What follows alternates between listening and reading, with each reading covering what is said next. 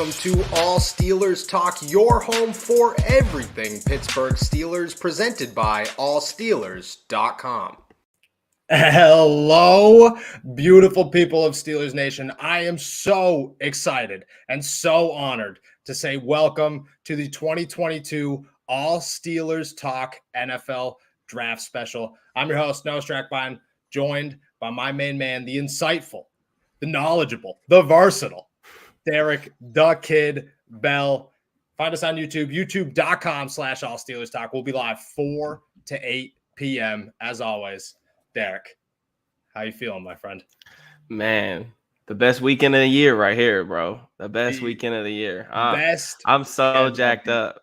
Me and you were talking about on the way in. Freaking, I haven't slept. You haven't slept. I'm running on pure adrenaline. I got me a little monster. Y'all can see that.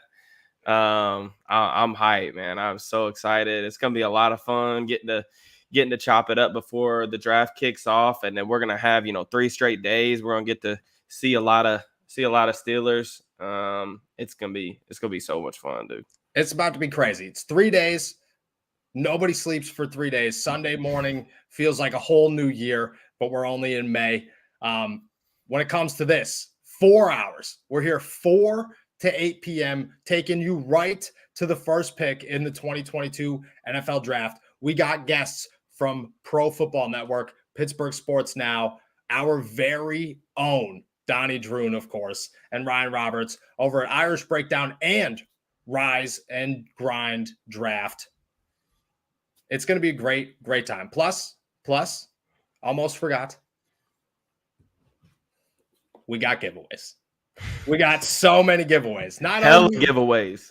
Hella giveaways. We got an Ike Taylor jersey, a Minkah Fitzpatrick jersey, an Alex Highsmith jersey, and not one, but 2 Manscaped Lawnmower 4.0s. Shout out to our boys over at Manscaped. 2 obviously qualify for those. We're going to be picking randomly at the end of every hour a winner for every jersey and the Manscaped Lawnmower 4.0s. All you have to do is enter in the chat, hashtag All Steelers NFL Draft Show, or NFL Draft Special, excuse me. I will put it in there now.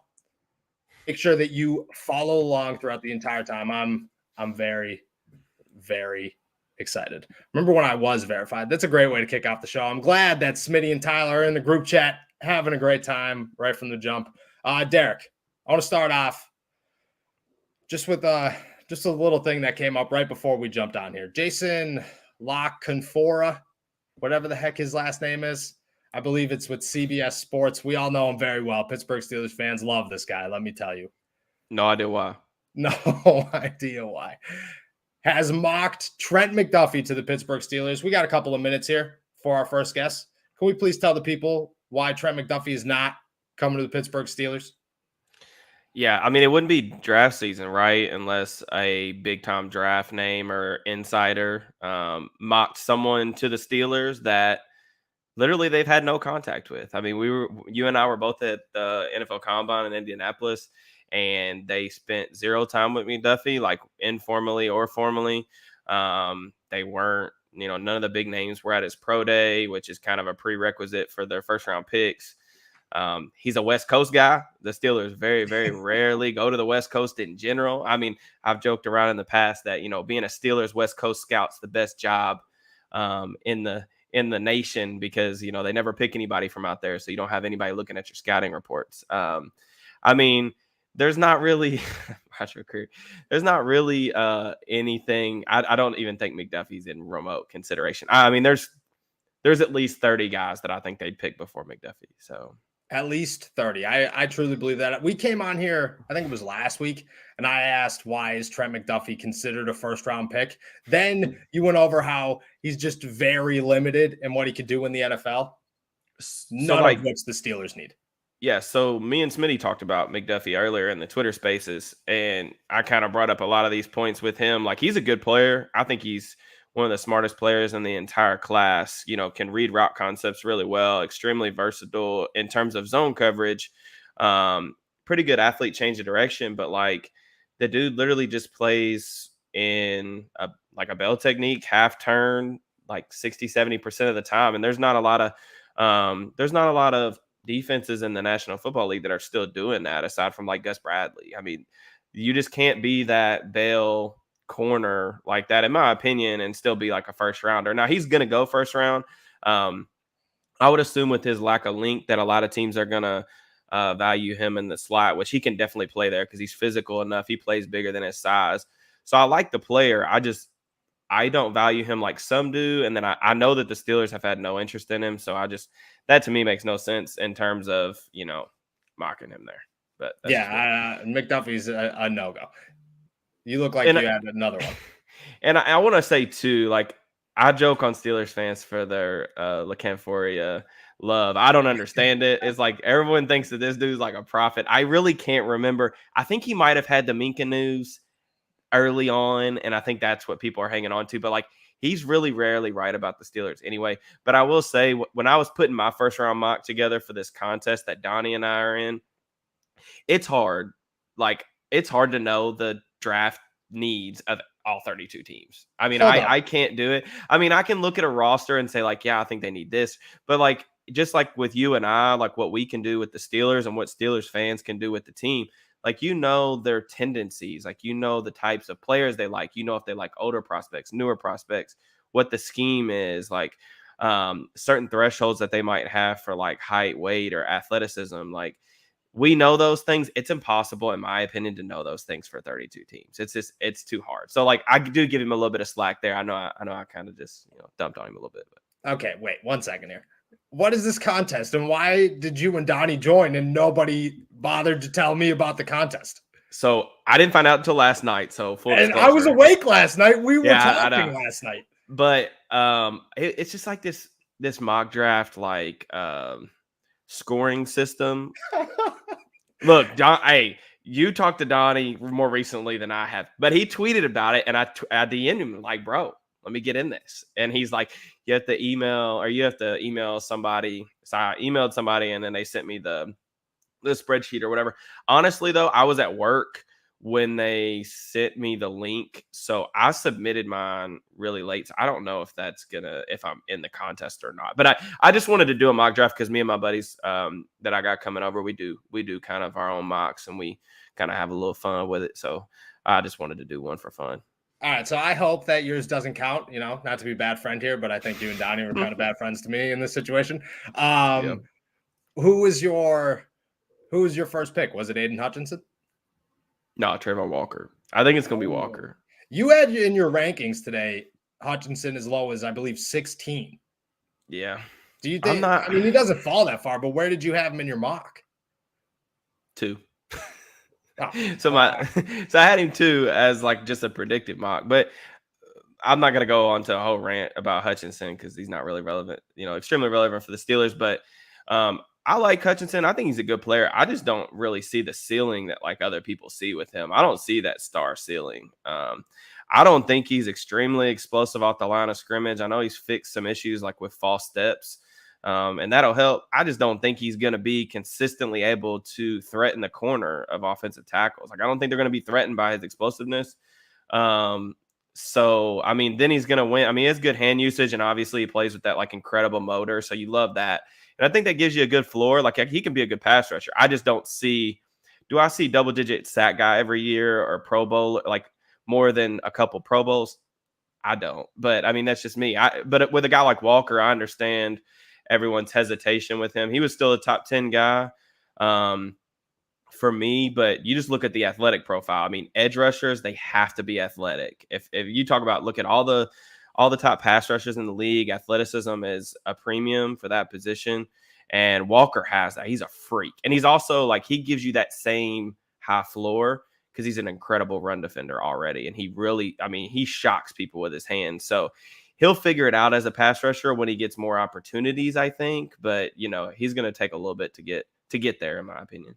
Because you would know this probably more than most. Why did it take so long?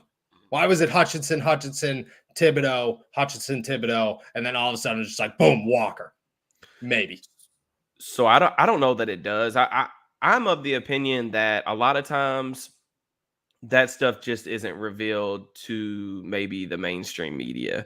Like I'm not a believer that like you just really rise up draft boards after the combine. Like you can, but I mean, for the most part, these teams like know what type of athletes these guys are, and they've seen the film. So like, really, you're just confirming things and meeting those thresholds. So I think I mean, shout out to my guy Lorenz from SI Draft Bible because he called Walker as a top pick before the season even started. Which I mean, that's crazy because I mean nobody was considering him there, and he was the first one I really saw that valued him like that. Again, it's going to take him a while to get there, but in terms of just like that athleticism, and he's going to step in day one and be an impact run defender. He's going to run into some sacks, and he's still figuring out how to rush the passer. But yeah, I don't believe that. I think he was there all along. We just probably weren't taking it into consideration. Yeah, so this is a good transition here. Shout out Smitty or Tyler, whoever's over there.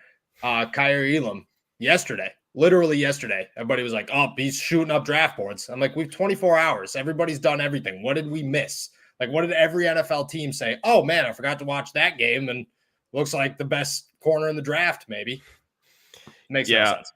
Especially Kyer, because, I mean, he's not a guy that, we don't have enough tape on. He's got 2 years of tape in the SEC against premier receivers, the Alabama boys, all those guys. So I think Kyer is another example. I had him in the first round. He was the fourth cornerback for me.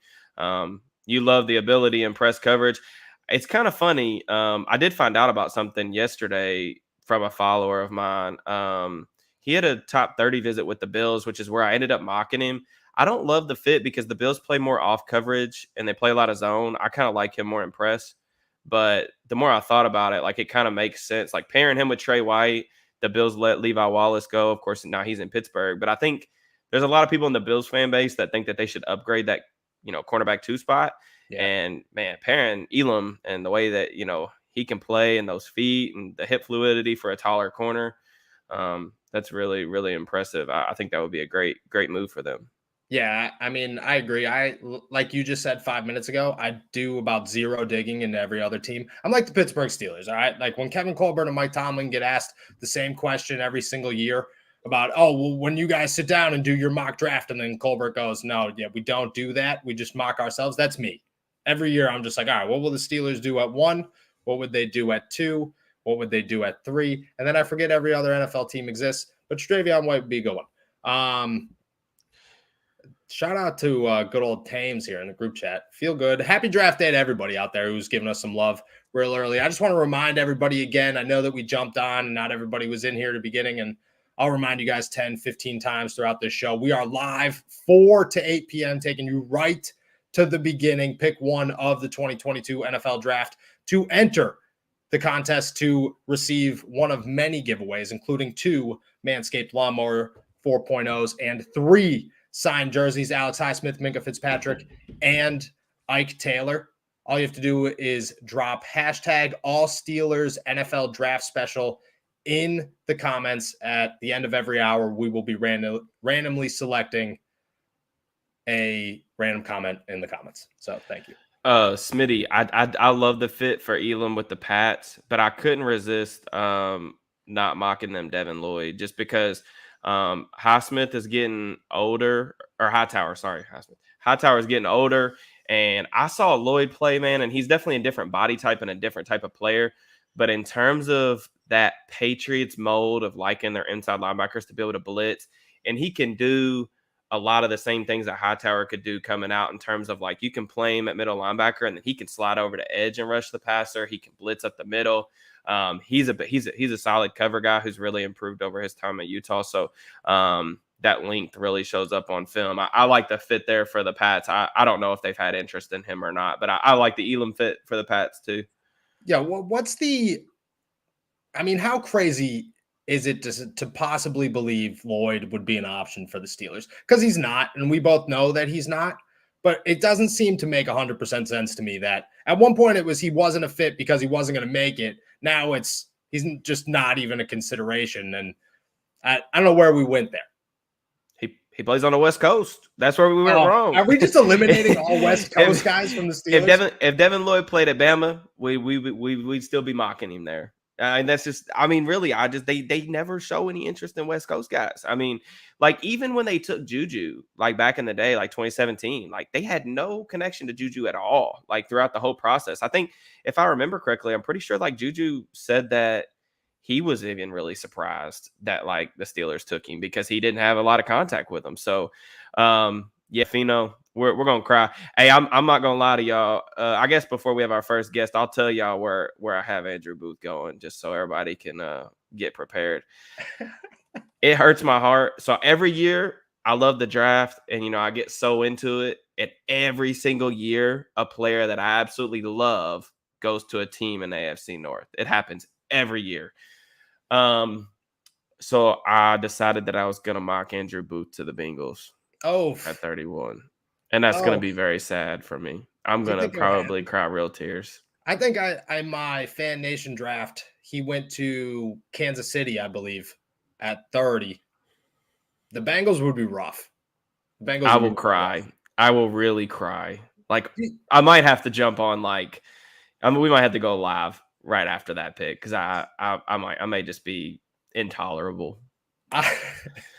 I spoke with a couple Steelers writers who have been in mock drafts, and Andrew Booth was available, and they've taken him multiple times. And this includes one of our guests, Nick Farabaugh, who pushed it real heavy. I was at lunch with Nick and Locked On Steelers host Chris Carter. Chris had to go do a mock draft, and Nick was pounding the table for Chris to go take Andrew Booth. He's like, it's going to happen. It's going to happen. Don't tell me it's not going to happen. You don't believe it's going to happen. It should happen. I mean, we've spent, we've been on here, every Friday, who have we talked about? I have found a way to include Andrew Booth in every single Friday edition of All Steelers Talk. I have talked about this kid since September. I prayed. Really, like before I went to sleep, I only got about 3 hours of sleep today. Before I went to sleep, I prayed. I said my prayers. I prayed for Andrew Booth in a Steelers uniform. But I know it's not going to happen. And it's going to be sad. I'm not going to lie to y'all. It's going to be sad. 3 hours of sleep. For those of you who haven't caught on, like we've mentioned this a couple of times, but Derek just doesn't sleep. He just works, then does this, and then just takes care of his family, and then does it again. Minimal sleep. I text him sometimes at like 8 a.m. He's like, yeah, man, I'm going to sleep till noon, which is 4 hours if you can't do math, which is not an 8-hour day. And then he'll come and do this with me. Insane. Absolutely insane. Shout out Black and Yellow Texas Steel. I was hoping you jumped in here. We were a little late, but it's all right. We just talked about this, but let's talk about it again. Any chance you go linebacker tonight? What about Dean? Dean. Dean's not completely out of the question, because they were at the pro day. Dean didn't. Yeah. I don't think he did anything though at the pro day. I know he didn't work out. You were there. I was not there. He was banged up, I believe. But yeah, I don't see it, to be honest. I don't. No, I tell you something. I tell you something though. It's gonna be a hot take, and y'all can definitely ratio the hell out of me later down the road. But I'd rather have Chanel. Oh yeah, yeah. I'd rather have Chanel, man. I think he does a lot of the same things that Dean does, and I think he does them better. In terms of being a run defender, I think Chanel's he's a better run defender. I like the way that he can deconstruct blocks. He's not, he's a little bit longer. He's I know Dean's a really good blitzer, but I think Chanel's a great blitzer in his own right. I also believe that Chanel's a better athlete. I know Dean didn't test, so we won't really know, but Dean's a good athlete. I think Chanel is a really underrated athlete throughout the whole process, and really put that to rest at the combine with his incredible testing numbers. But yeah, in terms of if they were able to get Chanel, I'm still seeing him in the round 2 discussion for a lot of teams, somewhere around 40 or 50. The Steelers met with him formally at the combine. They didn't have I talked to him when I interviewed him, I guess it was a month or 2 ago. And I asked him if he talked to them at his pro day. He said no, but they did have scouts there. So I think they had one scout there maybe. So they do have some familiarity with him, and there is like some level of interest. I don't know if he'd be in consideration at 52, but you talk about that kid's not sitting. I don't think they could keep that kid on the bench. That's what I my really thought don't. was 52. Possibly he's there. I think that you talked about that at one point throughout the draft process. 52 could be an option. It would surprise me if the Steelers went, example, quarterback and then linebacker and then waited on a Yeah. safety and a wide receiver. But Yeah, you never know. yeah. I think it's a little tough too because of the Miles Jack signing. You're not paying him to come in and play off the bench, and I'm not convinced that they're giving up on Devin either. Coming back from that injury, but but you also look at it. You can look at it from the other side too, and Miles Jack signed a 2-year deal, but that next year he's pretty expensive, and he's not really a guarantee to come back. Like he needs a really strong bounce back year this year to see that last year of his contract. And then you look at Devin. I mean, Devin really struggled last year, coming back from that injury. He didn't look nearly, as explosive as he did before it. He didn't look confident in himself. He just really didn't play well. And I'm not really sure the Steelers are going to pick up his 5th-year option. I'd be surprised if they did. No, I've heard that So, they are not going to actually. yeah. I've been told by a few sources now, which So doesn't seem like news. So who's the linebacker next year? Like, I mean, That's my question. you're either going to pay Jack a ton of money to come back. I think his cap hits around like 10 million. I don't have over the cap in front of me. But then, Devin, who knows what's going to happen with that? But I don't know. It's going to be interesting. We didn't really get to see. It's a really unfortunate. I've talked about this a little bit. It's unfortunate that Buddy Johnson was hurt last year so much, and apparently his injuries were kind of serious because they were trying everything last year, like Spillane, Marcus Allen. Marcus Allen played a lot. He started 2 games. When Marcus Allen starts 2 games, you're out of options. You've nothing left in the tank. It would have been great to get him some experience, man, just in case, you needed him this year and going forward, just to see, get him some live bullets. But it's a shame that he wasn't healthy last year to really get some NFL playing experience. We'll see what he looks like in the preseason. Yeah, no doubt. All right, everybody. We are very happy, very proud, very honored to bring in our first guest of our 2022 NFL Draft Special, Pro Football Network's, again, versatile, dynamic, insightful, knowledgeable NFL draft analysis, Ian Cummings. Ian, welcome. Thank you so much for jumping on with us. Thank you for having me, and thank you for the little scouting report to intro, man. I appreciate it. I maybe hyping me up a little too much, but I like it. I'll take it for sure. No, definitely not. I met for everybody who doesn't know how awesome Ian is. I met Ian down in Mobile, Alabama for the Senior Bowl this year. Instantly followed him pretty much everywhere and learned pretty quickly that dude knows pretty much anything that you need to know if we're being honest. So, Ian, how's your draft day going for real? It's been good. Actually a little bit of a lull before the NFL draft because, you've already watched all the tape at this point. You've already written up everything. Now we're just waiting to see what's going to happen, right? So I appreciate the lull. I know it's going to pick up pretty quickly here. I think we're only, less than 4 hours out now. So it's going to be exciting. But I'm just, kind of biding my time until that happens and just kind of, maybe, firing up some tape a little bit, just to, cut some corners here. But, that never really ends, But for the most part, we're kind of wrapped up and we're just kind of waiting to see what happens. Nice. Who's your before we dive into stuff, I'll let Derek take it over. But who's your right now, just to jump into it, who's your first pick? Derek says it's Walker. My first pick would probably be Walker. It seems like it's been, either Walker or Hutchinson the whole time. And we know Balky loves taking those high-end athletes, who you got to develop a little bit. But I do think Walker, has a pretty high floor in run defense. You can move him around, use him like Georgia did. I think if they have that plan in mind for him, then I'm on board with it. I think either way, you can't really, if it's between Walker and Hutchinson, for me, I would take Walker. I wouldn't, I'm not super comfortable with either number one overall, but I'm betting on the traits if that's what it's down to. I'm on this.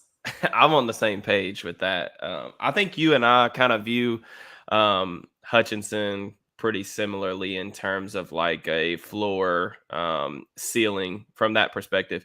I want to get your thoughts on, a couple guys, obviously, that, the Steelers have been linked to. I want you to try to say something positive about this quarterback class. Want to get your thoughts on, like, Malik Willis, Kenny Pickett, Desmond Ritter, just some tidbits on those. And then do you see maybe one of those guys as a, kind of a best fit for Pittsburgh? Yeah, so I mean, to start, man, it's tough to be optimistic about this quarterback class, and this is the first offseason that I've kind of been, running through a grading scale, kind of working with a new grading scale to, help quantify analysis in the future. And this scale was not kind to the quarterbacks. I ended up not having a single top 75 grade. Now, that may be a little harsh, man, but looking at that, looking at how that is, and I can see, watching the tape, there are reasons for that. Like Malik Willis, I really want to love the tools, right? And I do think that in the right situation, you can get the most out of him for sure. But I do think it's going to take a little bit. I watched the tape, finalized them this past week, and quarterback, you always want to bet on the tools first, right? Because those are the guys that can become those, game-changing starters. And he has the high-end athleticism, he has the arm talent, but there's a lot of other components to quarterback play. You look at, field vision, processing, decision-making, mechanics, accuracy, all of those things he graded poorly in, like decision-making. There's times both passing and running, when you go to the sideline, throw it away, he cuts back inside, takes a bad sack, a lot of bad things. And like, I can concede the Liberty offense didn't always help him out a ton. That offensive line was not good. Sometimes the route concepts didn't really make sense, kind of, dug a hole for him.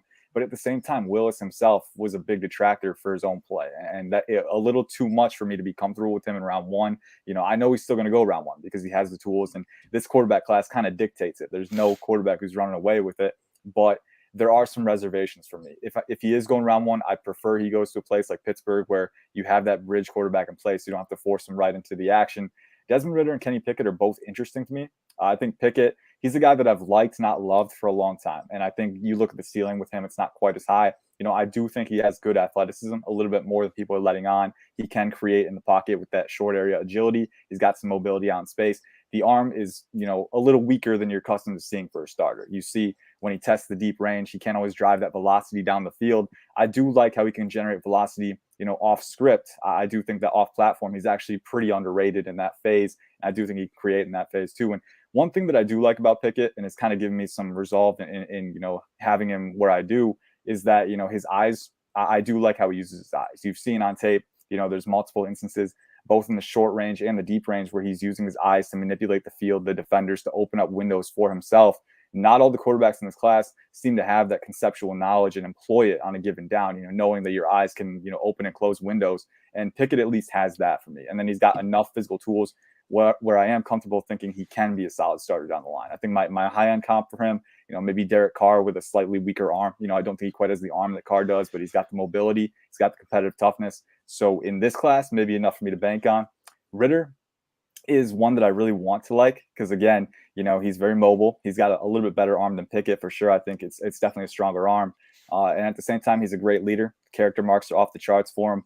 And yeah, I have seen too, when he's in rhythm, those hot reads, those quick throws, he can actually be pretty accurate with those. It's when you ask him to go through his progressions, kind of free up a little bit. That's when things start to collapse. And the mechanics are such a big problem for me. 4 years in college, really wasn't able to fix that. There's times where he has scissor feet on the drop back. His heels are pointing together when he's throwing, which that's not ideal. You can't get the adequate hip rotation, and your release point can vary a lot. So he's got a lot to work on. He's got the character and the tools that I'd want to bank on for sure. But mechanics is one of those things. Sometimes it's a habit. It's really hard to break. So in terms of who's the best fit for the Steelers, honestly, if I had to go with, just situationally, probably Malik Willis, because you have Mitch Trubisky. He doesn't have to start right away. Malik Willis, the biggest thing that he needs right now is time to adjust, to acclimate, not get thrown into the fire right away. And I think the Steelers, you can give him that. You can give him that time to learn and grow, and he has the tools to build around. And at his peak potential, can be that guy for your offense. And that's something you can't really say for other quarterbacks.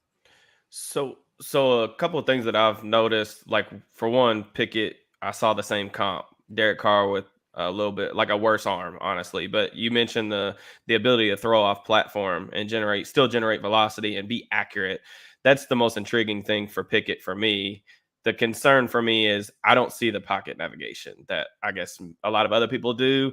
especially for a first-round quarterback. I think the bailing out of, clean pockets, that's just not going to work at the next level when edge rushers are able to get up the field. Like, he's not going to be more athletic than them. Yeah, for sure. And I think going off of that too, like it's interesting because as you mentioned, it's really the one roadblock, I think, to him becoming a very solid quarterback. Like, he gets up to the drop and he's already getting happy feet. Like, you don't have to be dancing on your toes, man. Just step in. There's times on tape where he has an open man downfield and he sees it. His eyes are in the right spot, but he hesitates because he feels pressure when it isn't there, and he rolls out of the pocket and creates unneeded chaos for himself.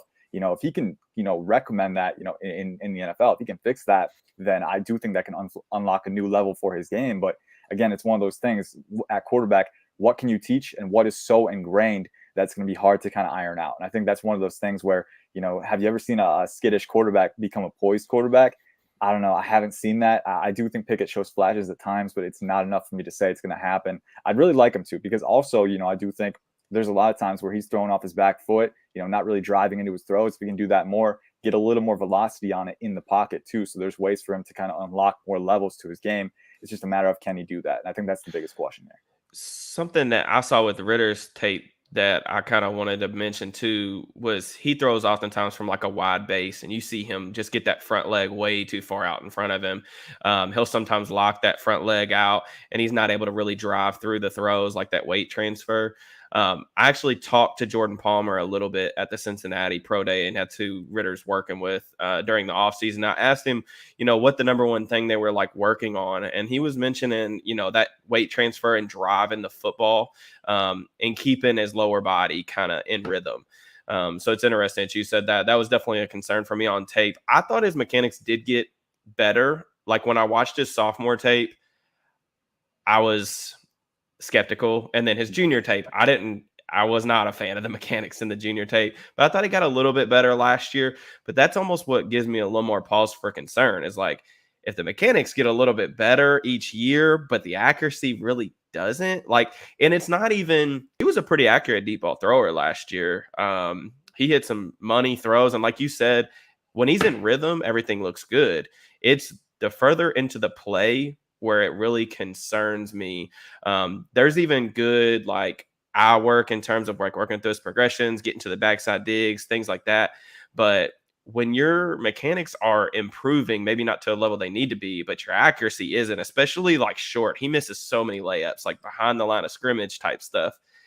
You just can't have that. That's going to get you benched at the next level. That's a concern for me. Yeah, exactly. And I think one thing at the NFL level too is you're going to encounter pressure quicker, so that's something that can exacerbate those little minute details for a lot of quarterbacks. And with, I think, Desmond Ritter, that's definitely the case. Like you said, people like to say, he's a complete project. He has moments where he is very good in that phase. It's so inconsistent from down to down, and you wonder if he's encountering pressure, that's not going to do anything good for that. So I think, fixing the base is a big thing, the wide base, and you can't always get the adequate hip rotation.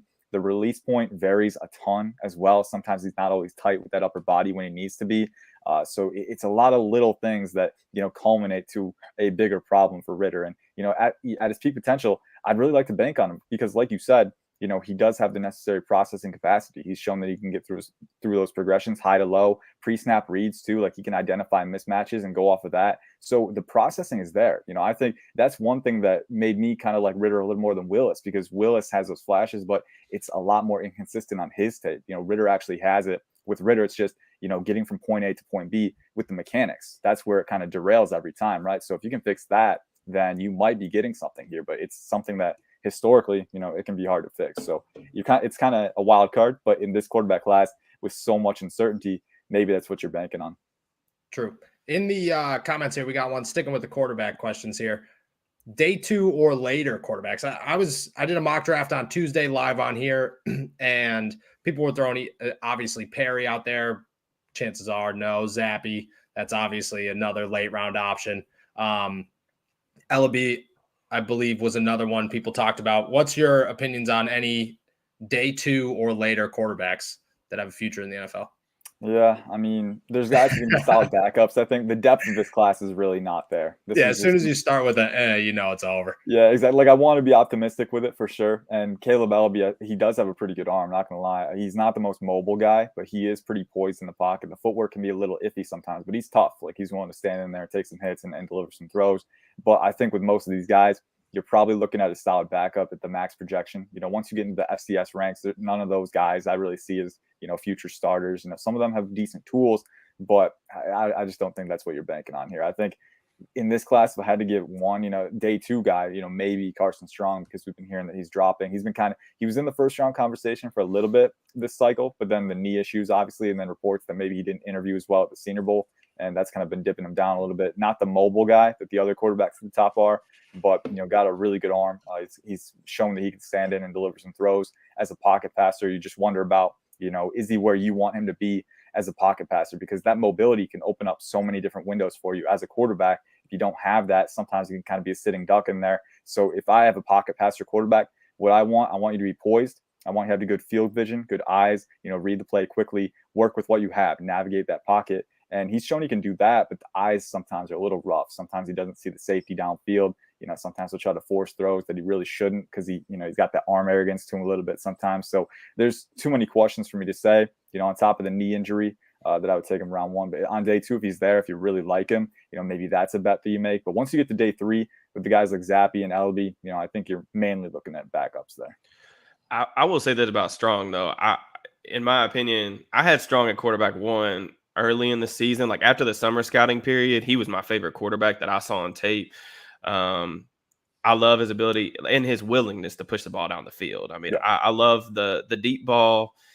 It's pretty, especially when it's on. I mean, he can really throw it down the field. The thing that I really love, though, is his ability to navigate the pocket through pressure, like what we don't see with Kenny Pickett, in terms of just stepping up through traffic and keeping his eyes down the field. That's the most intriguing thing about Strong. Like, people will knock him for the mobility, and yeah, he's not going to be that impressive playmaker out of the pocket. He's not going to pick up first downs with his legs, but in terms of like maneuvering the pocket, that's so important in the NFL, even more so in college. I mean, I know everyone thinks that the drop back classic pocket passers kind of going away, but I mean, you look at guys like Matthew Stafford, still Tom Brady, obviously Drew Brees was fantastic at that, just moving inside the pocket and being able to get away and evade rushers, keeping your eyes down the field. That's what Strong does really well for me. But he is going to require, like you said, he's going to require a good offensive line. I mean, you're not going to put him like, that's another thing with the Steelers. Like, even with the addition of James Daniels, I don't think their offensive line is going to be very good next year. So ideally, that's what Trubisky, his athleticism is going to, hopefully mask some of that. But a guy like Strong is just not going to hold up back there just because they don't have the pass protectors to give him time, or he's just going to be out of his element and running around all the time. You don't really want him playing in that style. What about guys like Matt Corral, Sam Howell, guys that the Steelers have shown interest in? Probably day two guy, or round two guys. What's the upside of those guys? Yeah, so like you said, I think mobility is where you have to start with Corral at least. I mean, he's a guy who's, I think, a very good athlete for his size. It doesn't always get talked about, but the guy can move for sure, and he produced a lot on the ground. He's a tough runner too, which, the durability can be a concern sometimes, especially because he's not the most dense quarterback. He is pretty, he's got decent size, but not the most dense guy. So you worry about that at the next level. He's got a pretty elastic arm, maybe not the strongest arm, but I do think he has good arm strength. He can drive it down the field a little bit. And he can throw off platform too. He's very good at recovering his mechanics off platform. The thing with me is his progression work, his eyes. For me, it's not to the point where I would like it to be, the decision making too, because obviously in 2020 was a very volatile quarterback. He had the flash plays too, but sometimes the kind of question mark plays that made you like, hey, what's this guy thinking out here? And then in 2021, the Ole Miss offense was so reserved, almost like they were trying to mitigate that part of his game. And we didn't really get to see him. It was too much, man. Like one read stuff where he's just kind of, it's schemed and he's in rhythm. He can make that quick throw. But when you ask him to go through his progressions, I don't think he's the quickest guy at going through his progressions, getting from A to B. Sometimes the field vision is questionable for me. So, I do think Corral, he's got the physical traits that you want to be a potential starter, but there's too many question marks, kind of like with Willis, too many question marks on the mental side, the progression side. for me to be ultimately confident in him. Sam Howell, he's a more interesting one.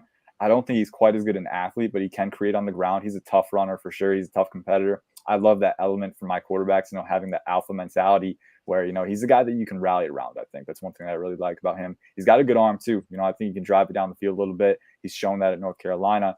For me, it's just, again, kind of against pressure is one area where I think he can improve. Obviously, North Carolina's offensive line wasn't great. They did have a Joshua Ezeudu, who was a good prospect for sure.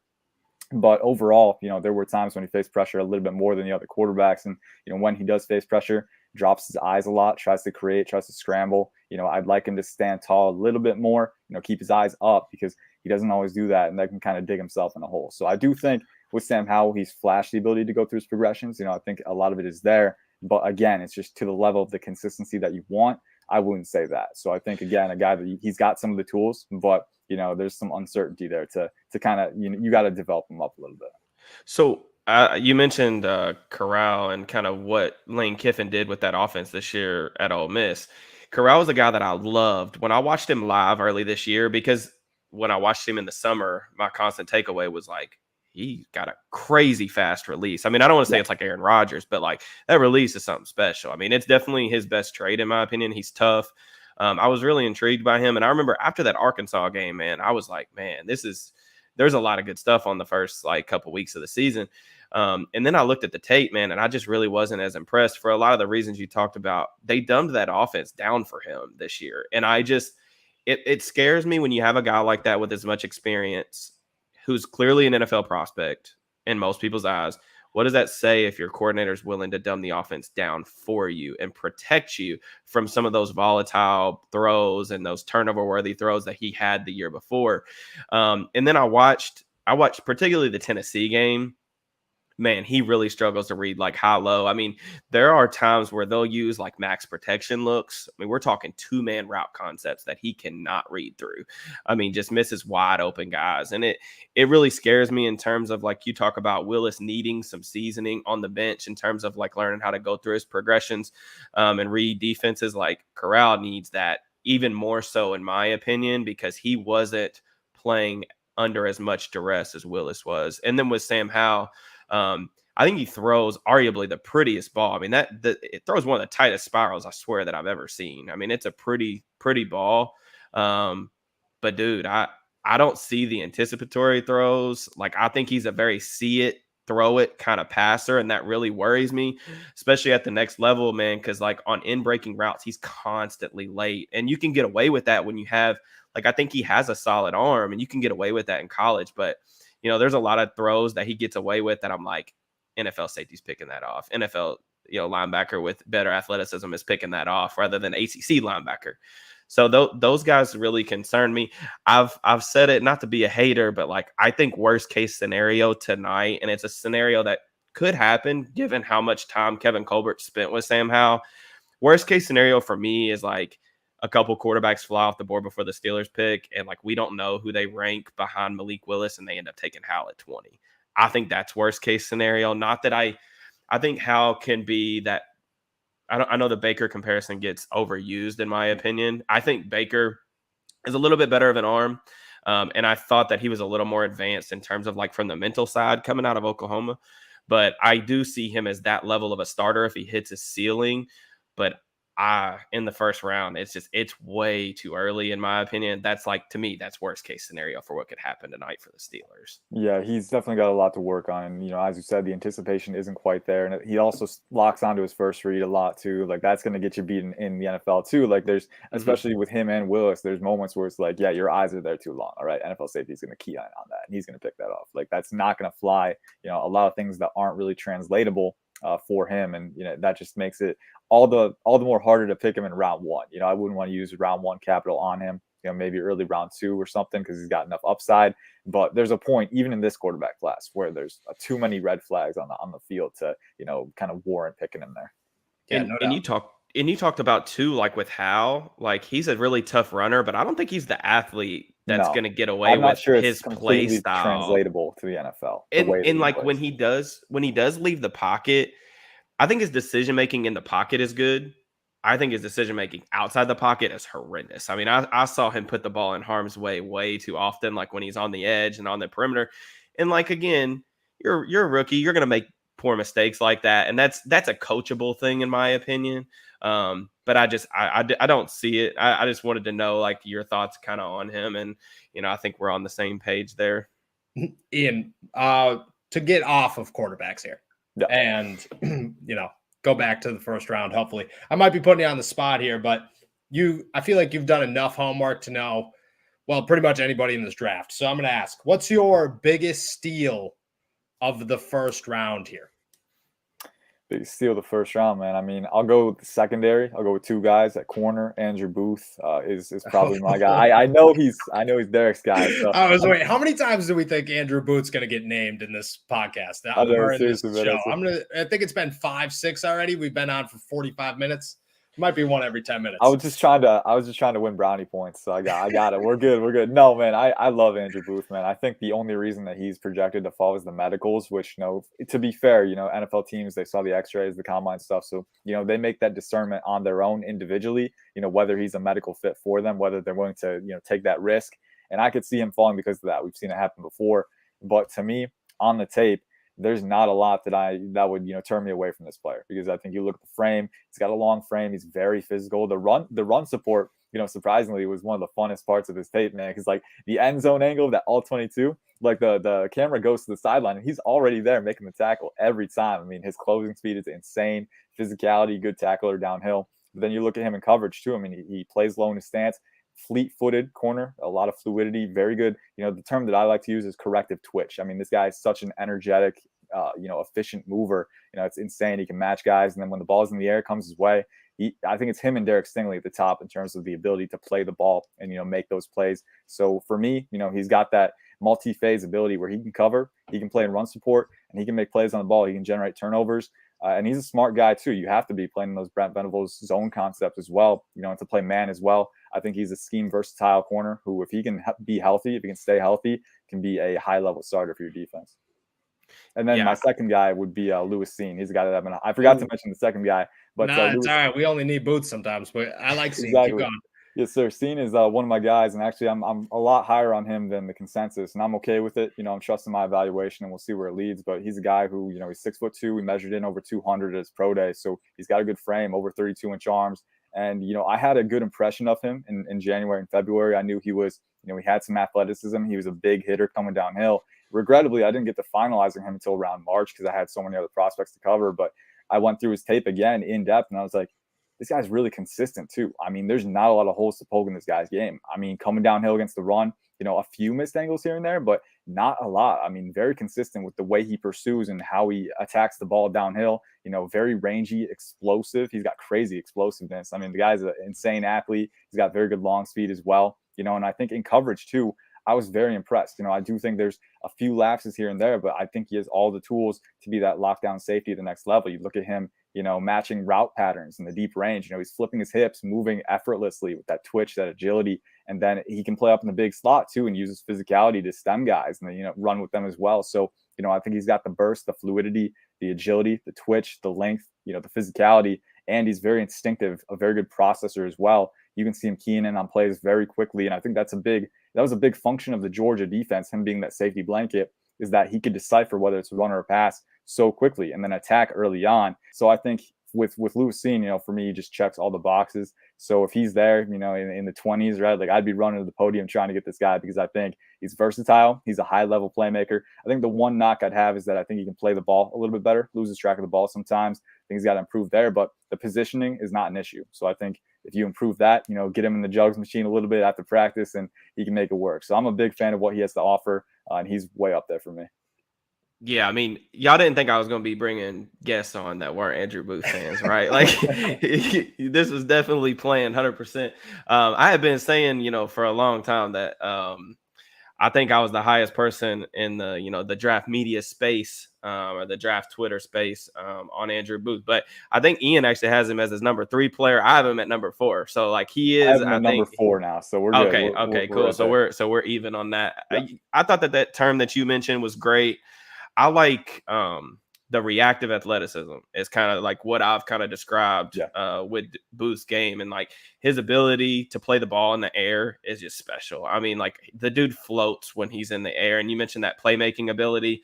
Some of those interceptions, I mean, even the one he had in the Clemson spring game before the season last year, I mean, just unbelievable. I mean, it left Dabo, speechless afterwards. And then, Jake's in the chat now. I was talking with Jake last night at like 2 a.m. Shout out to him. But we were talking about Booth, and I told him that I've really strayed away from using generational talent this year during this cycle, because I don't think this class has a lot of those in general. But Booth's footwork and his ability to move his feet is really up there. I really believe that it's the second best trump card in the entire class. The only thing that I would put above it is probably Ekwonu's power in the run game. Like, those two things were the most fun that I had watching film this year, was watching Ekwonu just murder people on the ground, and then watching Booth like move his feet and mirror receivers off the line of scrimmage. I mean, that change of direction ability, special. And then Lewis Cine, like, I saw you had him in the top 5 of your big board. Yeah, he's my safety 1. Yeah, he's my okay. Safety So 1. Yeah, I mean, incredible praise. Yeah, here's the thing. Lewis Cine, Kyle Hamilton, and Daxton Hill are all very close on my board, to the point where I think it's up to preference what you look for. Because when you're evaluating the safety position, a lot of what you have to ask, because there's so many different molds at the safety position, right? Do you want a guy who can play big slot, 2 high? Do you want a guy who can play single high? If you need that range up top, do you want a guy who can just play anywhere, right? On the boundary corner. And I think that Hamilton, Cine, and Hill all offer different molds. I think with Kyle Hamilton, if you're looking for that guy, that big slot, that 2 high savant, he can be that for sure. Daxton Hill, if you need him to shade out to boundary, he's got that fluidity to him, that insane fluidity where he can play anywhere, and be a playmaker. I think Lewis Cine, here's the thing, like, it really came down to, Kyle Hamilton. I think he has enough range. I think he's very instinctive, very explosive for his size. Everyone, brought the 40, and I don't think like he's, an elite speed guy, but I do think he plays faster than that time. And especially with the way he's used in 2 high in the big slot coming out to the box, you don't need 4.4 speed if you're exploding, if you're accelerating as quickly as he does. So, there are elements that I think if you use him the right way, he can be a phenomenal player. But, if I've got a guy, if I'm lining them up in the slot against an NFL wide receiver, there's going to be times in the NFL with the way these offenses are using motion where maybe you get pitted against that slot receiver. And who would I rather have, matching them in space, matching them upfield and running stride with them? I'd rather have Cine, because I think he's a little more fluid, a little more easy as a mover. I think he's a little more efficient on his transitions. So for me, a lot of the things that I know Hamilton has, the length, the instincts, no one is as big as him, right? But I do think Cine is still, pretty big as a corner, 6'2", 200, with that 32-inch arms. So a lot of what Hamilton has, I think Cine has as well. And then you look at how can they match guys in space. To me, Cine has a slight edge on them there. So it's a gut call for sure. And it's one of those things where I'd rather trust it and then look back, a couple of years from now, hey, did I get that wrong? Reevaluate. But, I love all 3 guys, and I think they're all going to be very successful. But that's kind of my thought process there. I watched, when I was watching the college football playoff. Of course, this isn't like a bold take. I'm sure people had this before me, probably you, honestly. But I was watching that game, and I remember saying to myself that Cine's a guy that like isn't in mock drafts right now for the first round, but like I really felt like he had the talent and the athleticism to go in the first round. And you just watch him play, and like his ability, like you mentioned, all the different stuff that he can do athletically, which is super impressive. But his ability to play and run support from depth. I mean, he will come from about 20 yards down and just fly downhill and, take somebody's head off. And I read an article where I think, he played from, at least 20 yards downfield a lot. And then the average gain on the runs where he made the tackle was like 3 yards. So the guy gets downhill very quickly. Fast. And that's a culmination of his quick processing, quick identification, and the elite explosiveness. So, when you're checking the boxes for what does this guy have, what does he not have? He's got the elite athleticism. He's got the processing. I mean, there's really not a lot that he doesn't have that I wouldn't want on the back end. And that's kind of, that's what sold me on him. Like, I knew I was high on him coming into the final ranking, but I was like, because I was using the grading scale too. And he popped in with an insanely high grade number. And I hit up my guy, Ali at PFN. I was like, hey, do any of these numbers not make sense to you? And he's like, honestly, no. And I'm like, all right, we're going with it. So he's such a, I think he's a very underrated player. And I think, you do the checkbox process and there's just not a lot he doesn't have. We talked about it on him. Noah and I talked about him a couple weeks ago. Someone in the chat asked us about Lewis Cine if we watched him play, and we were talking about safety options because at that point Terrell Edmonds hadn't re-signed with the Steelers. And then I think I told the chat that watching Cine is like watching a car crash happen in real time. I mean, like the way this dude just flies around the field. And I mean, you talk about like he's in for as fast as he plays. I think he plays in control, which is even more remarkable because you can get a lot of guys that, especially at that safety position, can fly all around the field. They can display that athleticism. But, when it comes, a yard or 2 yards from making contact with ball carriers, they're all over the place. They're out of control. They're dropping their head. Like Cine is in control and he knows what he's doing. And just that violent play style, that impact that he can have. I think he's going to be, obviously a day one starter, and it wouldn't surprise me if he is, a Pro Bowler in the future. I value him a little bit lower than Hamilton and Daxton, but they're all, first round safeties to me. They all got first round grades from me, and I love watching all three of them play. I mean, like you said, different play styles, but absolutely unbelievable. Yeah, for sure. I think with those three, you can't really lose. I mean, they're all phenomenal players, and I've talked to people like you can have any of them at safety one, and I wouldn't complain. Even Daxton Hill, I think, and that's the beauty of the process, right? Like I made a point this process, especially like Hamilton was, early on in the process, everyone's like, yeah, he's the runaway safety one, right? If you have him as the runaway safety one, if you really like him that much with that much conviction, that's fine. But I've been trying to make a point of not putting guys on pedestals too early. Want to make sure we do our due diligence there. And, looking at Cine and Hill, both phenomenal players. I'm really excited to see where they go, how they're used, because I think that the sky's the limit for all of you guys. So all I got from this was that Lewis Cine to the Pittsburgh Steelers at 20 is the biggest steal in the NFL draft. Is it? If it is not, Andrew Booth. Ian, we thank you so much for jumping on here with us. We know everybody else out there. Oh, you got one more question. Go ahead, Derek. Nah, I mean, me and Ian can sit here and talk about prospects, I feel like, until about I know, that's why I got to cut it off. We got to give jerseys away. Until like day 3 of the draft's over with. And then we'll start to talk 2023 guys. But 2 things. One, before Noah, something we didn't talk about beforehand, which we should have, but I want to get everybody's prediction on who they're going to take in round 1. So I want to definitely get Ian's prediction on that. I'm gonna put you on the spot. And then 2, I just wanted to know if you had a chance to look at Garrett Williams from Syracuse. Yeah, he's a 2023 corner. I thought he was going to come out this year. He was a little banged up, but I just wanted to get your quick thoughts on that. And yes, we're already looking at 2023 prospects. Sue me. I don't know.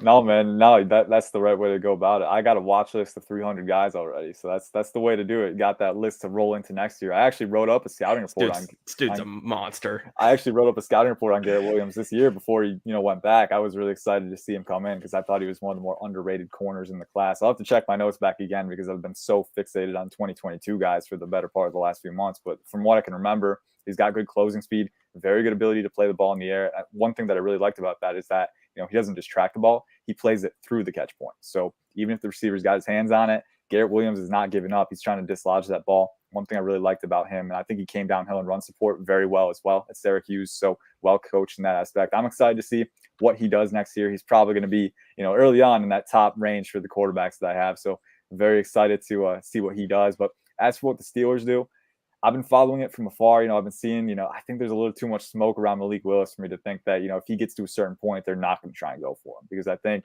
if you're the Pittsburgh Steelers, you have the right scenario for him. Like we said earlier, having that bridge quarterback in place to give him time to develop is the biggest thing. So if he gets to a certain point in this draft, I know the Steelers, from my perspective, my, kind of evaluation of the Trubisky signing was that it kind of allows them freedom where they don't have to trade up for a guy if they don't feel comfortable doing it. Like they have a guy in place.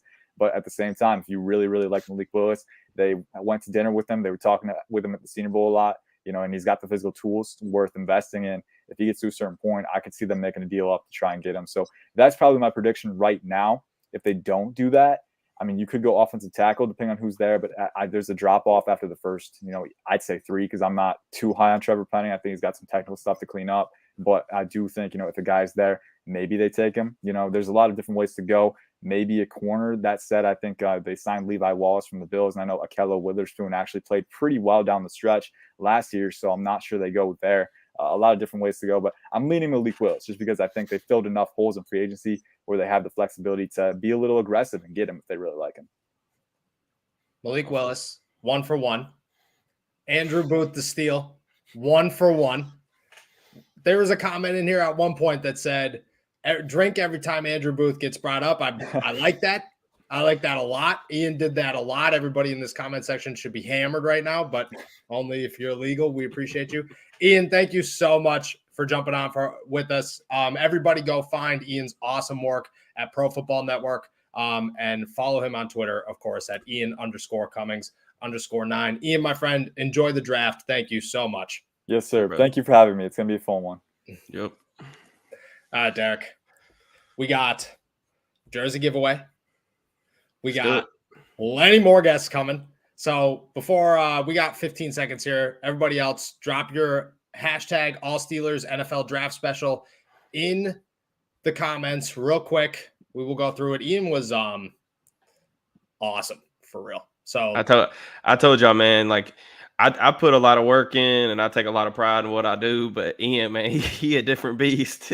He's a phenomenal football mind, dude. And he's somebody who, you know, there's a lot of guys that I follow on Twitter whose opinions that I really, really that I respect. But Ian's one of those dudes, man, that he genuinely puts the work in. You can tell, like, just listen to him talk. You can tell how passionate he is. And like for me specifically, I got chills right now because I love like the NFL draft. Like this is what I live for.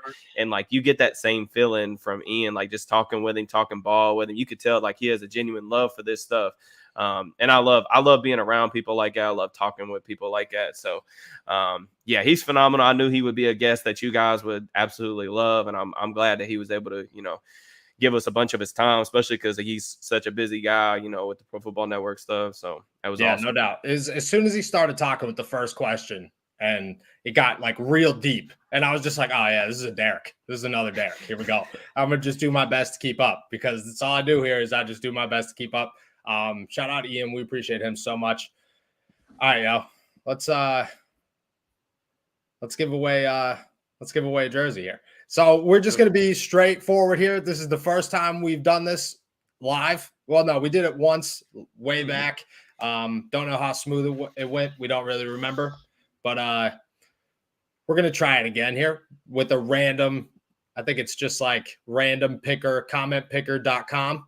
So make sure that you drop that in the thing. It will filter out hashtag. Almost did everybody dirty there. All right. We ready? This is for the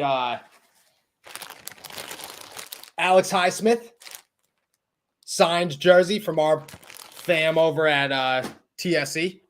Always providing us with the good goods. All right. Let's do the thing here. 3, 2. It's loading. Oh, it's a big load. What does this mean? It has our comments disabled. What are we doing here? We told you it wouldn't be smooth. We told you it wouldn't be smooth at all. That's all right. We'll talk and I'll figure it out. Talk more about the quarterbacks. Here, there's actually... Y'all want me to talk about Andrew Booth for another like 5 minutes? There's a question up here at the beginning here, long time ago, from Steel Wolverine somewhere. I remember seeing it. Booth or Malik Willis at 20. Who would you pick? Booth, 100%, man. Me and Nick Farabaugh, we were talking about this like a week or two ago. And I know I sound like overboard with this, man, but I'm a firm believer that Andrew Booth's gonna be a superstar in this league. I really do believe he has, you know, top 10 corner potential. Like Ian kind of said, man, there's just not a lot on his tape that really worries you. I mean, I think he can do a better job, you know, staying spaced out in zone coverages. But I mean, he's got plenty of experience playing in that Clemson zone scheme. And you just look at, he's a complete corner. Like I personally value corners that, you know, aren't afraid to tackle and are physical. And, you know, despite Booth's, you know, kind of lean frame a little bit. I mean, he's plays with his hair on fire. He loves coming downhill, playing in run support. He's a monster against screens. Like if you go watch he made a phenomenal play on a screen pass against Georgia 2 years ago, late in this season. I mean, I absolutely love the kid. I understand the positional value argument. Obviously, you would rather have a top 10 quarterback over a top 10 corner, and I totally get that. I just look at Andrew Booth, and I don't see a ton of ways that he's going to bust unless he's not healthy. And like, obviously I'm not privy to the medical information. So, you have to acknowledge as a evaluator that you don't have all the answers. And I will acknowledge that. I'm not privy to that, but, I just think when it comes to a ceiling versus a floor argument, I really like his floor over a guy like Malik Willis, who I acknowledge has the tools to be a top 10 quarterback in the league, mainly because, he's really mobile, runs that 4.5 40, freaking has a bazooka attached to his right shoulder. Yeah. Can run around, do all the different things. And then look in his lower half, like how thickly built he is. I mean, he just runs through tacklers. So, but I am worried about a lot of the progression stuff. Like, people talk about Ritter's accuracy, which is a very fair point, I think. But you look at Malik Willis, I mean, there are some accuracy issues. Now, I do think he was playing behind 5 turnstiles in college. Liberty didn't have a single legit offensive lineman for collegiate play, much less, playing behind a good offensive line. So there are some things to factor in there, but just working through progressions, man, understanding leverage and route concepts and where his eyes are supposed to be and how to read things through. Like, I have some reservations about that. I see Connor has a question here too. So I actually dropped this, Connor, I don't know if you were in here or not a couple weeks ago, but I was finalizing an article for the site about the one prospect that the Steelers could pass on. Of course, I was talking about Booth, and I promise we won't talk about Andrew Booth again after this. Well, we will, yeah, but I'll try to. Yes, we will. I'll try to rein it in a little bit, but my comparison for Booth is actually Trey White for the Bills. I see the same type of stance. I see the same lightning quick footwork, those typewriter-like feet. The way he's able to mirror receivers and stay square and press is like incredibly impressive. If you watch them both play in press man, they're actually like so freaking similar. And I know Booth had a top 30 visit with the Bills too. I don't know. He could be an option there. I would love that fit. I think that would be phenomenal. You talk about Jordan Poyer, Micah Hyde, one of the best safety tandems in the league, if not the best. Then you add Booth to that equation with Trey White. He's coming off the injury, but I think Trey's one of the best corners in the National Football League. So that's my NFL comparison. I don't do comps very often. But, that was one that kind of struck me, and I felt confident in it. So, I went with it. I'm about it. So I have not been able to figure this out in the couple of seconds that we've been doing it, but that's all right, because we're going to jump into a commercial break here. I will figure it out during the commercial break, and when we come back at the top of 10 minutes into the hour, we will give away a jersey, hopefully. And on top of that, we will have our crazy co-host, Donnie Druin, available. So stay tuned. We'll be back. Keep dropping your hashtag all Steelers NFL draft special in the comments, and we'll make sure that we give these jerseys away.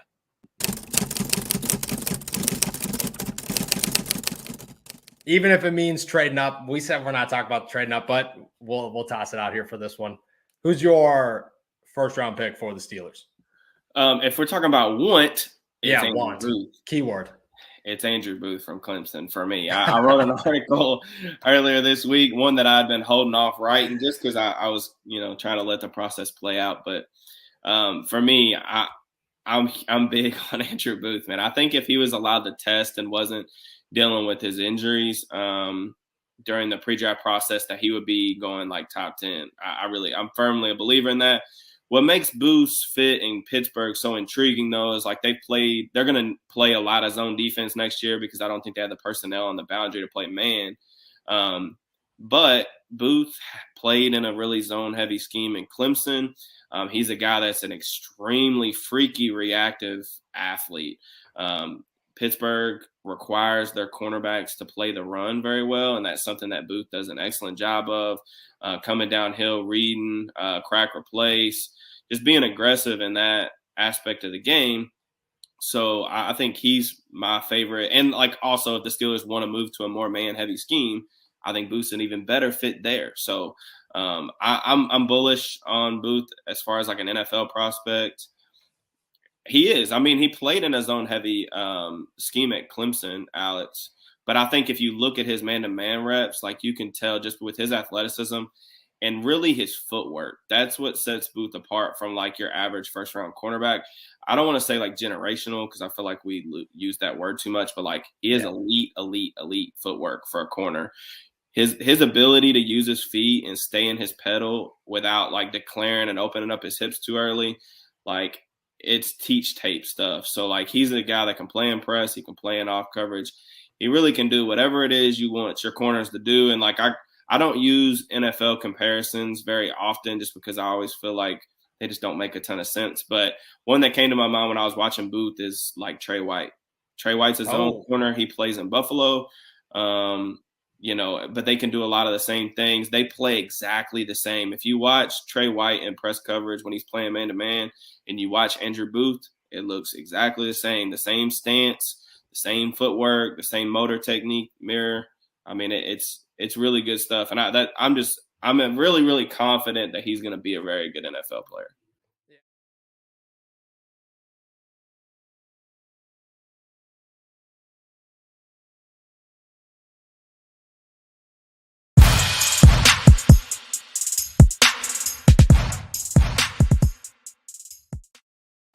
All right, so I lied.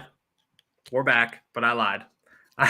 We are still unable to figure out what's going on with the YouTube picker. That's totally fine because at the end of this worst case scenario at 8:05, we will have 4 winners for you. Obviously, we will name all of those winners, but those of you who just stuck around to win a jersey at 5:10 in the afternoon, it's not for you. What about doing like a trivia thing?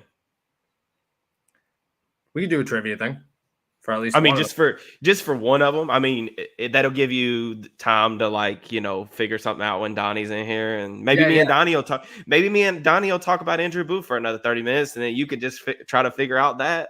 We could talk about Andrew Booth for another 30 minutes. So that's the thing. So anybody in the comments here that has ever done a live YouTube chat and has picked from the live YouTube chat, drop that link in here because we need it immediately. The trivia answer has to be Booth. The problem with we could do the trivia thing. The problem here is we don't have a trivia question come up with that we have come up with. Oh, okay. Well, Derek came prepared for everything, apparently. For everything. We could give away some Manscaped stuff with the trivia question. Let's do it. We can do it. Manscaped's cool. All right, just making sure we didn't miss anything here.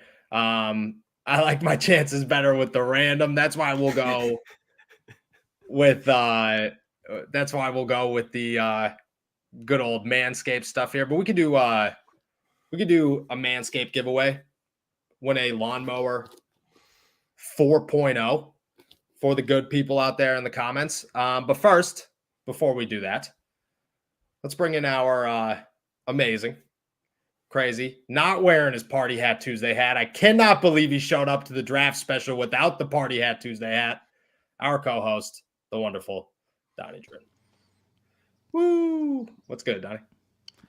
Out of all of the things you could have used to describe me, crazy had to be the one of them. I don't know. What do I even do? That's crazy. You clearly did not see our Twitter and social media advertisements because it says in the Twitter advertisement, our crazy co-host. That's exactly what I'm talking about. Because you're phenomenal, bro, and we love you. That's exactly why. Phenomenal would have been great instead of crazy. All right, we gotta pause real quick here. I gotta go way up here, because at some point there was something in the chat that was like, Steelers Network's out here loving on Derek. We all love Derek. But the comments by Steelers Network have been hilarious, and I caught a couple of them earlier. I can't find any now. Anyways, Donnie, we had some good stuff. We were going to get all hyped up, come in here and be like, oh my gosh, we're giving away some Manscaped stuff. We just gave away an Alex Highsmith jersey. Not working at all. We can't seem to find a random YouTube comment thing because the chat and the comments are apparently different. They don't upload onto YouTube until after the video is finished. So, anyways, how's your draft? How's your 3 hours before the draft? Actually, I take that back. What is it like to live somewhere where the draft is at like 5 o'clock in the afternoon? Like you're driving home from work. It's pretty solid, TBH. And that's honestly like how it is for all sporting events. Like the fact that I can watch like a Sunday night football game at like 4:30, 5 o'clock out here and like have it over by like 8 or 8:30 and still have like the rest of my night to pretty much do whatever. Pretty solid. That's pretty wild. I don't know if I'd be able to, like, I can't operate until 8 o'clock at night, really. Derek can't operate until midnight. But I can't operate. Like, I wouldn't be able to, like, Sunday games when those 9 o'clock games or whatever start happening in London. That's at like 6 a.m. to you. Yeah. You can't watch that. Like what if the Cardinals play that's not even fair to the Arizona Cardinals if they play in London. That's a 6 a.m. game to them. Oh, no, definitely. So games normally start out here at 10 a.m. before the time switch changes over. Arizona is one of 2 states to not use daylight savings time. So like we don't set our clocks like forward or backwards. Yeah, right. First time I heard that one too, blew my mind. But I can't even wrap my head around. Maybe I'm not smart enough. I don't know. I can't wrap my head around that. But copy. Yeah, dude, that's what I'm saying. It gives people the perfect excuse to like get up early and start drinking because it's like, all right, well, you get up at 7 or like 8 o'clock in the morning. It's like, bro, you're tailgating at that point, you know? You're tailgating at 8. Yeah. But that's the thing. We are adults. We are full blown adults, and I get that, like, you know, this isn't football talk, but it is football talk. We're full blown adults, okay? And if I start drinking at 6:30 in the morning, I'm going to be sleeping by 10 a.m. If I start drinking at noon, I'm out by 4. So you can't do that. That's a whole day wasted. What if you got things to do, places to drive? Yeah. One time I made the mistake of doing bottomless mimosas at 10 a.m. And I don't remember anything outside of chanting, "Let's go Yankees," while wearing my friend's Yankees hat. And after that, it's all just a blur. Steelers freak, I appreciate you. I am a little emotional. I know that Vegas story, but crazy things happen in Vegas. Anyways, Donnie, let's jump into a little bit of draft talk here. So we asked Ian in the last hour who his first pick was. That's how we started this off. He gave us Trayvon Walker. That's who Derek's pick is as well. Your first pick in the draft is like number 1 overall. Yeah, Trayvon Walker. Dude, like I really feel like he's probably the favorite at this point, but like it's still pretty open to the point where like you're gonna have to hear the words come out of the commissioner's mouth before you really get like a confirmation of it.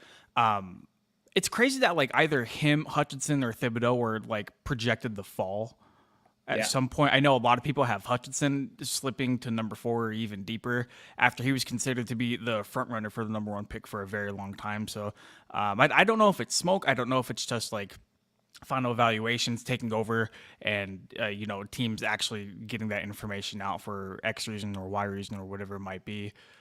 It's a crazy draft, man. I spent every waking moment of the midnight oil being burned working on my mock draft, and this was by far the worst year to ever do it. Derek, like I don't know. I have no idea how you did yours. Thank you very much for bringing that up. I almost forgot. I was sitting there saying, no, don't bring it up. I almost forgot. What is this? What is this mock draft contest that you two are a part of? And I, who talked to both of you throughout the entire week, including last night when this was brought up between the two of you, was not told until halfway through the first hour here on this show. For what? Like, were they like square mock drafts and stuff? Whatever you and Derek are part of. Whatever you guys bro, sent your mock draft. It's like chickenpox. You either get it, you get it. If you don't, you don't. You feel? Yeah, but you and Derek got it, and then you hung out by yourselves and did it and got chickenpox together, and then I was home, chickenpox free, bored out of my mind.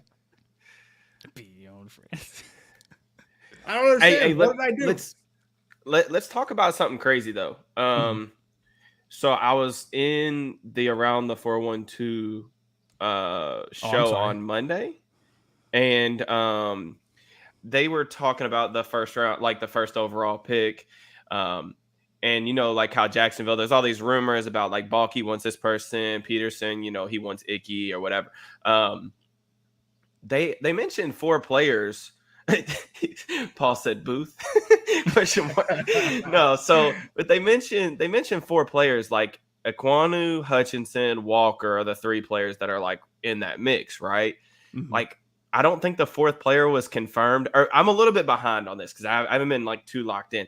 But Jake mentioned a good point, which Jake was in the chat earlier. I'm not sure if he's still in here or not, but Jake mentioned, Jake's really good, one of the best draft minds out there. But he mentioned a possibility about maybe Jameson Williams as that 4th like mystery player in that equation as like a super duper long shot, because I do remember last year through the process, there was a lot of smoke that, like, of course, different regime with Urban Meyer gone now and Doug Peterson in the building.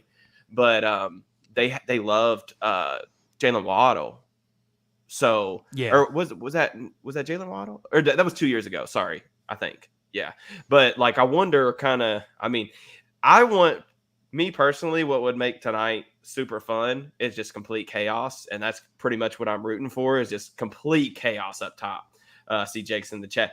Jake, if you want to put a comment on what your theory was with the Jameson Williams thing, I'll put it up on the screen, because I was at work, not doing work, but listening to you guys talk about that. And that was really interesting. But yeah, Jameson Williams at 1, that's the complete chaos that I'm here for. Like, I want that. I really do. I want that to happen.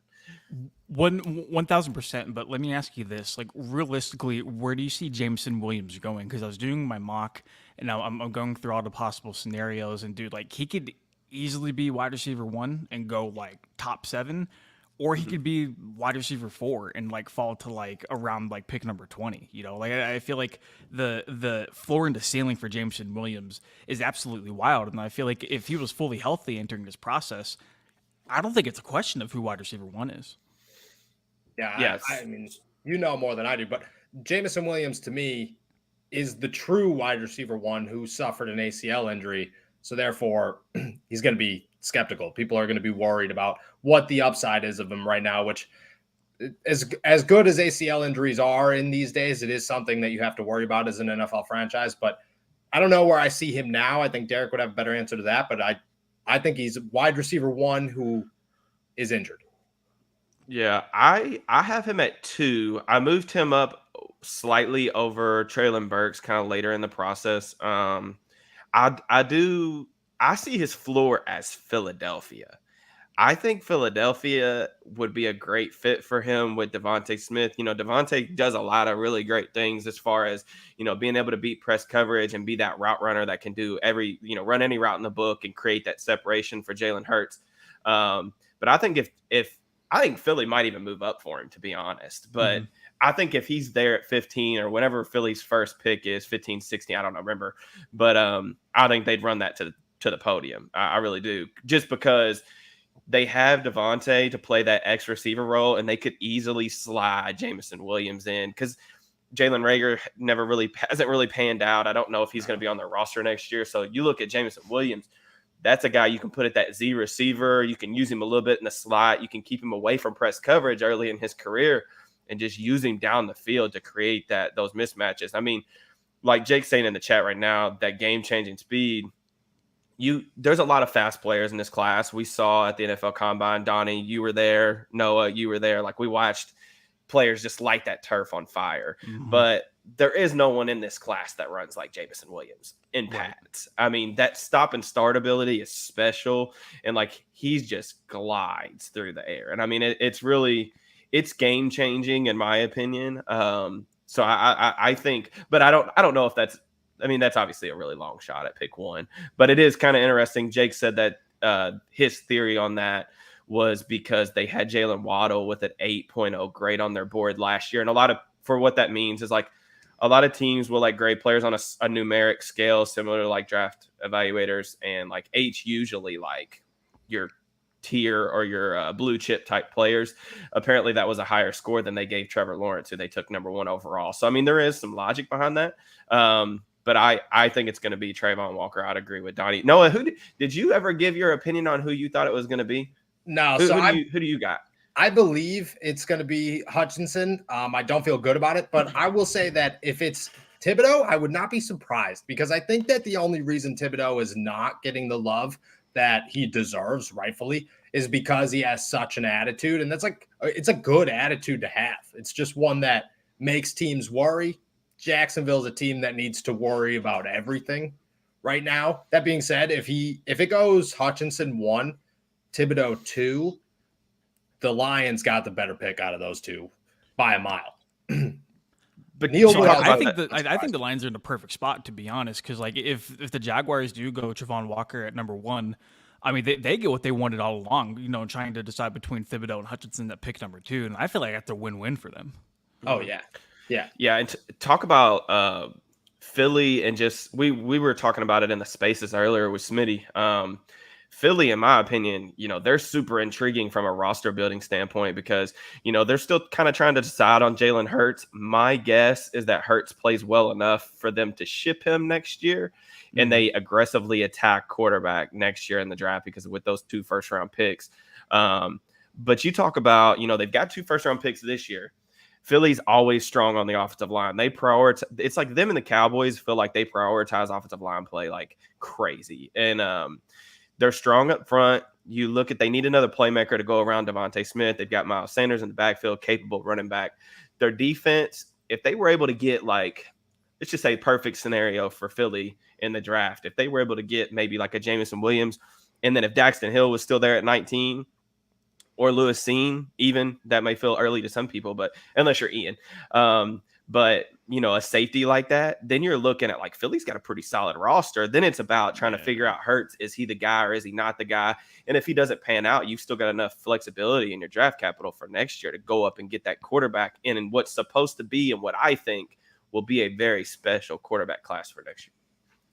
Yeah, bro, you and everybody else, and sorry, Noah, but really quick, do you think them trading for another first-round pick next year was not by accident.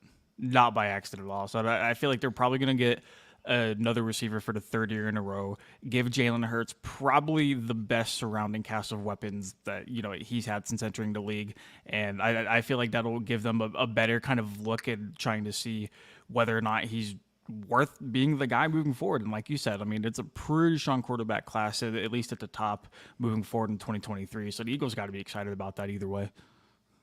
Do you agree with the thought of going with a speedy receiver any chance you could possibly get if you're the Philadelphia Eagles? Because it seems that every single year they take a receiver, and every single year it either hits 100 like it does Devontae Smith, or it doesn't hit at all, like we've seen with guys like Nelson Aguilar. But since I was 15 years old, the Philadelphia Eagles have taken a wide receiver in the first round. And that's not even a huge exaggeration here. It seems every single year it's a wide receiver. Makes me question, because the Steelers have that philosophy in round 2. The Eagles have it in round 1. Does it work? Is it too much? I mean, they have other needs.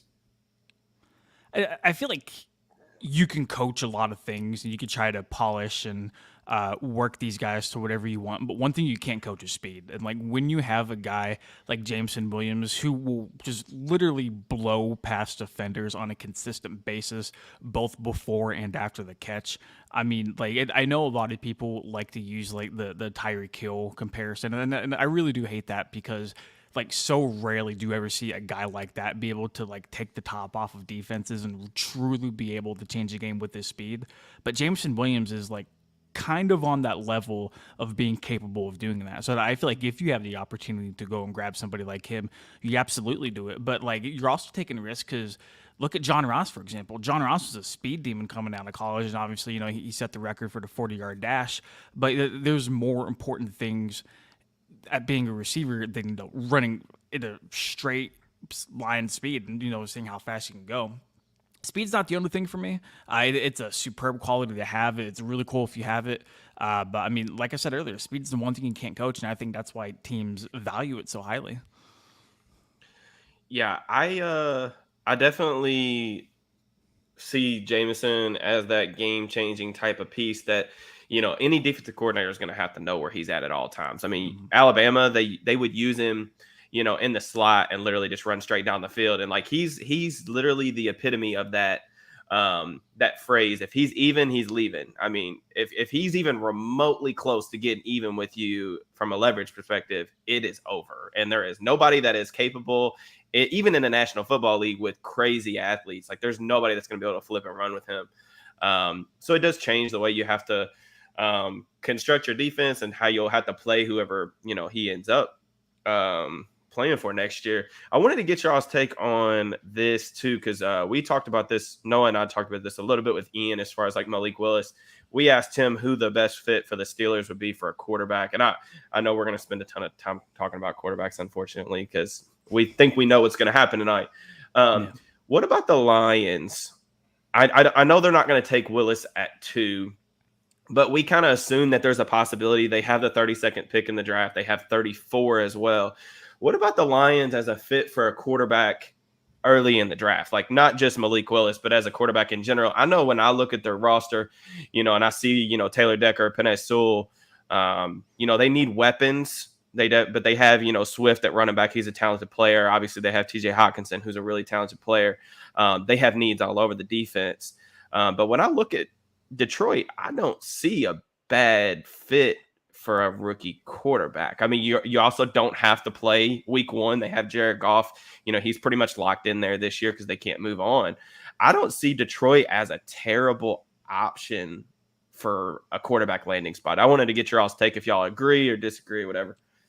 So I think that Detroit taking a quarterback this season is a mistake because you're not built to win. Like the Pittsburgh Steelers, and people try to compare that. Like, oh, well, the Carolina Panthers, the Pittsburgh Steelers, the Detroit Lions, they all need a quarterback. Yes, but the Carolina Panthers are a team that could be successful in 2022 if they have the right quarterback. The Pittsburgh Steelers can be very successful if they have the right quarterback. The Detroit Lions are still a 3-14 team in 2022, whether it's Jared Goff, Malik Willis, Kenny Pickett, or, I mean, I would say Tom Brady, but that's an exaggeration. It doesn't matter who the quarterback is for the Detroit Lions. I believe that team is not built to win now. I also like the philosophy, and this is where that mindset comes from, is the Denver Broncos got a lot of criticism and just kind of got overlooked because they never had a quarterback, but that team is built to win right now, and then they just plugged in a quarterback. That might not work as well with a rookie, but if you could build a team and then put a quarterback in there, chances are he's going to be pretty successful. Yeah, I think it all depends on like what the Steelers want to do at 20 from the Lions. Because like if I have a really strong feeling that Pittsburgh isn't going to go Willis at 20, are you willing to move up and package something to jump up ahead of Pittsburgh and go get Willis? I mean, like those are conversations they've probably already had, to be honest. I know Corral is a very popular pick to go there at number 32, and I do understand the hype around that. Like, I think we all know Jared Goff isn't the long-term answer there. Like, I'll be surprised if he's there in like 2 years, for example. But like, how many more opportunities are you going to have to where you're going to have multiple picks in the first round, So I really feel like you need to hammer like the max amount of potential you can get out of the first round here, whether you think that's Malik Willis, whether you think that's another receiver like Christian Watson at number 32, or, George Pickens at number 32, whatever, your choosing might be. Entirely up to the organization, but I wouldn't hate Willis in Detroit, but on the same token, I feel pretty confident in Jared Goff not leading the Lions to another playoff berth in 2022. And, I hate that, we're all kind of just skipping past this year's draft class, looking towards 2023. But when you look at the talent coming out, like you're talking like potential, like franchise altering up at the top. So I'd feel I would feel much better about buying that lottery ticket as opposed to trying to take a swing on any of the top 3 guys in this draft class. Yeah, I see Tyler's in the chat saying Lions should get weapons and depth and tank for Stroud. I mean, that's, something I would be a fan of if I was a Lions fan. And you guys talked about building around a quarterback for the future, like Noah said. I mean, because you can do so many different things with 3 of the top 34 picks. I mean, at 2, you could get, Hutchinson. I'm not, like I said earlier in the session, that I wasn't, a huge Hutchinson fan. I would prefer Thibodeau in that spot. But let's just theoretically say that you could get, Kayvon Thibodeau at 2, and then 32, maybe you take a guy like George Pickens, and then at 34, you take Leo Chanel. So like you get a couple really good building blocks. You put Leo in that defense. He could start from day one, and he's that tone setter up front in the front 7. You're gonna get an elite pass rusher in Thibodeau. He's the second overall player on my big board. And then you package that with George Pickens, who I know people are all over the place in terms of evaluating him, and I know there are some maturity concerns with him as well. But I look at his ability and the things that he can do, which is very unique. He moves like a smaller receiver, but, he's 6'2", 6'3". And I really like that, the way he's able to get in and out of his breaks. He can beat press coverage. He knows how to use his hands and tie his hands to his feet. So I like that, the ability to play the ball in the air. So he gives you an upside, and then you pair him with Amon-Ra St. Brown, and like I think you have something, like Noah said, to where if you do, we expect the Lions to be pretty bad next year, so you're going to be in that top 5 consideration to where you can go get a franchise quarterback, and then when they step in, you've got bookend tackles. You've got hopefully 2 quality receivers. You've added a couple pieces on defense. I don't know what they're going to do. I know there was some smoke a couple of weeks ago around maybe they would take a corner like Sauce Gardner or a Derek Stingley even, because there's some talk about maybe moving Jeff Okudah to safety, which I'm not a huge fan of, but if his rehab maybe isn't going the way that they want, or if maybe they were just that disappointed with him before he got hurt, I could see that. But yeah, the Lions are interesting. I mean, they're really intriguing on, when you have all those picks in the first round of the draft, it definitely makes for an interesting draft weekend. All right, big announcement, huge announcement. I believe I figured it out. I think I got it. All right, that being said, it has not collected any. StreamYard actually has a service here, so shout out StreamYard.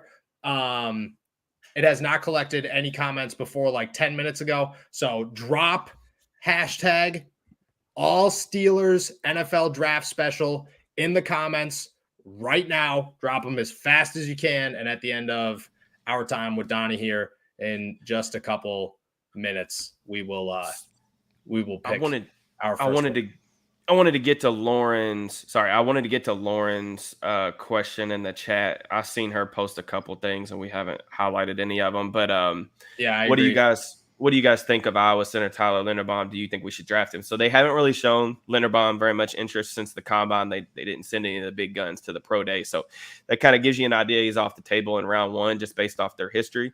My opinion of Linderbaum, though, is top 20 player. I mean, I was asked earlier this morning, like, to list all the guys that have star potential in this draft. And there's guys that have star potential. I don't see very many superstars, if any, in this class, aside from maybe like Evan Neal, Charles Cross, guys like that. But I'm really intrigued by Linderbaum, man. He's very scheme specific. He has to be put in a zone-based scheme in order to succeed. He's got those length issues, and they do show up a little bit on tape.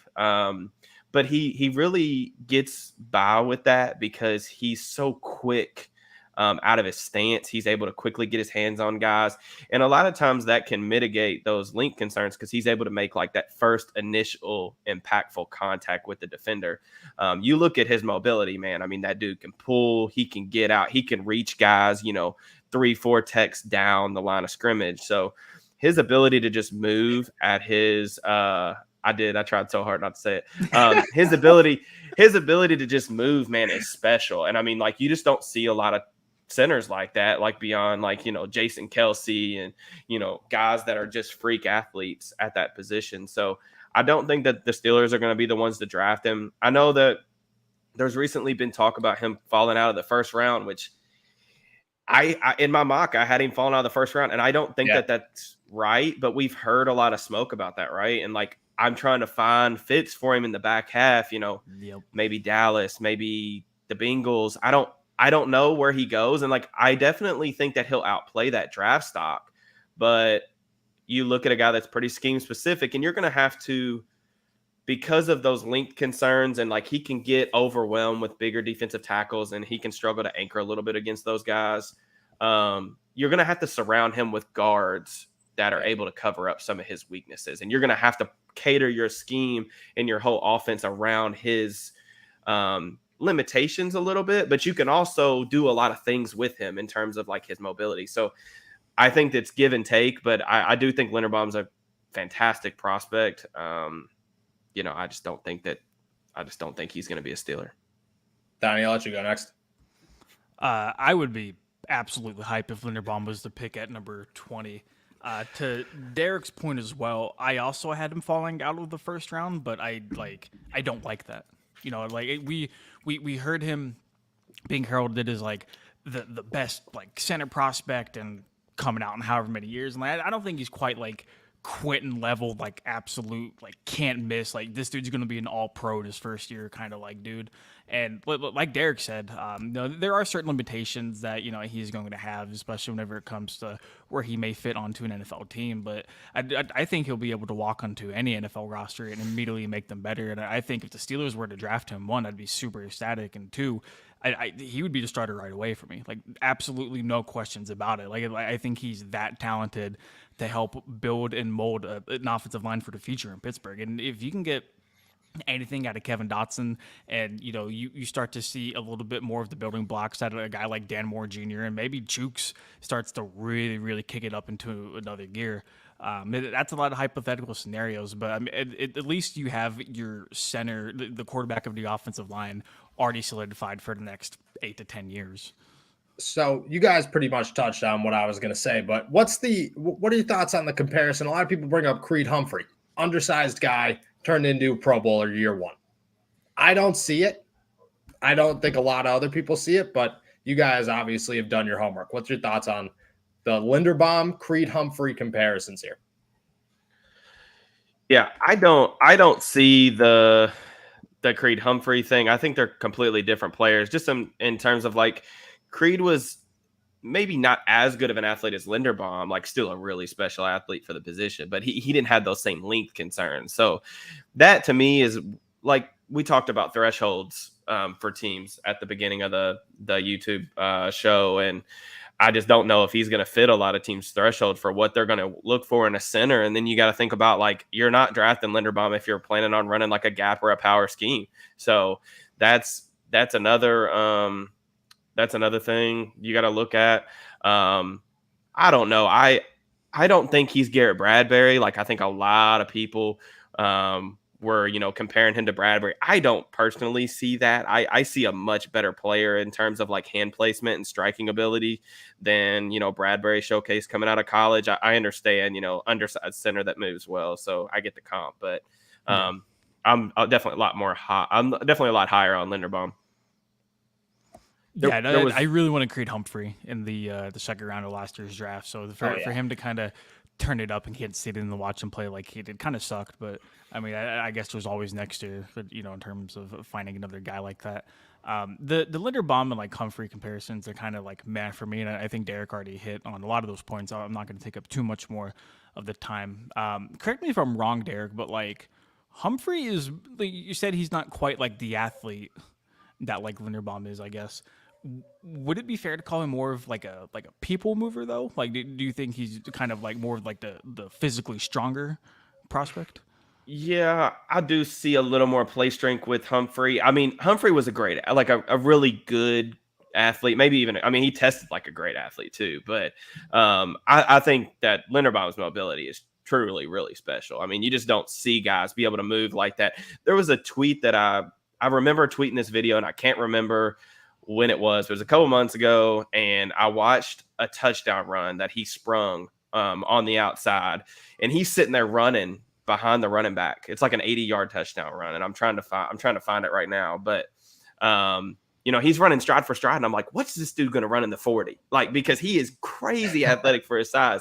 But unfortunately, we weren't able to, see him test. But yeah, there's another question. We got time for one more question, Noah? Yeah. I just didn't know if you were trying to do that giveaway right now. But no. We'll question Donnie's prediction, and then we'll do a giveaway. So make sure you're dropping. Big bet. Yeah, drop your hashtag drop all your stuff. Steelers NFL draft special right in the chat. What's the opinion on Marcus Jones, corner from Houston? So, seeing as I could talk corner for days. I really like Marcus Jones. I mean, if Marcus Jones lands in Pittsburgh, he will be a fan favorite before the weekend is even over. I mean, the competitiveness that you see on this dude's film. I mean, just an absolute like lightning rod of like energy. I mean, it's so fun to watch him play because he's competitive as hell. He's physical, but he's only 5'8", then that's where the limitations kind of come in. He's a really fluid and like springy athlete. He's got plenty of speed. I mean, the dude can fly. It's unfortunate. I talked to him a while at the combine. Great dude. But he had shoulder surgery on both of his shoulders. Had a top 30 visit with the Steelers. I'm sure that they wanted to get a good look at that, at those medicals after his surgery. But you look at a guy, really good footwork, agility, acceleration, change of direction, all that stuff is there. There's just limitations there. He's only 5'8". He's really small. He's not going to have the length to play on the boundary at the next level. So he's going to move into the slot. And what kind of makes that a little more of a projection is he didn't play there at Houston. I mean, he played strictly boundary cornerback, but you just look, he's not going to do that in the league. So it makes it difficult. He has sub 29-inch arms. So similar to McCreary in terms of like, you're looking at a historical outlier. And it does show up on tape. Like you look at when they played Cincinnati. I mean, he got dunked on a couple times just by those taller Cincinnati receivers like Alec Pierce. And, he plays tough through the ball. You can't teach height though. But if you put him in the slot, he's physical as hell. And he will play with his hair on fire. He'll come down and run support. He likes to tackle. He's not the best tackler, but he likes to tackle. He likes to tackle. So I like the fit in Pittsburgh as long as you're planning on playing him only in the slot. Got it. Yeah, Derek walks circles around anything I would ever try to use to describe him. I know, you're trying to talk don't quarterback, and you're just like, all right, well, Derek should go last because he's going to bring in historical outliers and arm length. So good. I don't know too much about Marcus Jones. I do know that I would like to see the Steelers at some point grab like a slot corner, and I feel like he'd be like a pretty decent guy for that job. He's a dog though. Like he's an absolute. I think Derek used competitor. It best. Like he's this like lightning rod of like energy that fans would love right away, and I think that's something you really like to see, especially in the secondary where you kind of need like swagger and that chip on your shoulder to really try to hit the next level. And it's what you see out of a lot of the guys. So I would be all for Marcus Jones coming to Pittsburgh. Yeah. One more thing too, like if you really want to get a good idea of like what Jones brings to the table and that physicality, even though like short in stature, watch that Memphis game from last year. And like Memphis has one of the fastest players in the draft, Calvin Austin at receiver. He followed Calvin Austin around a lot on that field. And really, I honestly thought like that whole game, I watched it twice over because I was so impressed with it. He lost 2 reps. One was very late in the game. He gave up a big catch. I think it might have even been a scramble drill. But he did very well against Calvin Austin. I didn't see very many corners be able to do the things that he did. And he just made plays all over the field, man. So he's just one of those guys that when he's on your team, you love to root for him, and he's going to bring a lot of energy, similar kind of in a way to Mike Hilton, but Jones actually has coverage ability and that coverage profile that just Mike Hilton, in my opinion, just really does. I love when everybody drops just like a little shade on Mike Hilton every time they talk about it. It's just like Mike Hilton's phenomenal, but he can't cover. He can't play cornerback, but he's really good at playing football. Steel Wolverine was asking who, if either of you guys remember, tiny quarterback that was in last year's draft. I couldn't tell you. That would be your area of expertise, Derek. I don't know if you know. Let me go look. All right, I'm drawing a blank. While you're doing that, we'll ask Donnie our last question here. But first, make sure you're dropping hashtag all Steelers NFL draft special in the chat. We're about to give away an Alex Highsmith jersey. Donnie, we're asking all 4 of our guests here. Who is your prediction for the Pittsburgh Steelers in the first round of the NFL draft? I've really gone back and forth on this because there's part of me that feels like if Willis falls at 12, they're wheeling and dealing, and then they're moving up. There's another part of me that suggests that the Steelers, along with pretty much every other team in the first round, is not going to move up for a quarterback in this draft class. And that's something that's been echoed by, I think Jeremy Fowler was one of the guys who was reporting that. I think at the end of the day, Willis is a Pittsburgh Steeler. I really do, whether that's at 12, whether that's at 20. I think there's a lot of other talented guys they can go with, and I think maybe guys like Jordan Davis, even though I have a hard time finding him sliding past Baltimore at 14. Any of like the top receiving talent like that could possibly be there. There's a lot of different directions because there's a lot of positions that the Steelers need to address. Like you can't win a Super Bowl in the first round of the NFL draft, but you can certainly lose one. You feel drafting Willis at 20 or wherever they might go and get him would give him the ability to sit behind Trubisky for at least 1 year and kind of like really try to hammer home and refine his like skill set, potentially, try to get him more acclimated to an NFL caliber like atmosphere, schemes, whatever you want to call it, because there's a lot to like about Malik Willis, but there's also a lot not to like about Malik Willis. So it's truly like a 50-50 thing. But like my thing is, if you're going to try to take a quarterback in this draft class, and like the Steelers have done extensive research on all of these guys, if you're going to try to take a quarterback in this draft class, I would rather you swing for the fences than settle. Oh, yeah. And I think that's what it comes down to. So we're 2 for 2. 2 for 2 on Malik Willis here. 3 for 3 on Walker, I believe. Yeah, I think I found who he was talking about. It's not. He was more of a safety. I mean, he played in the slot too, but I think he's talking about Elijah Molden from Washington. Is that who you're talking about, bro? Could have been Elijah Molden. I do remember He went to Tennessee. He was kind of that slot guy too that I know a lot of like Steelers Twitter really liked, but he tested poorly. I don't. They're not really similar players, but they are like they both had those same concerns in terms of just like being small. I think Molden's like 5'9", 5'10", whereas Jones is like a true 5'8". So, all righty. Hopefully that answered your question there. All right, let's give away a jersey before we send Donnie on his way here. Let's go. Let's give away the. Let's bring it back up here. Alex Highsmith signed jersey from our boys over at TSE. Let's hope this one. Let's hope this one works here.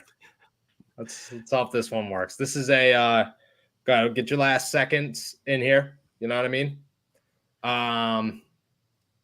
This is a StreamYard giveaway picker. This is exactly what this is called. So let's hope that it works with 25 entries using the hashtag All Steelers NFL Draft Special.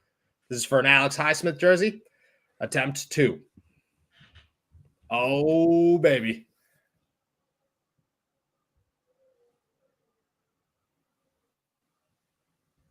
Oh, let's go. Mr. ABS. Shout out. Congratulations. Congrats, bro. Congratulations. We appreciate you. Tossed it right there in the end, too. Whew. Oh, no, we got him up here, too. All right. Either way, we cannot thank you enough for jumping on. We will make sure that we get in contact with you. If you don't follow us on Twitter, make sure to follow at least one of us and hit us up in our DMs. If not, we'll make sure that we reach out to you and get you your Alex Highsmith jersey. Donnie, thank you so much for jumping on. We appreciate you. I'll never call you crazy again because apparently that's not a compliment. Where I come from, if you call somebody crazy, like if somebody was like, yo, Noah's crazy, I'm like, yeah, I am. Thank you. Bro, you're fine. Thank you. All right. We appreciate you. Go enjoy your draft, even though it's only 3:30, 4 o'clock now in the afternoon. It's not even 3. It's 2:52. What even? The sun's about to set here, and you're over here eating lunch. Cannot believe it. All right, we appreciate you. Obviously, Donnie will be back next week with us.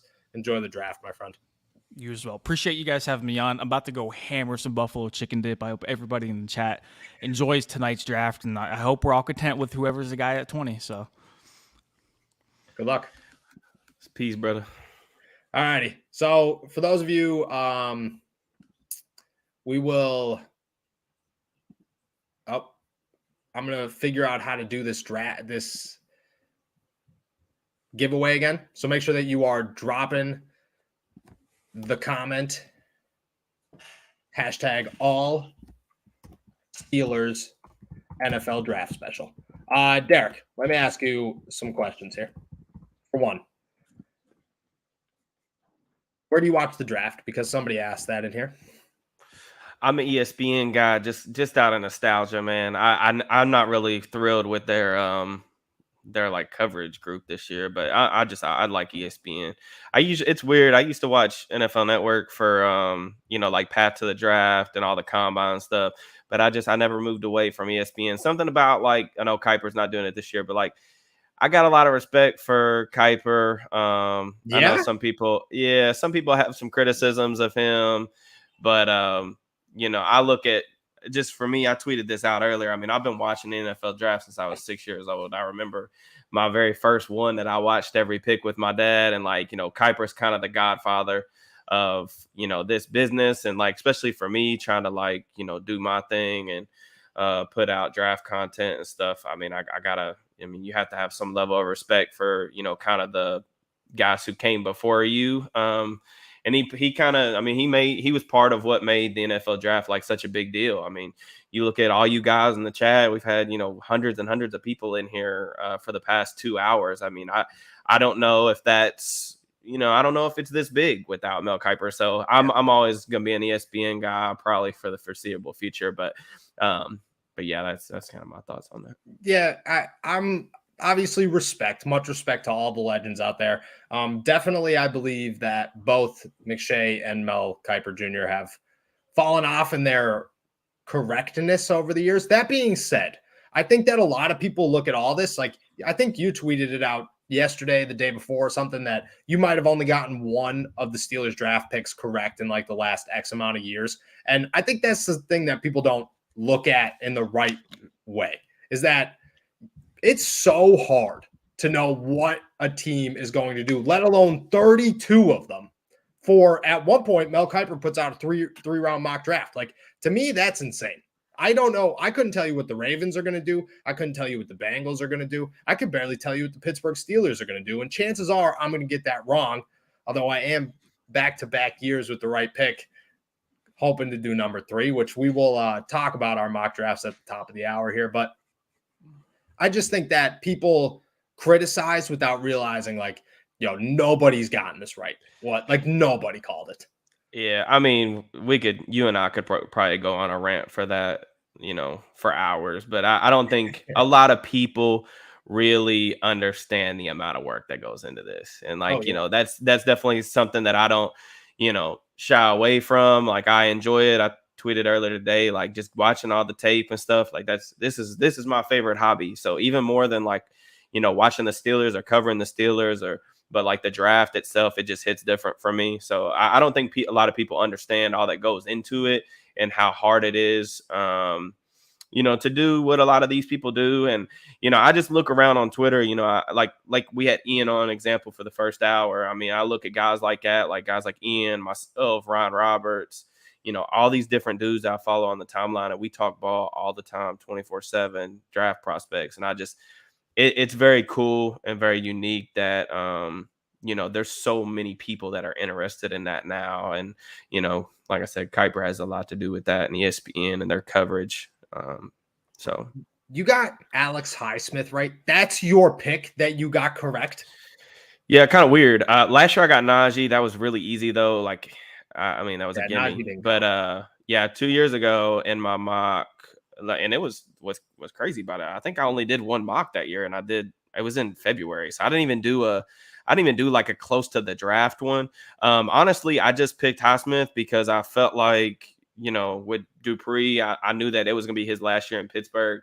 And then I pretty much narrowed it down to, okay, what edge rushers could be available on day 2 that fit the Steelers mold as far as like height, weight, and, we know they love those explosive pass rushers Yeah. with good athleticism. So I came on Highsmith and I watched his film and I saw, that spin move that he's still trying to, kind of perfect in the league. But I saw the get off, that crazy hot motor that he still plays with. So I was like, yeah, this dude's a Steeler. So I got lucky. I mean, that's all it is. Like people will try to say, that they know this and that. I mean, we talked about, Nick and I talked about this recently too. Like it's pretty impossible to pick even like the Steelers pick. And I mean, you think about how much time we spend looking at every visit they do and every combine conversation they have that we know of, and how many pro days we look at who's there and what it means. And I mean, it's all guesswork, you're just making educated guesses.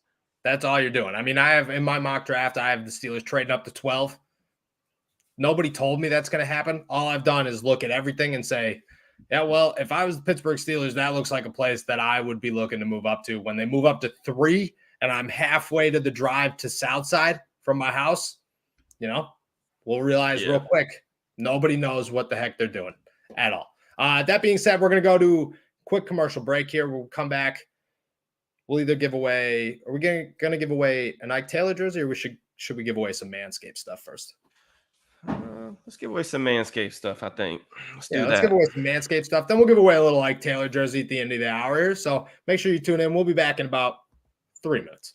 Every year in the NFL, we look for a locked-in generational player. But a sure thing like Quentin Nelson doesn't come each draft. The only true guaranteed quality pickup this season is Manscaped, the leaders in below-the-waist grooming.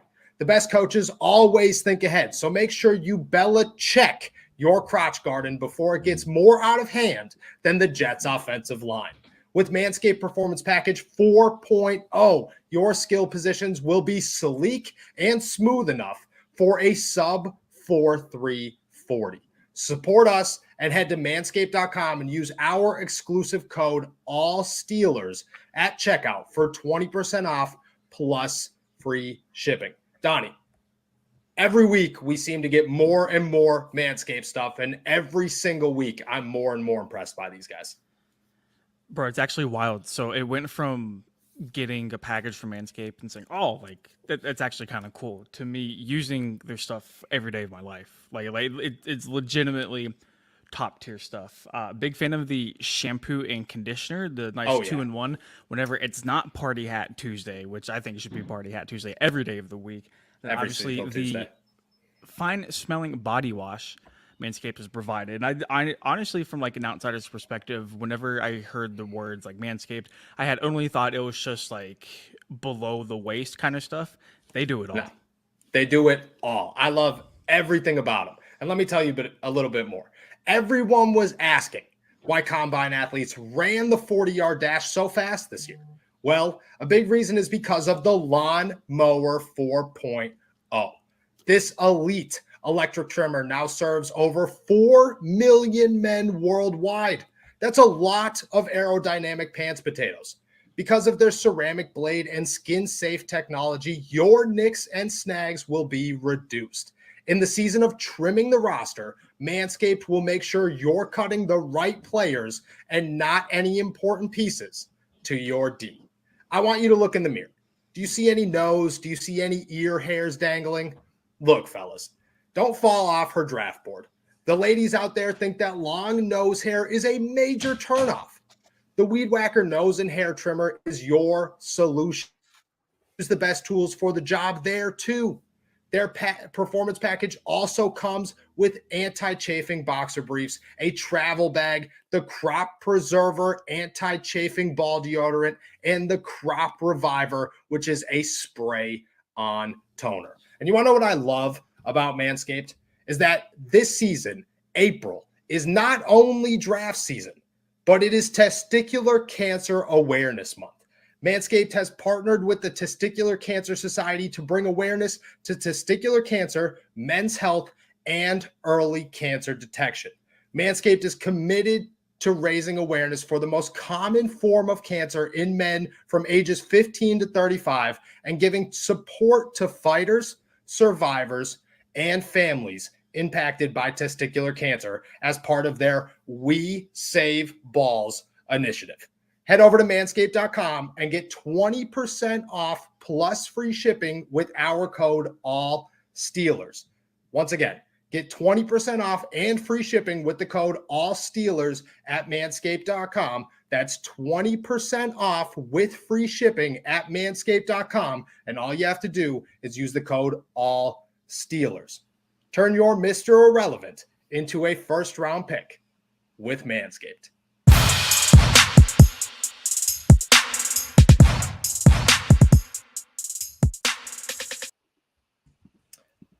We are back. And I love all you guys so much because as we're going through this, all I'm doing is reading all the comments here. Noah could sell a pen. Noah could sell me my phone. I want y'all to know that Manscaped just sends me what we need to send. The legend. And all I do, I just read a little script. But let me tell you, I do enjoy reading a little Manscaped ad read. I don't know if I could do it anywhere else. That being said, like Pat McAfee says every once in a while, I'm definitely up to something. And I'm hoping that we have a little bit more ad reads here in the near future, more stuff to give away. But first, Derek, let's give away some lawnmower 4.0s. First off, let me tell y'all, this is the best thing I've owned. I went from thinking Manscaped, all it did was just trim me up, make me look good. I use it as my shampoo. I use it as my conditioner. I use it as my body wash. I use it as my deodorant. I use it as my freaking lip balm. It's the best chapstick I've ever owned in my whole life. And people look at me all the time like, dude, are you using Manscaped lip balm? And I'm like, yeah, dude, it can't be beat. Cannot be beat. So I appreciate Manscaped. I appreciate everybody out there. Let's give away some lawnmower 4.0s. We actually have two of them because Manscaped's awesome. And we have about 26 people in the thing here. So let's give some Manscaped. Let's get it. All right. With the first pick, they wanted me to do this. So let's do it all up just like they asked for. In the first pick in the All Steelers draft, the winner of the first lawnmower 4.0 is... Drum roll. I don't know how loud that is. I hope it's not too loud. If Mr. ABS, Anthony. Oh, let's go. Shout out. We appreciate you, Anthony. You are getting hooked up, my man. Let me tell you, you might be thinking, oh, man, this is whatever. This is huge, dude. This is awesome. And it's like a huge purchase. Like people think like, oh, nothing. Things are like $70. So congrats, my dude. Let's do another one. Fire. With the second pick in the Manscaped All Steelers. What did I say the first time? All Steelers 4.0 draft. I'm screwing this one up. Let's do it again. In 3, 2, boom. Let's get a little.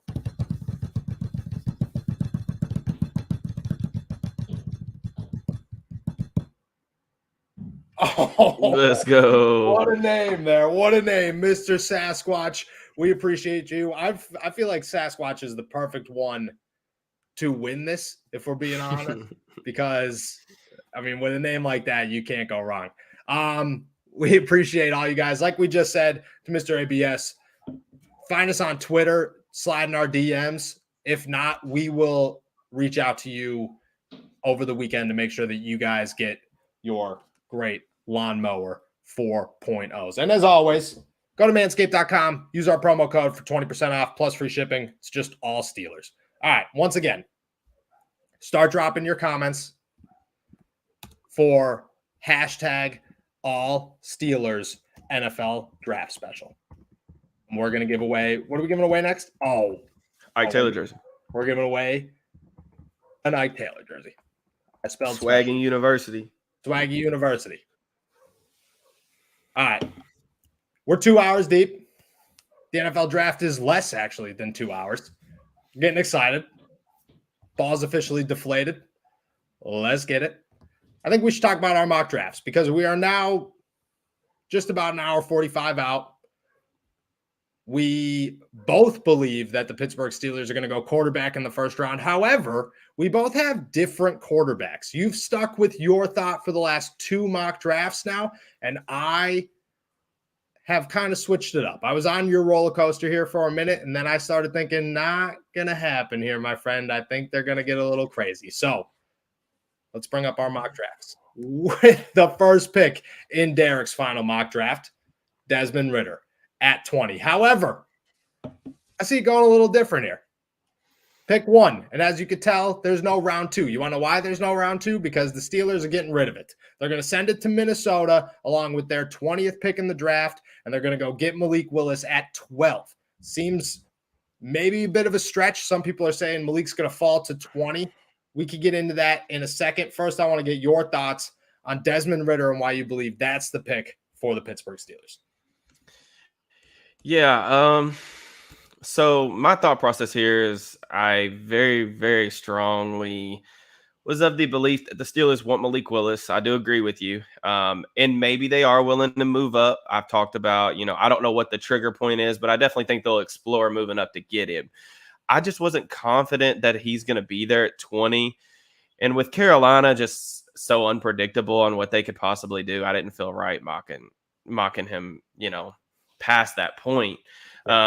In my mock draft that I submitted, I had him going to New Orleans. They got those 2 first-round picks that are in front of Pittsburgh.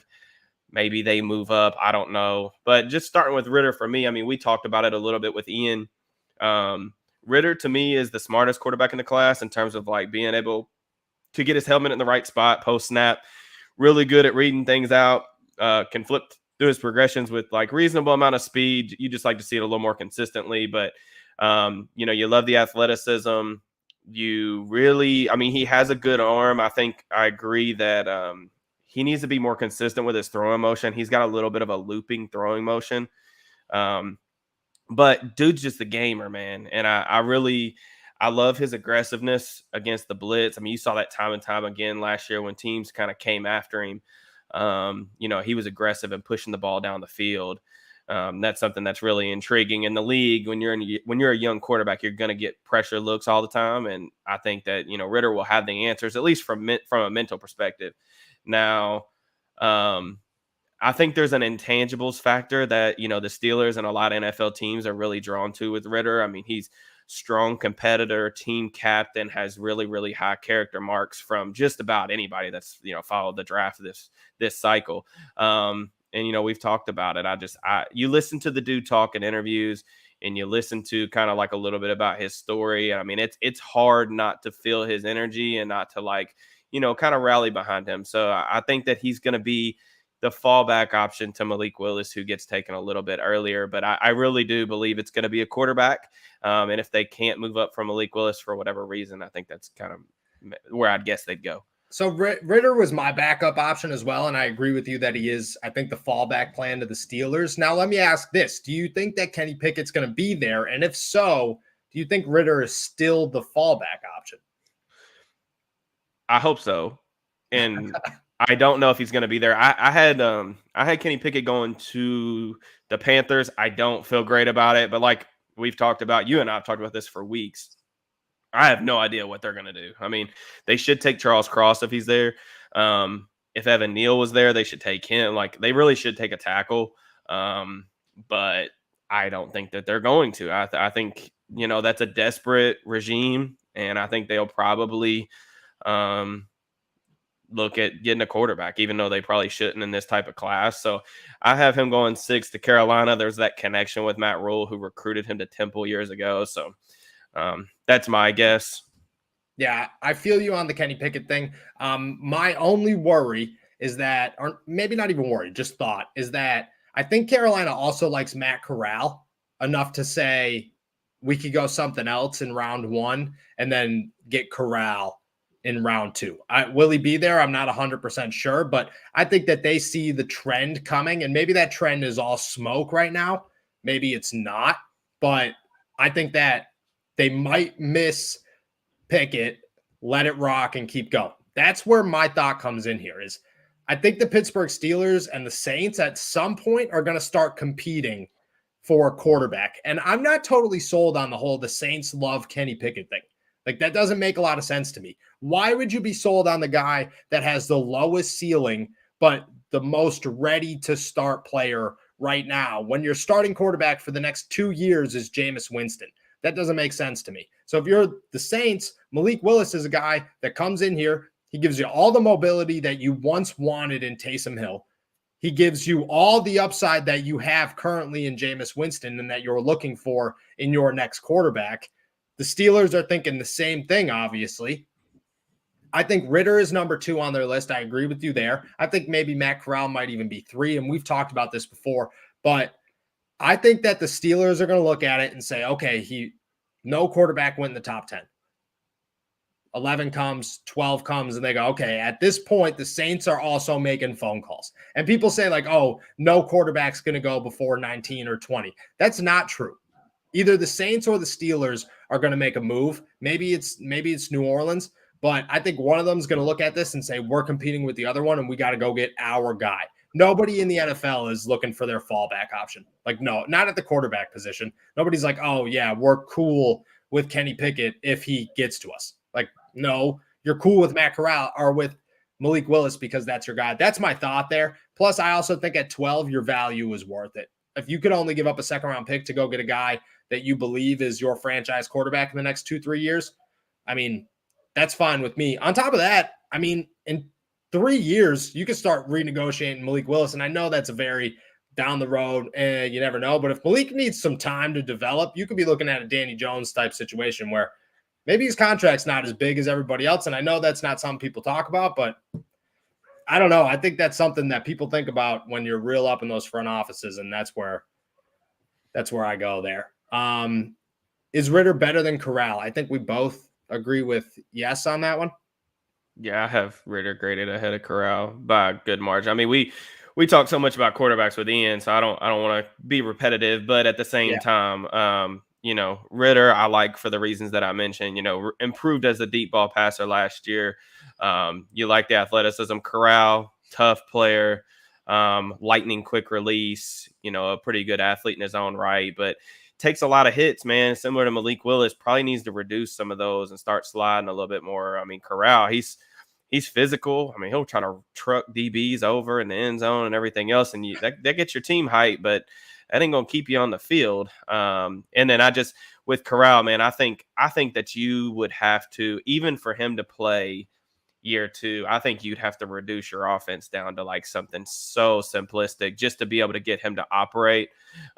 Just based on what he did at Ole Miss last year. I mean, it's a heavy RPO, half field read system. And I'm not a believer in terms of like getting his eyes up to speed and him going and flipping through progressions, especially when, we've talked about Mitch Trubisky's probably the starter next year anyway. So you're not going to see live bullets. And then that's just tough to fix on the sidelines. No doubt. So let's go to your second round pick here. Jaquan Brisker out of Penn State safety. You've talked about him in the past, but I'm sure a lot of people haven't heard. What makes Brisker such a good pick there at number 2? And why do you think the Steelers have that much interest in him? Yeah, so I originally had Nick Cross mocked to the Steelers in the 3rd. I went with Brisker this time, though, because Grady Brown was at his pro day. And I know it's not a short – I mean, it's a short trip. It's not a lengthy drive over there to Penn State. But at the same time, I just look at Brisker and his skill set, and I just think that it's an absolutely perfect match for what you would want next to Minkah Fitzpatrick, a guy that's got experience playing in the box. He can play split safety. He can even play a little bit of single high. He can play in the slot. Fits that athletic mold that they like in their defensive backs, especially at the safety position. Not quite as freaky as like Terrell Edmonds tested, but, a really, really good athlete. It's interesting about Brisker. He said that at the combine that he didn't bench with the rest of the defensive backs because he was just too strong. Like he lifted with the defensive linemen instead. And I thought that was really cool. And it shows up on tape. He's got some hit power, and, tight ends at the break point, they're not able to kind of push him off to get that separation. So he's really intriguing to me. I think he needs to clean up his tackling, and some of his transitions can kind of be inconsistent. But you like a lot of stuff about him. I talked about the intangibles with Ritter. Just looking at some of these guys that I selected, those intangibles kind of were in the back of my mind too. Brisker was a captain in high school on his football team. He was a captain in junior college. He was a captain at Penn State. And I just think about like some of the things that I've heard Tomlin say over the years in terms of like, they obviously value character and those type of intangibles. So I think Brisker, that sets him apart a little bit in that regard. Yeah, I'm a big guy on Brisker. My only thought is he's going to be gone by round 3, so my draft didn't work there. He would have been my second round pick. I'm kind of glad that I made that trade because we would have looked a little weird with the first 2 picks here. I do want to talk about your third round pick, Daniel Faalele. Thank you. I've said this name 400 times, and this one time I was not able to get it out. 6'8", nearly 400 pounds. Dude is a physical monster. That being said, I personally was not too impressed with him at the Senior Bowl. Mm-hmm. A lot of people see his upside. Maybe you could point me in the right direction here. Yeah. So, I mean, I will admit that like offensive line is not my strongest in terms of evaluation, but I mean, you mentioned it. First off, the size. I mean, 6'9", 389 pounds. But what makes Faalele so intriguing, in my opinion, is how he moves for his size and how he carries that weight. Really quick out of his stance. He's mobile. He's athletic. When you grade him on a curve and you look at him like he is 389 pounds, I mean, dude's a ridiculous athlete. I want to say at his pro day, he almost jumped 30 inches in the vertical. You got to think about a guy that's 400 pounds almost jumping 30 inches for his vertical. I'm pretty sure it was 29 and a half. I don't think that they have that. You know what I mean? Like set the bar up. You can't put that up 7 feet tall and then still have 30 inches there. Yeah, no, I'm serious. Chat, y'all go check me out. I'm pretty sure his pro day, I think it was 28 and a half. But, I just look at him in terms of, he's a little bit raw with his hands. Like his hand placement is not always great. He played in a system that asked him to do a lot of like 45 sets. So he's not used to vertical setting. That's going to be a transition for him at the next level. But you watch this dude in the run game. I mean, he is a absolute monster. I mean, can flatten guys at the point of attack, really heavy hands, can run his feet. I mean, a lot of pancake blocks on his tape, capable of playing in zone too. Like just because he's a bigger dude, like he's scheme versatile. I mean, they ran a lot of different stuff that I saw on his Minnesota tape. A lot of zone, a lot of inside zone, even some outside zone, some gap.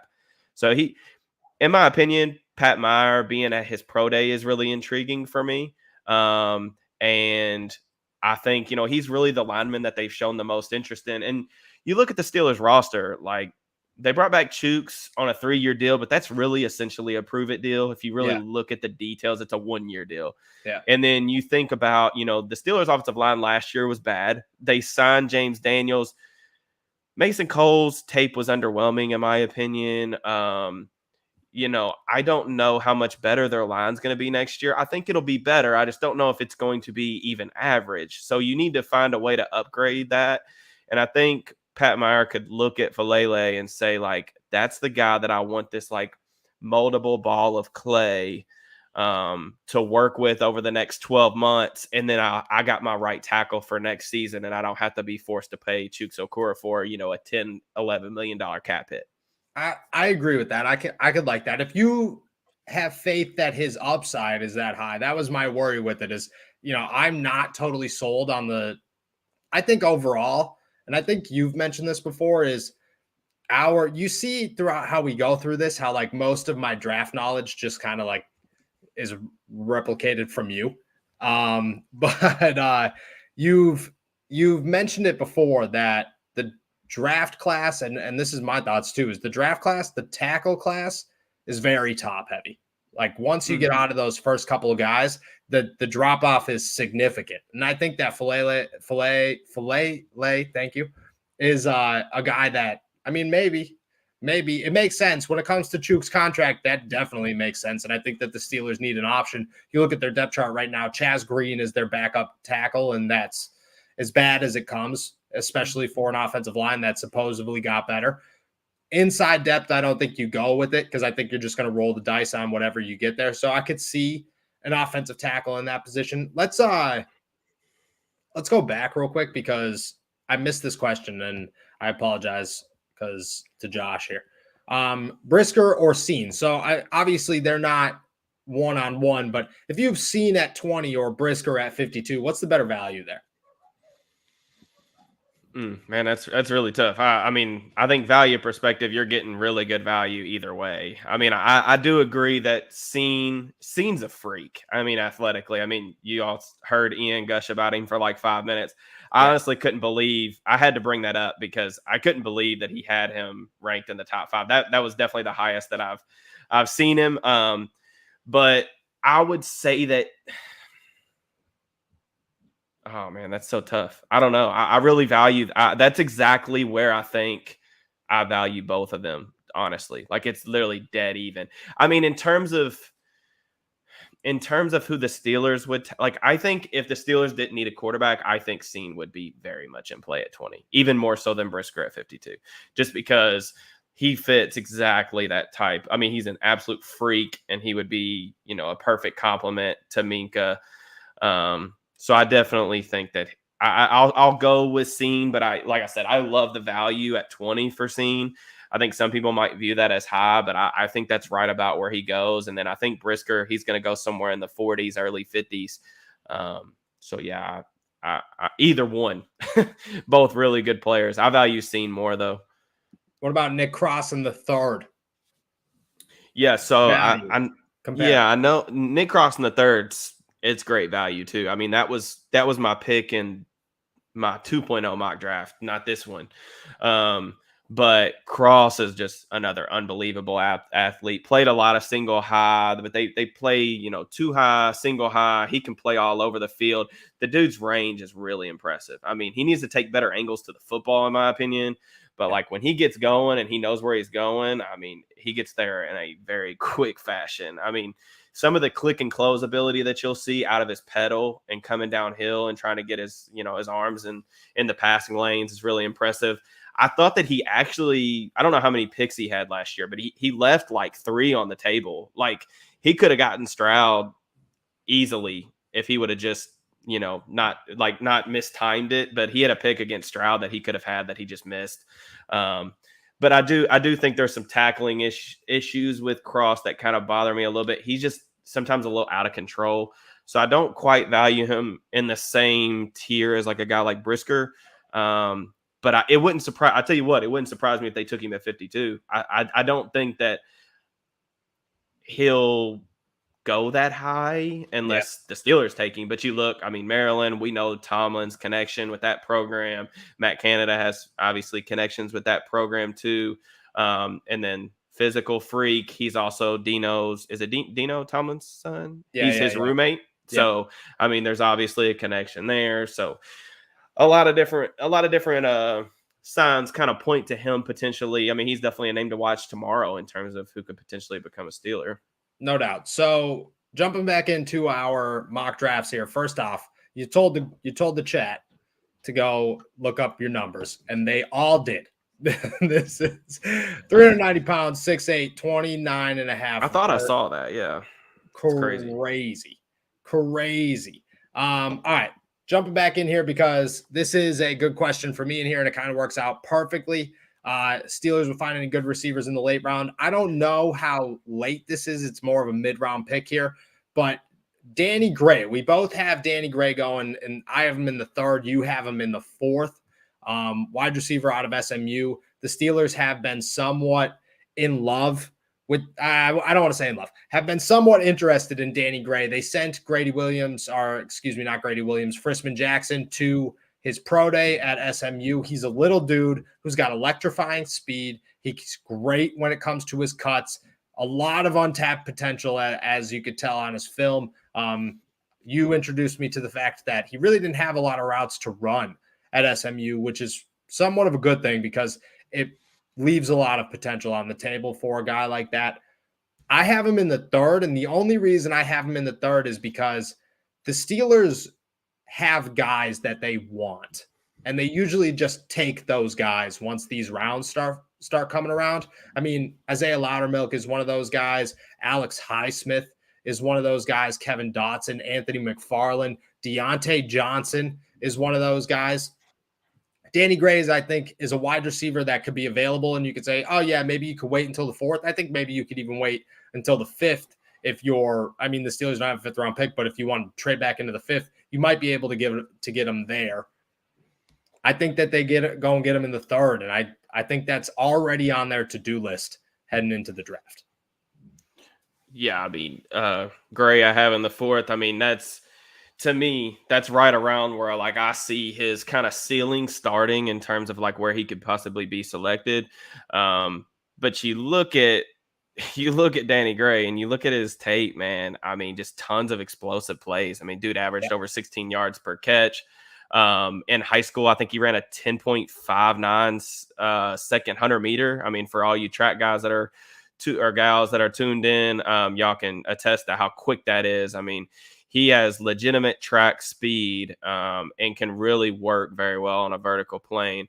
He didn't face a ton of press coverage. I mean, there are a couple reps that were good in my opinion, but he's going to need some work in that regard. But route running, he's still kind of figuring out some of the nuances on how to,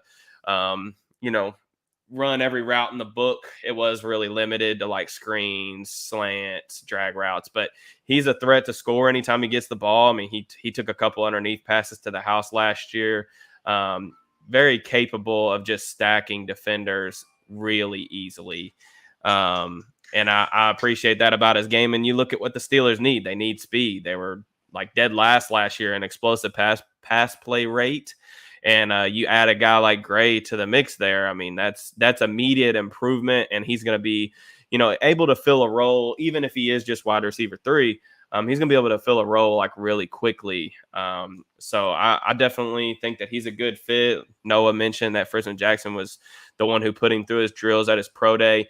I wasn't thrilled about leaving day 2 of my mock draft without a receiver, but it was more so because I didn't feel like Pickens was going to get to 52. And it kind of sucks because I finished my mock draft. And in the last day, if you look at like the Vegas odds, like Willis is dropping, Pickens is dropping. So like now I'm like, well, I mean, is that going to be 20 and 52? Like I thought, in my last mock draft. So, but I'm not really sure who the Steelers like other than George Pickens on day 2. Is it John Mechie? But they've shown a lot of interest in Danny Gray and Justin Ross. I've heard that Justin Ross is off like a lot of teams' draft boards due to that neck injury. Like that was a really serious injury. And I'm not quite sure he's ever going to really be this type of player that we thought he would be pre-injury, unfortunately, which is really sad to say, honestly, because he was so talented as a freshman. Yeah, no doubt. So we'll jump a little bit ahead and then we'll work our way back. But Jason wants to know about some tight ends here. We both have a tight end being taken I lied. You don't have? Yeah, you do. I missed it. Oh, I did. Okay, it was covering the comment. I was going to say, I know you had Cole Turner in here. Like, I know for a fact you had Cole Turner in here. You have Cole Turner. I have Jalen Weidenmeyer out of Texas A&M. Both pretty much the same guy, for real. Like, very athletic, wide receiver type tight ends. Not great pass blocking. Should be used a lot in the red zone as like an Eric Ebron replacement. That's how I kind of looked at both of these guys, as just somebody who could come in and be a pass catcher, maybe work a little bit in the slot and sit on the bench. Yeah. I mean, with Turner, man, I watched a lot of Carson Strong. I said earlier in the show that like exiting the summer scouting session, Strong was my QB1, but all over Strong's film was like every time they got to the red zone, they just put Cole Turner out. They'd have him matched up with like a 5'10", 5'11" corner, and he just dunk on him. And, high point the football and score touchdowns. I mean, I want to say he scored like 18 touchdowns the past 2 years at Nevada.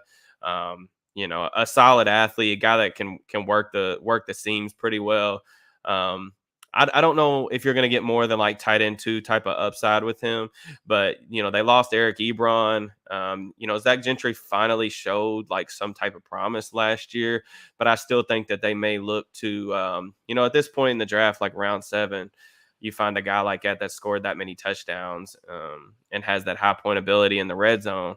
He can really at least, get a helmet on game day if he can provide some special teams play. He has a former basketball background, which is something, we like to talk about when it comes to tight ends in terms of like understanding how to use their body and their leverage and body positioning.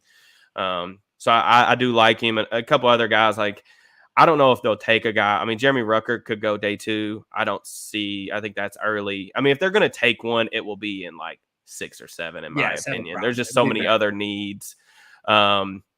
I like Charlie Kohler from Iowa State. I didn't watch a ton of his film, but I know I looked up a stat. He only had like a 2% drop rate. I mean, dude's very comfortable catching the ball away from his frame, like natural hands catcher, understands how to, leverage and how to get open over the middle of the field. So he'd be a guy that, like, if you're going to take one, day 3, I wouldn't be opposed to that either.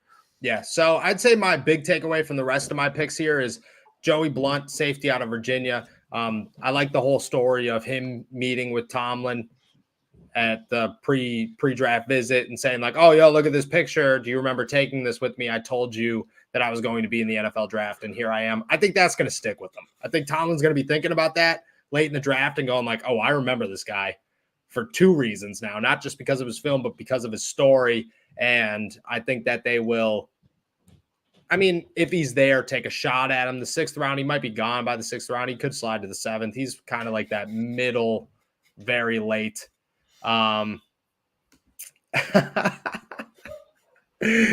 It has been a hot minute since you brought up Andrew Booth. So I told you guys I wasn't going to talk about him the whole show. I'm keeping my word. Y'all got to tell me y'all are proud of me.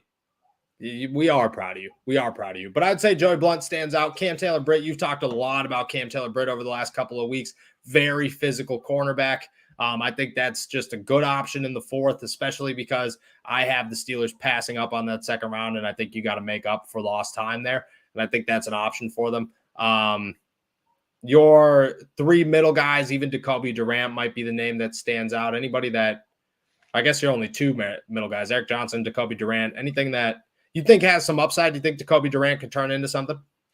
Yeah, so just real quick on Taylor-Britt, man, like you talk about that physicality. We've talked about him in previous shows and stuff. His ability to play the run, I mean, he delivers a pop on impact, and I really like that. We talk about Steelers corners all the time. They got to play the run and tackle. Taylor-Britt's a really good athlete too. May even have some safety versatility, so there's something there. But I like him as a fit for the Steelers even more than I do. I think he was my cornerback 8 on my rankings. But I like him even more in that regard than I do anywhere else. And then for the other guys like Eric Johnson from Missouri State, he was a guy. Honestly, he got a top 30 visit, which kind of forced me to his tape. I didn't know a ton about him, so I started kind of researching a little bit, but. Guy with some untapped potential, in my opinion. The first thing that came up when I was watching some games on YouTube, because I couldn't find anything else anywhere else, but just the explosiveness across the line of scrimmage. I mean, it's a really good first step, and you like to see that type of athleticism. He's got some heavy hands too. He needs to work on how to use them and using them more efficiently, but he packs a pop, and I think he could be a rotational piece down the line. The Steelers drafted Isaiah Loudermilk last year. They're kind of getting a little old up front, with Cam Hayward getting up there in age. Tyson Alualu's back, but he's going to be 35, 36. Yeah. Stephon Tuitt on the last year of his deal if we get him this year. So I think Eric Johnson would be a potential name to watch kind of in the late day 3. He was at the Shrine Bowl and he played he was impressive that week from what I understand. I know he had a sack in the game. I saw that on YouTube. And then he earned a visit to the Senior Bowl. So like he played there, and I remembered him vaguely from there, but I didn't go back and watch like his one-on-ones or anything to know how he performed. Jacoby Durant, that's a guy that I've been kind of pounding as like one of my favorite sleepers for the cornerback position. I watched this kid play Clemson last year. Of course, Clemson beat the hell out of him like a drum, honestly, but as a team. But Durant was the one guy on the field for South Carolina State that really showed out and looked like he belonged. I mean, he played, boundary corner for them, but tons of playmaking ability, like 12 career interceptions. I'm pretty sure he had 2 against Clemson, one on a diving interception off a tip ball, the other on a go route where he was able to flip his hips and then high point and secure an interception. He had some good reps against Justin Ross. Like Ross won his fair share. Durant won his fair share. But you like the footwork. He's on the smaller side, so there's a potential for him to, need to go inside to the slot as well. But in terms of a guy that's, a sleeper day 3 type of pick, I would like to see the Steelers go that direction. I'm about it. I'm about all of it. There's a couple of questions here in the chat. Late round running backs, that seems to be brought up a couple of times here. It seems as if the Steelers have not been interested in running backs. That being said, they didn't meet with Juju Smith-Schuster, and then they drafted him in the second round. So that would not be super surprising if they said, oh, we need a running back. This is where we're at.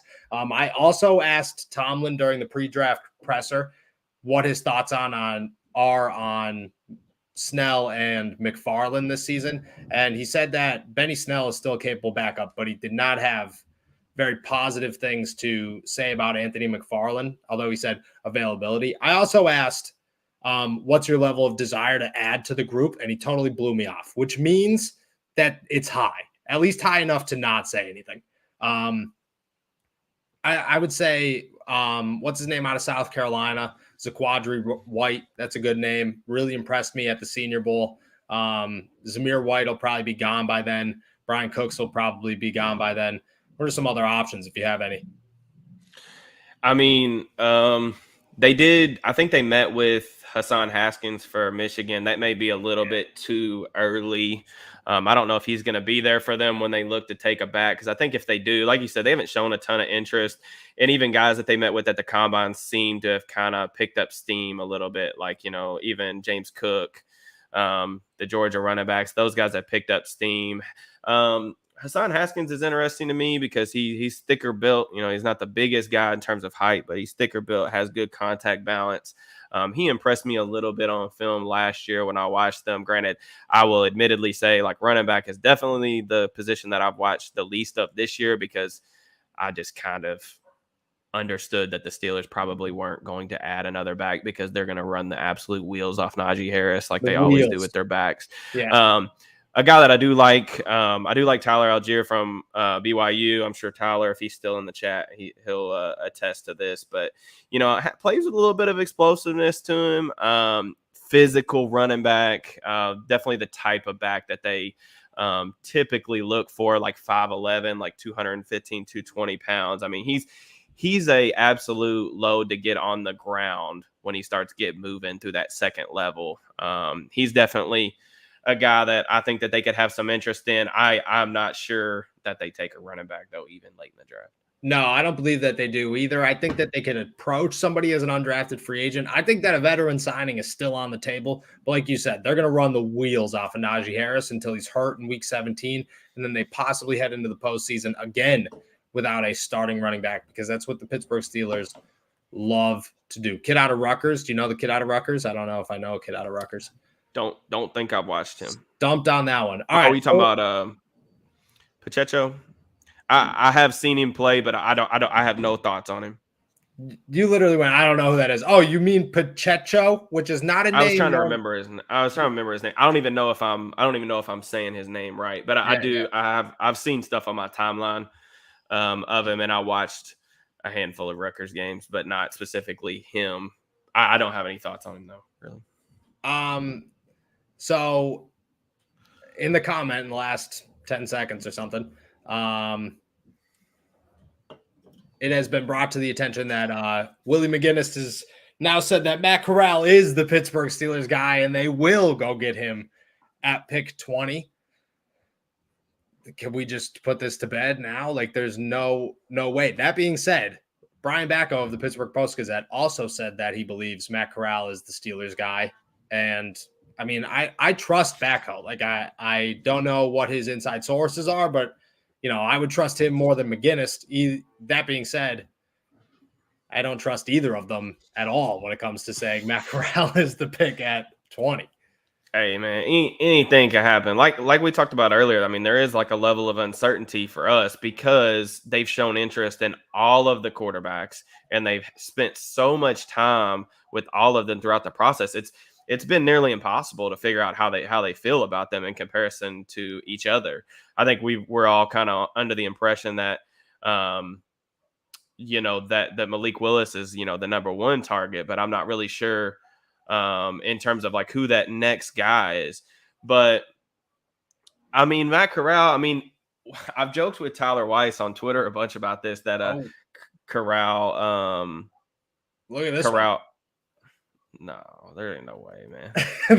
Straight from the words of Willie McGinnis. This is what you miss when you're not here. Yeah, I don't know. I mean, like I said, you love the release with Corral, but I've joked with Tyler Weiss on Twitter about this a lot. Like he'd fit in perfectly with Canada's system. I mean, it's RPO and moving the pocket. Like he can do that stuff.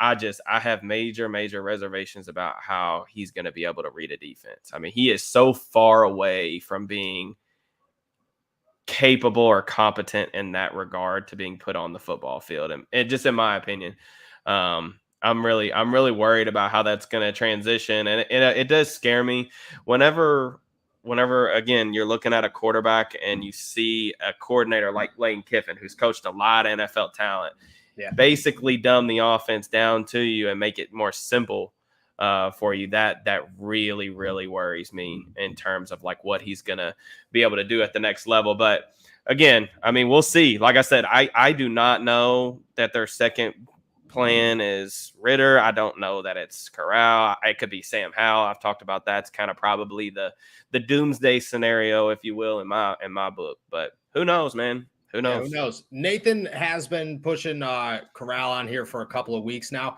If this is true, everyone remember this, because props need to be given to the man who said it from the beginning. Just like we've had somebody say Mitchell Trubisky was coming in. That was Phantom TV, actually. And here we are. All right. So also in news that is happening, if we can possibly, Sauce Gardner showed up with the flossiest of flossy chains. And I think he got the sauce chain on. Nice. That's a new sauce chain. Like I saw the sauce itself is nice, but the actual bottle of sauce is that's pretty fire. Fire. The man has the best grip in the NFL. And he's not even in the NFL. He's got Joe Hayden drip, and this man has not even been drafted yet. Now, just because we're talking about Sauce Gardner here, do you think there's any truth that if his nickname was not Sauce Gardner, he would be cornerback 3, maybe cornerback 4? Well, he is cornerback 3 to me, but I mean, he's still a phenomenal player. I mean, I get the nickname's cool, but I actually heard that I talked to someone, a family friend of his at his pro day. Apparently they're not very like he's indifferent towards the nickname, but you know, what? I guess he does embrace it now, but he was indifferent towards it really for the most part in college. I mean, Gardner, top 10 player all day for me. I mean, I got some concerns about, you know, his technique at the line of scrimmage. At times he can be a little wild and reckless with his punches, but in terms of, you know, a build a corner, literally, with plenty of speed, you know, really fluid for a guy that size. You just really don't usually see those 6'3" corners able to flip their hips like that. But I mean, he's an excellent player. I mean, never gave up a touchdown in college, incredibly productive. Not many flaws in his game, man. Honestly, I don't have a ton of complaints there. That's why he was, I think, like 8th or 7th on my big board. So we're hitting that point here in this draft special where everything that's coming out of your mouth, I've heard like 7 times now, and I'm running out of reactions to it. Like I've heard we spent a lot of time together. I've heard the build a player reference like 5 times now, and at this point, I'm just like, yeah, man, I know he's 6'3". I know he's never given up a touchdown, and you know, I know he's got a great nickname. Like I'm all about all those things, and I feel the same exact way. Obviously, you know, he's not as good as your boy Andrew Booth. It has been a long time since facts. Andrew Booth. Send us some questions. In the meantime, I was going to ask. So one of our guests, unfortunately, had to bounce. Ryan Roberts. You know, it doesn't matter. It's draft night. People got a billion things to do. Go check him out on Twitter. Rise and Draft Scouting, I believe, is his handle. So obviously a great NFL draft analysis. I was going to ask him a couple of questions. One about Kyle Hamilton actually falling, because he does cover Notre Dame for Sports Illustrated for Irish Breakdown. But, you know, we don't know that as much as he does. The second thing I wanted to talk to him about was Chase Claypool, because I want to know if this man falls in college as much as he fell or falls in the NFL, fell in college as much as he falls in the NFL, and if that could be fixed at all, because we are entering year 3 of Chase Claypool's career. Does it change? I mean, and I know this is not NFL draft talk, but does Chase Claypool's ability to make contact catches and not fall to the ground change in year 3? Yeah, I don't know. Chase has got a weird balance thing, man. Like the thing with Claypool, man, is they're trying to make him something that he's not. And like if you really go back and watch his college tape, a lot of the big plays were with the ball in his hands. That was my main takeaway when I went back and watched his tape after the Steelers drafted him. I'm like, man, he's even better with the ball in his hands after the catch than I originally gave him credit for. Claypool's issue is that he's a build-up speed guy, and he's just not – he doesn't play to the level that he tested at. And he has trouble consistently stacking corners on a boundary. So, you combine that with that less than successful rate of like contested catches and bringing those in his first 2 years in Pittsburgh.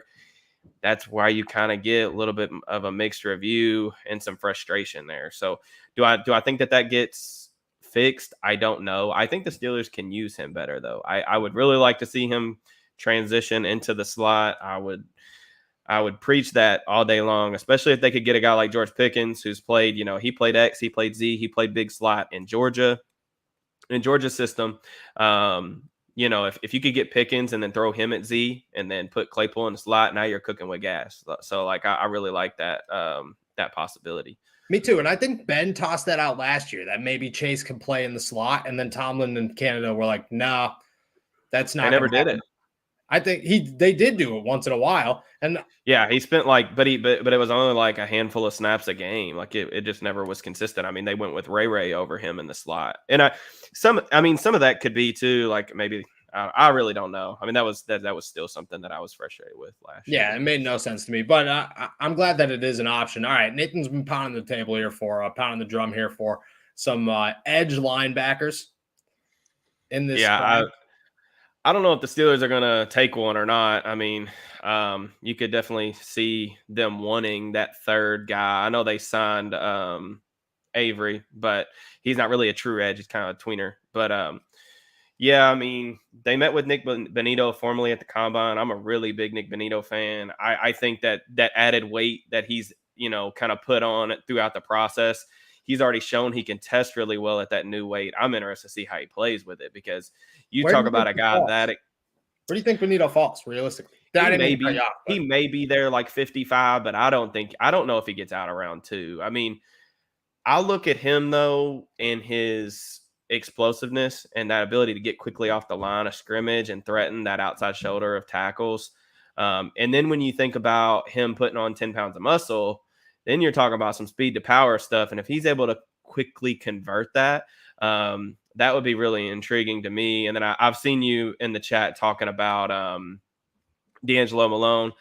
Really like him. It seems like he's got some steam coming towards the draft night. I think that he's going to go day 3 just because he's an older prospect. I think he spent 5 years at WKU, over 30 career sacks though. Honestly, like this class is weird because I think this edge class is very good, but it doesn't have a lot of guys that are very good benders. And D'Angelo Malone, I think, is one of the best benders in the class. He doesn't have quite the bend that like Bonito does, where I think Bonito could like run under a table full speed. That's how good his bend is. But like Malone can really bend a little bit too. But same issue kind of with Bonito. Both speed rushers who really don't have anything behind their hands to really run through tackles, and you can see it show up on tape.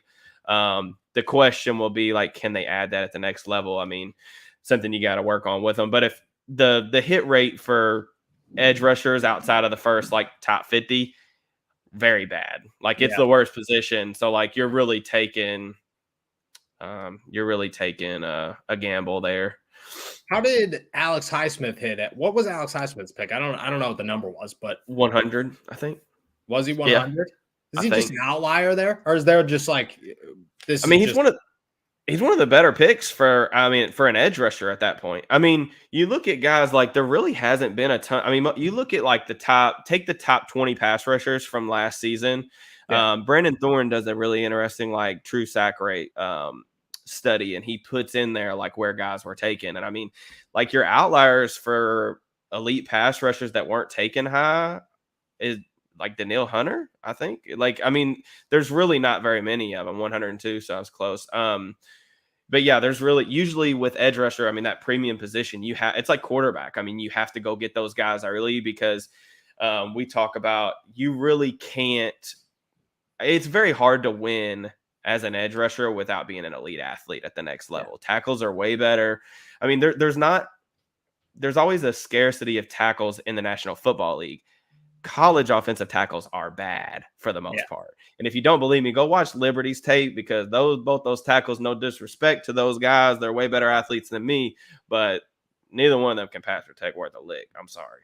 Yeah, it does happen, and you do see that gap quick. They're quicker with their feet. They're way faster in the NFL, and they become more of an athlete. And you see that. I mean, Chooks came into the NFL as one of the most athletic tackles in his draft class, and you still see how he struggles from time to time. But one thing, so just going back to Falele, as a potential option, depending on on day 2, maybe if they want to add a tackle.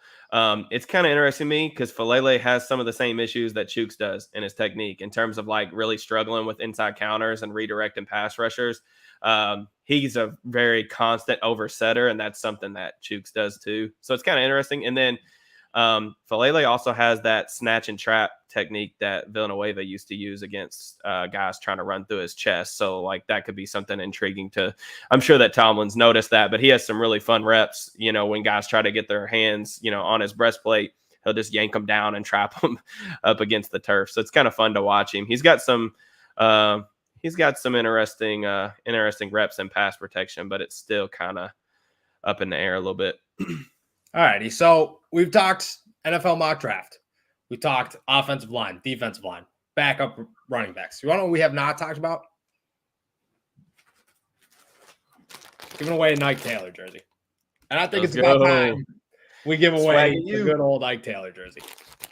Signed, I believe the stamp's right there from our boys over at TSE. As always, make sure you got 10 seconds. So toss your hashtag all Steelers NFL draft special in there. Quick. We'll do it again. Go ahead. I see the comment, and not to go too long on it, but like I don't think Falele is too big. Like I know I've had that reservation about tackles in the past, but I don't think he's too big because I think he's a really good athlete for his size. I even think if you compared him to like most 6'4", 6'5" tackles that are like 300, 310 pounds, I still think he moves fine. So that's really not a concern to me. The bigger concern to me is that he's still figuring out how to use his hands, and like the hand placement and the timing is really off. And like he has pretty much no experience as a vertical setter, which he's going to have to do at some point in the next level. So that kind of worries me a little bit too. Thoughts on Falele? Oh, I got his name right that time. Yeah. You could tell I'm getting like the vision's going a little bit. We've been on here for a long time. The back's been cramping for an hour and a half now. Oh my gosh, man! I swear, not getting any better. All right, before the end of the hour here, when we got Nick Farabaugh coming back, hopefully at the top of the hour here, or a little after the top of the hour here. But first, let's give away an Ike Taylor jersey, huh? All right, we got 30 entries this time. Make sure you toss them in here real quick. Am I missing something? We're not missing anything. Okay, cool. All right, you ready? Good old Ike T jersey in 3, 2. Drum roll.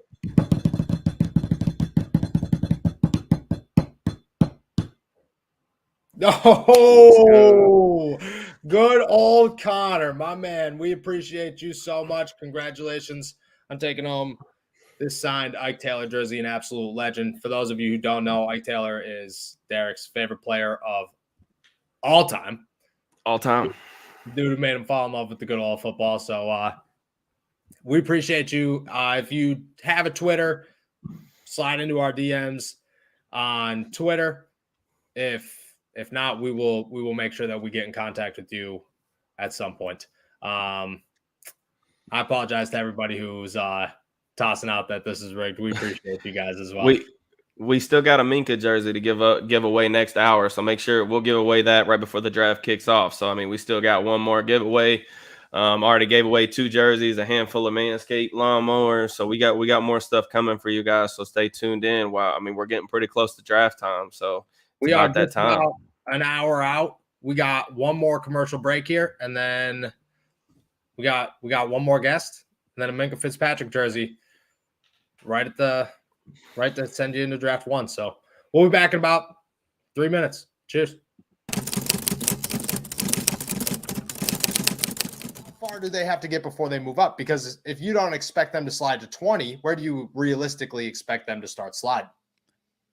So here's the thing. I do think Willis somehow finds his way into the top 10. And then I think Pickett will go anywhere between like pick 12 to pick like 18, somewhere around there. Apparently, the Saints would really like to use one of their 2 draft picks on a guy like Kenny Pickett, and that kind of does make sense. I know earlier in the offseason, whenever the Saints did make that trade with Philadelphia to acquire another first-round pick, there was a lot of smoke about them trying to move up into the top 10 to go get a quarterback. But I think the way the board's playing out right now, and it's just by reading pretty much anybody who has an inside grip on any of these teams looking for a quarterback, they are more than happy, willing to wait as opposed to moving up and going to get somebody. So I think at the moment right now it would be extremely rare or uncommon to think that a team would move up into the top 10 or the top 15 to go get a guy.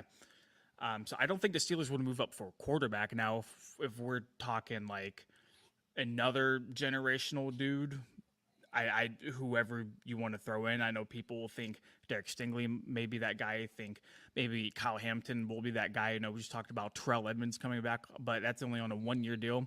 And I don't think Edmonds on the roster should prevent you from bringing Hamilton in at all.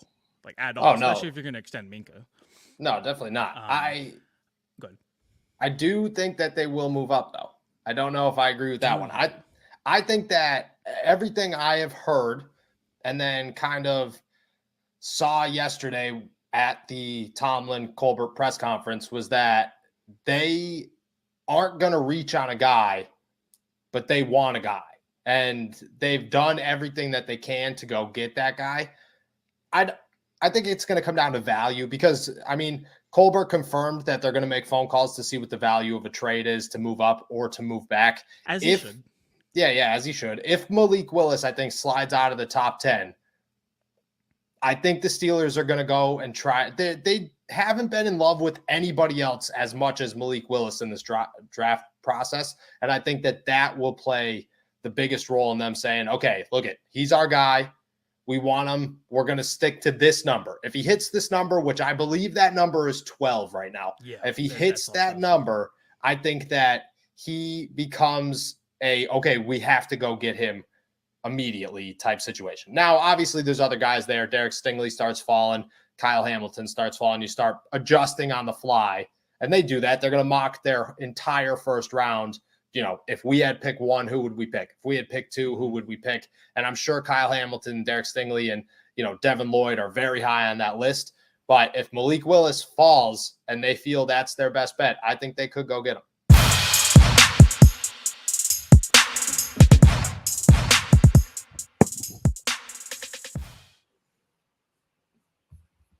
Ooh. 1 hour.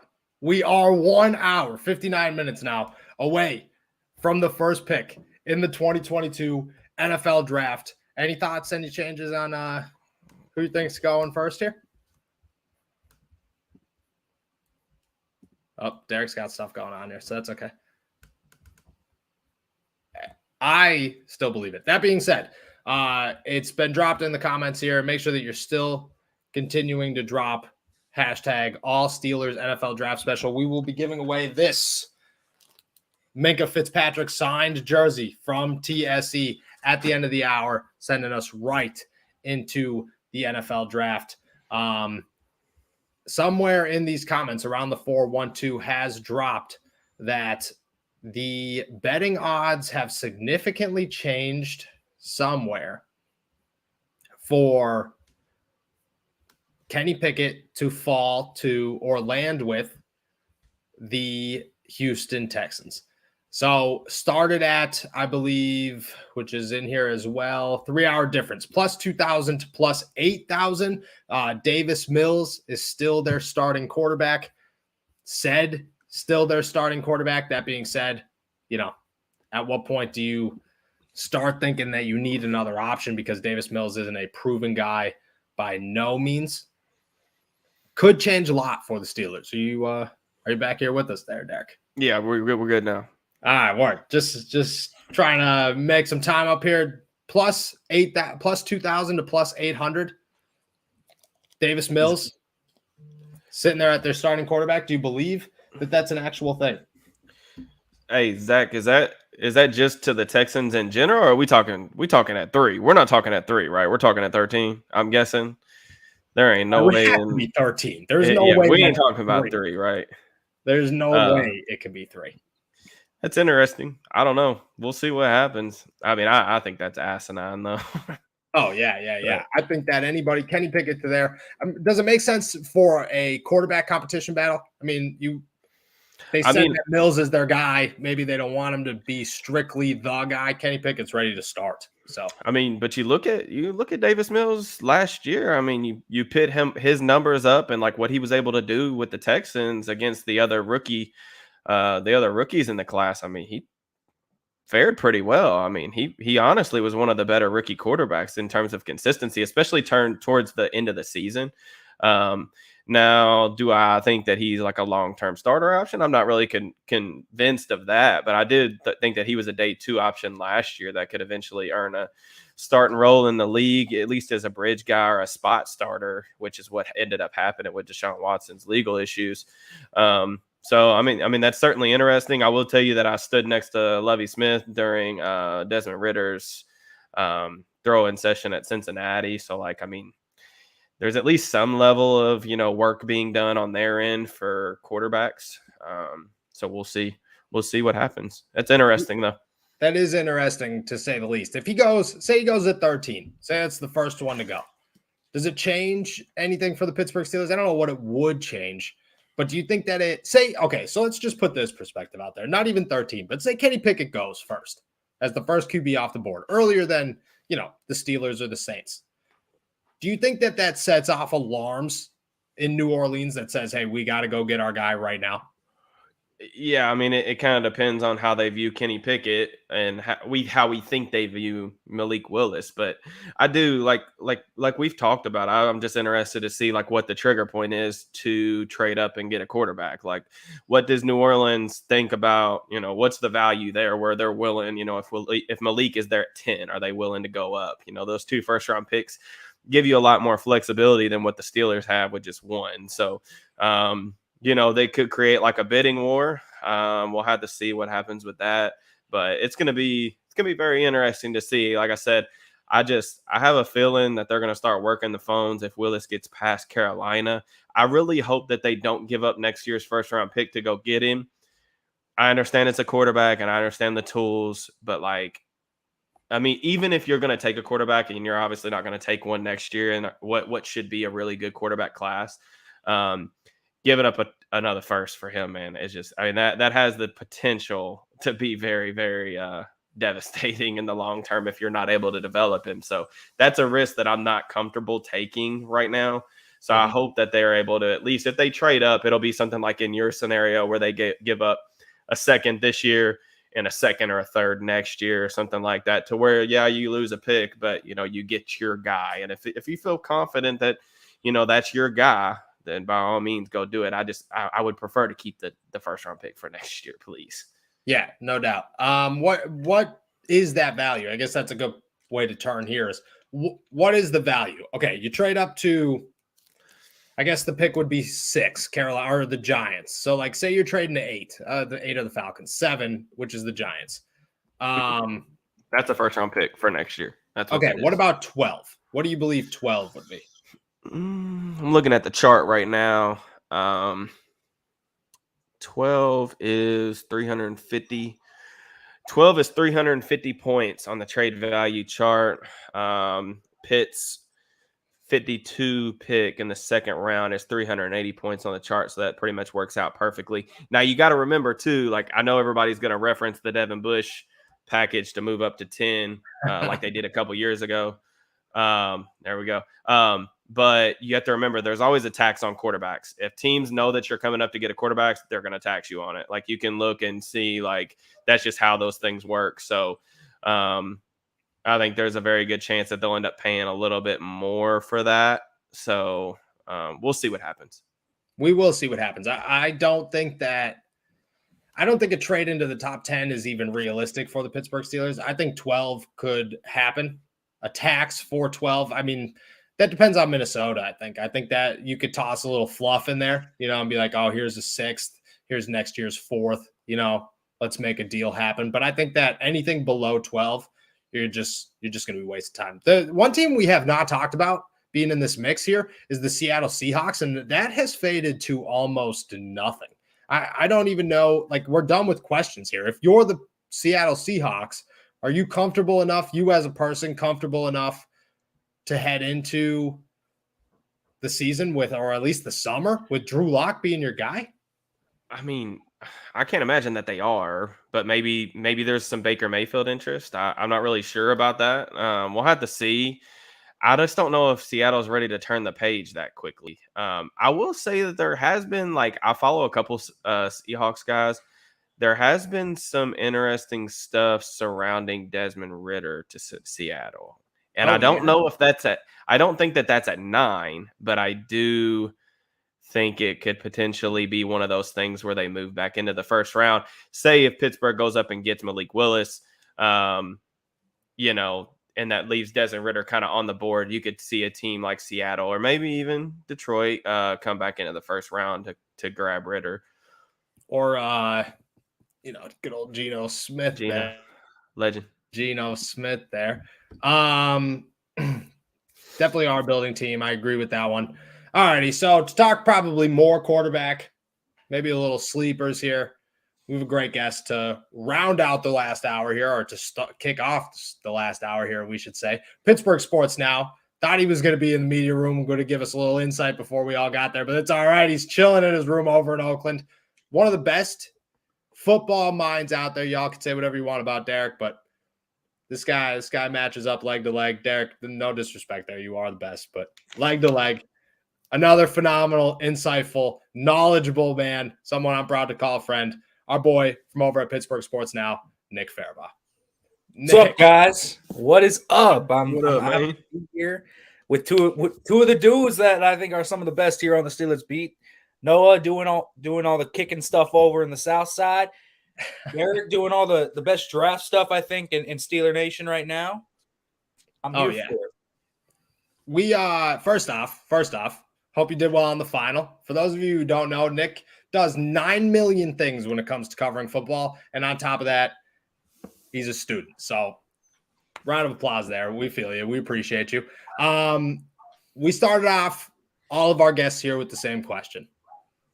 The first pick in the NFL draft is, Derek says Walker. I say Hutchinson. You say Trayvon Walker. I agree with Derek. Oh, okay. In fact, I'll give you a top 3. Oh, okay. Trayvon Walker, Kayvon Thibodeau, Derek Stingley. Boom. Derek Stingley, number 3, huh? Mm-hmm. What's the thought there on Derek Stingley 3? The smoke coming out of Houston's just been unbelievable. I mean, that's who they've been zeroed in on. And originally I thought that was at 13, but he ain't getting to 13 because if Minnesota has him there, they're going to take him.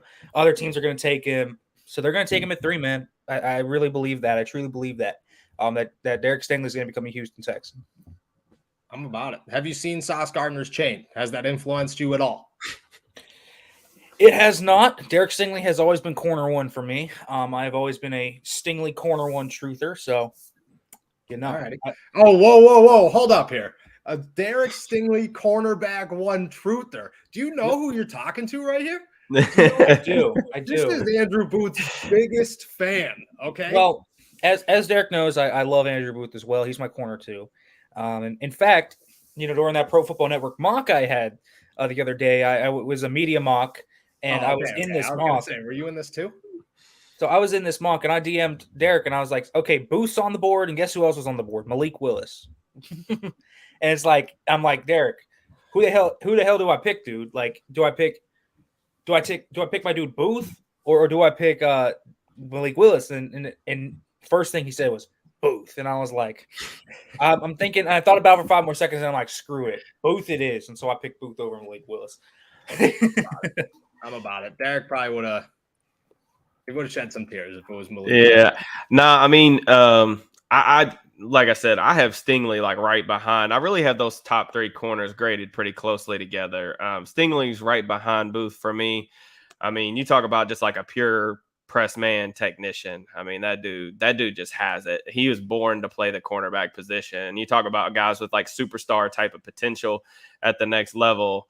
Stingley has that. I mean, if you watched him dominate in the SEC as a freshman at 18 years old, you just don't really see that very often. And, as long as he's healthy, I really think that the big difference between me for Booth versus Stingley was I saw a little more willingness to come downhill and tackle with Booth. I liked that in his game. And then I just think overall his tape over the last 2 years is better.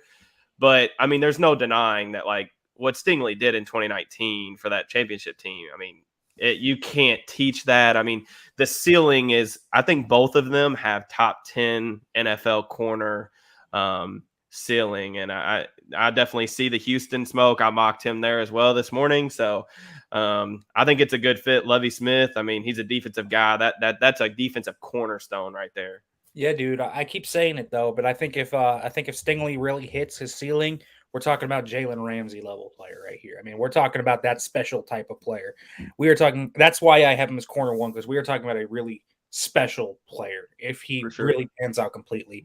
And the tape is just so good. And again, I think people kind of overrate his struggles in 21. I thought he had decent tape this year.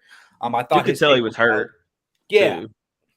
It's like he's so athletic, he's so explosive, he's fluid, he's got good ball skills. I know his ball production has kind of dipped a little bit, but the ball skills are still there. Really easy to mirror, guys with him. You feel like you can move him wherever you want. He's such a dynamic player. I love that guy, man. I really think Derek Stingley.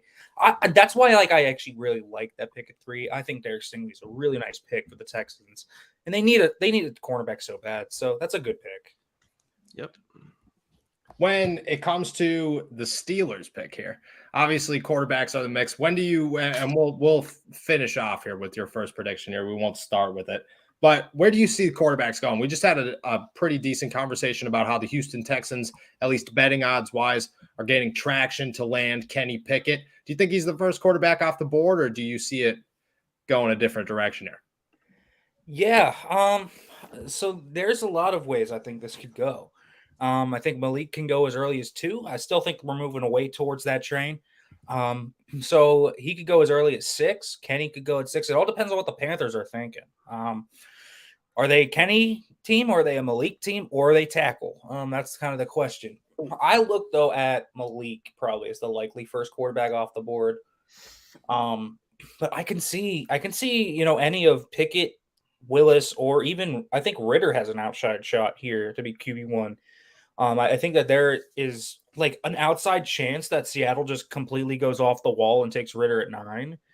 I also think there's, and this one is something I've been hearing recently, is that New Orleans is trying to maybe move up to get Ritter. And so that's something to look at too. But the Ritter top 15 buzz is like real. It's there. So it's something to watch. But my safe bet is that Malik comes off the board first, just because of his physical tools. I'll go Malik Willis, but I could see if Carolina goes off the wall with Kenny. It's not really off the wall because it's been so mocked there, but he's probably not worth that pick.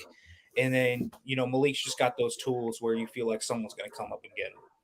Do you think that the value is there in Desmond Ritter? Like, obviously some NFL teams though, but to trade up for Desmond Ritter, that sounds a little, just as an average person would sound a little bit too much.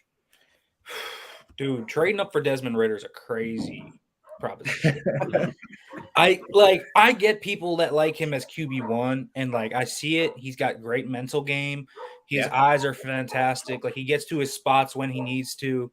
He's really good from that mental processing perspective. And he's also a really good athlete, probably underutilized in the designed run game, to be quite honest with you.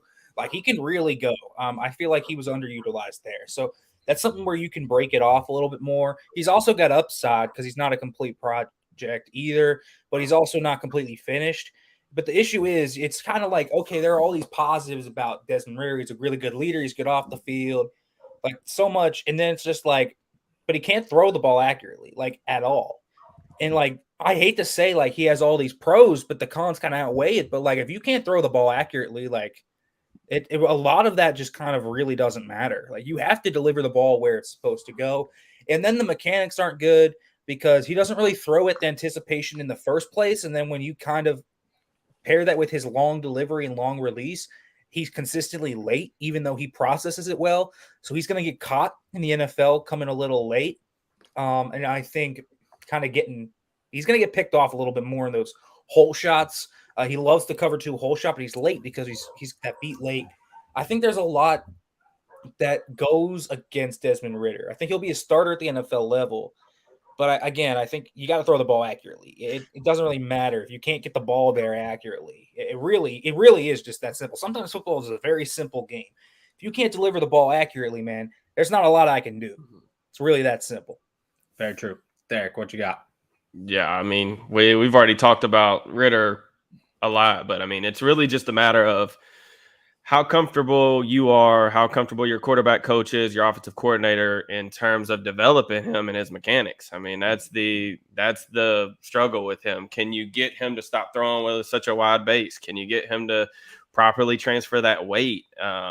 Just too many misses, like Nick said, too many misses on layups on his film. And one thing that's kind of interesting, I was joking about it last year because like Ben's always been such a slow starter in games, like over the past 7-8 years. Ritter's the exact same way. You watch that kid play in the first quarter and you're like, dude, this guy is terrible. And then you watch him start to get in rhythm. He's a very rhythm thrower.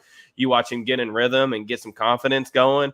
The Notre Dame game is a really good example of that. I mean, you watch the first quarter of that, especially after he had that quote about the crowd noise throughout the week. First quarter did not look good. Missed a couple layups, first downs, and then second half, couple just highlight worthy throws, couple down the left sideline, and then he had that really nice cover 2 shot that Nick's probably got in his head right now. So just the inconsistencies as far as like accuracy, they're very concerning. And like Nick said, that's something you have to do as a quarterback. You have to be accurate, and he's just really not quite there. But I think you can say the same thing about Malik. Now, they're not dealing with the same type of situation. I mean, Ritter had Alec Pierce, and they've got 2 talented tight ends at Cincinnati. He's got a better run game, and where Malik's playing with a lot of guys that are going to be accountants next week. I think Malik has some of the same struggles in terms of accuracy as well. Yeah, I think that's a good point, is that Malik does. But Malik, for reference, Malik is my QB1. And I say that because he's the only guy I can see becoming a franchise guy in this class. Really, he really is. Like at Kenny Pickett's peak, like what's Kenny Pickett's ceiling? Derek Carr. So like franchise guy borderline, but no. That's probably right around where Ritter's peak is too. I don't think Ritter's going to get much better. Maybe his peak's a little higher, like a Dak Prescott type player, which probably is a franchise quarterback, but it's going to take a lot of work for Ritter to get that high. Howell and Corral do have upside, but they're not. Again, I see their kind of full potential as like that next tier down, like Carr, Cousins, something like that. Willis, though, on the other hand, I mean, we're talking with a dude with an arm that can rival Herbert, Mahomes, and Allen. I mean, that's the type of arm this guy has, an absolute bazooka. And then the athleticism. I mean, he's a special athlete for the position. And so one of the theories I'm kind of having is that maybe, we talk about his very low floor. Maybe his floor is just a little bit higher than we think because of his productive athleticism, which is what I kind of think it is. And so he's just going to have to learn to play in the pocket. He's a ways away, but if you can work with this dude and really get what he's got, I mean, I'm telling you right now, man, you're going to get a top 10 at the very least, maybe a top 5 quarterback in the NFL. And that's why I would take a swing on him versus anyone else. Now, if I'm looking for stability, I'm probably taking Kenny or Ritter. So it's kind of the different parts of this. You're probably going to see guys from this class be starters. Ritter and Pickett will start. I think those guys could be starters for a long time, actually. I don't necessarily think they're going to flame out as starters either. But again, Malik is the one dude that in this AFC specifically, and this is why I'm saying for the Steelers specifically, in this high-pumped AFC where you've got Deshaun Watson, Justin Herbert, you've got Patrick Mahomes, you've got Russell Wilson, you've got Lamar Jackson, you've got all these dudes that are just really good quarterbacks. The only way you can keep pace, Josh Allen I even left out, like you have to keep pace somehow. Malik's going to be one of those dudes that can even that playing field. Yeah, I definitely agree. Go ahead. But you talk about like the floor with Malik. Like, I mean, I've seen that too, and it does worry me because I think he is like really far away as a passer. You and I talked about last week. I think we were talking about how he avoids the middle of the field like it's the plague. I mean, it's very Russell Wilson-esque where he just does not want to look that way, throw that way. But having said that, even as a rookie, and I do not think he should play next year because he's so far away from being able to like process at an NFL level. I do think that he could step in next year, and it wouldn't surprise me if he ran for like 800 yards. I mean, like that's the type of floor, and I know that's not great, and that's probably not what Steeler fans want to hear because they don't want to go back to the days of like, Cordell Stewart or something like where you're just solely relying on a quarterback's rushing ability. But that's what Malik can do. I mean, he's that type of athlete, in my opinion, to where he can run for 600 to 800 yards as a rookie, and like that's, I think, on the low end of things.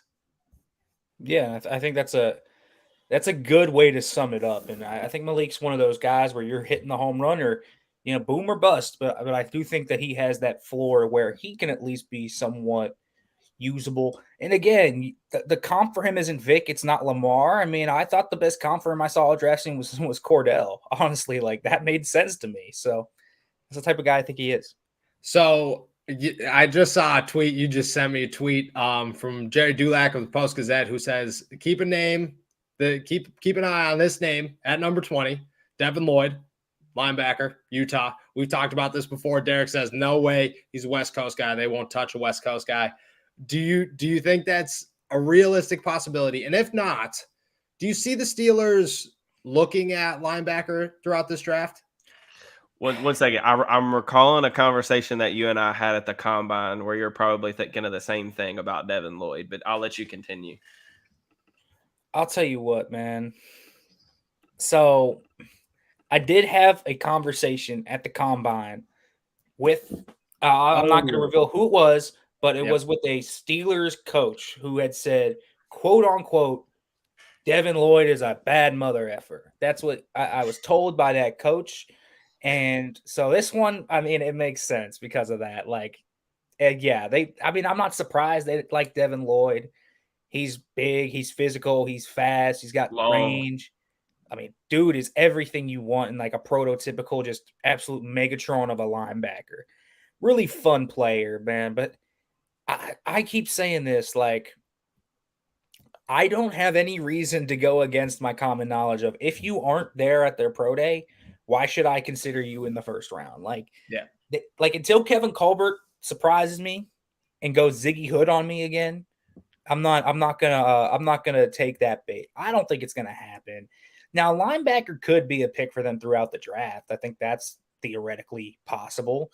Like one of the three Georgia guys. I think Quay Walker is more likely at 20 than Devin Lloyd. Like that's honestly where I'm at. But honestly, you could see Brandon Smith from Penn State, Leo Chenal, like someone like that. Like there are linebackers that they'll look at. Muma, Damone Clark. Like there's a ton of guys that they could take a look at. Darian Beavers. But like Devin Lloyd is a fun player. He's a good player. But I'm not certain that they need to spend a first round pick on an inside linebacker right now. I don't really think that's like the number one priority. And I also don't think he's going to be a BPA there either for them. So I personally wouldn't take Devin Lloyd there. I get it, but I'm not sure he's the type of guy you need right now where you're at the franchise. That's a lot of investment at that linebacker position, man. Trading up for Bush, signing Jack, Buddy Johnson last year. You bring back Spillane and Marcus Allen on RFAs, so on an RFA contract. So you now have paying them like $5 million combined. Plus another first-round pick. That is a crazy amount of investment in the inside linebacker position. I'll tell you that. Yeah, I definitely agree. And I don't think Lloyd is an option. We've talked about this, I think, more than once, maybe.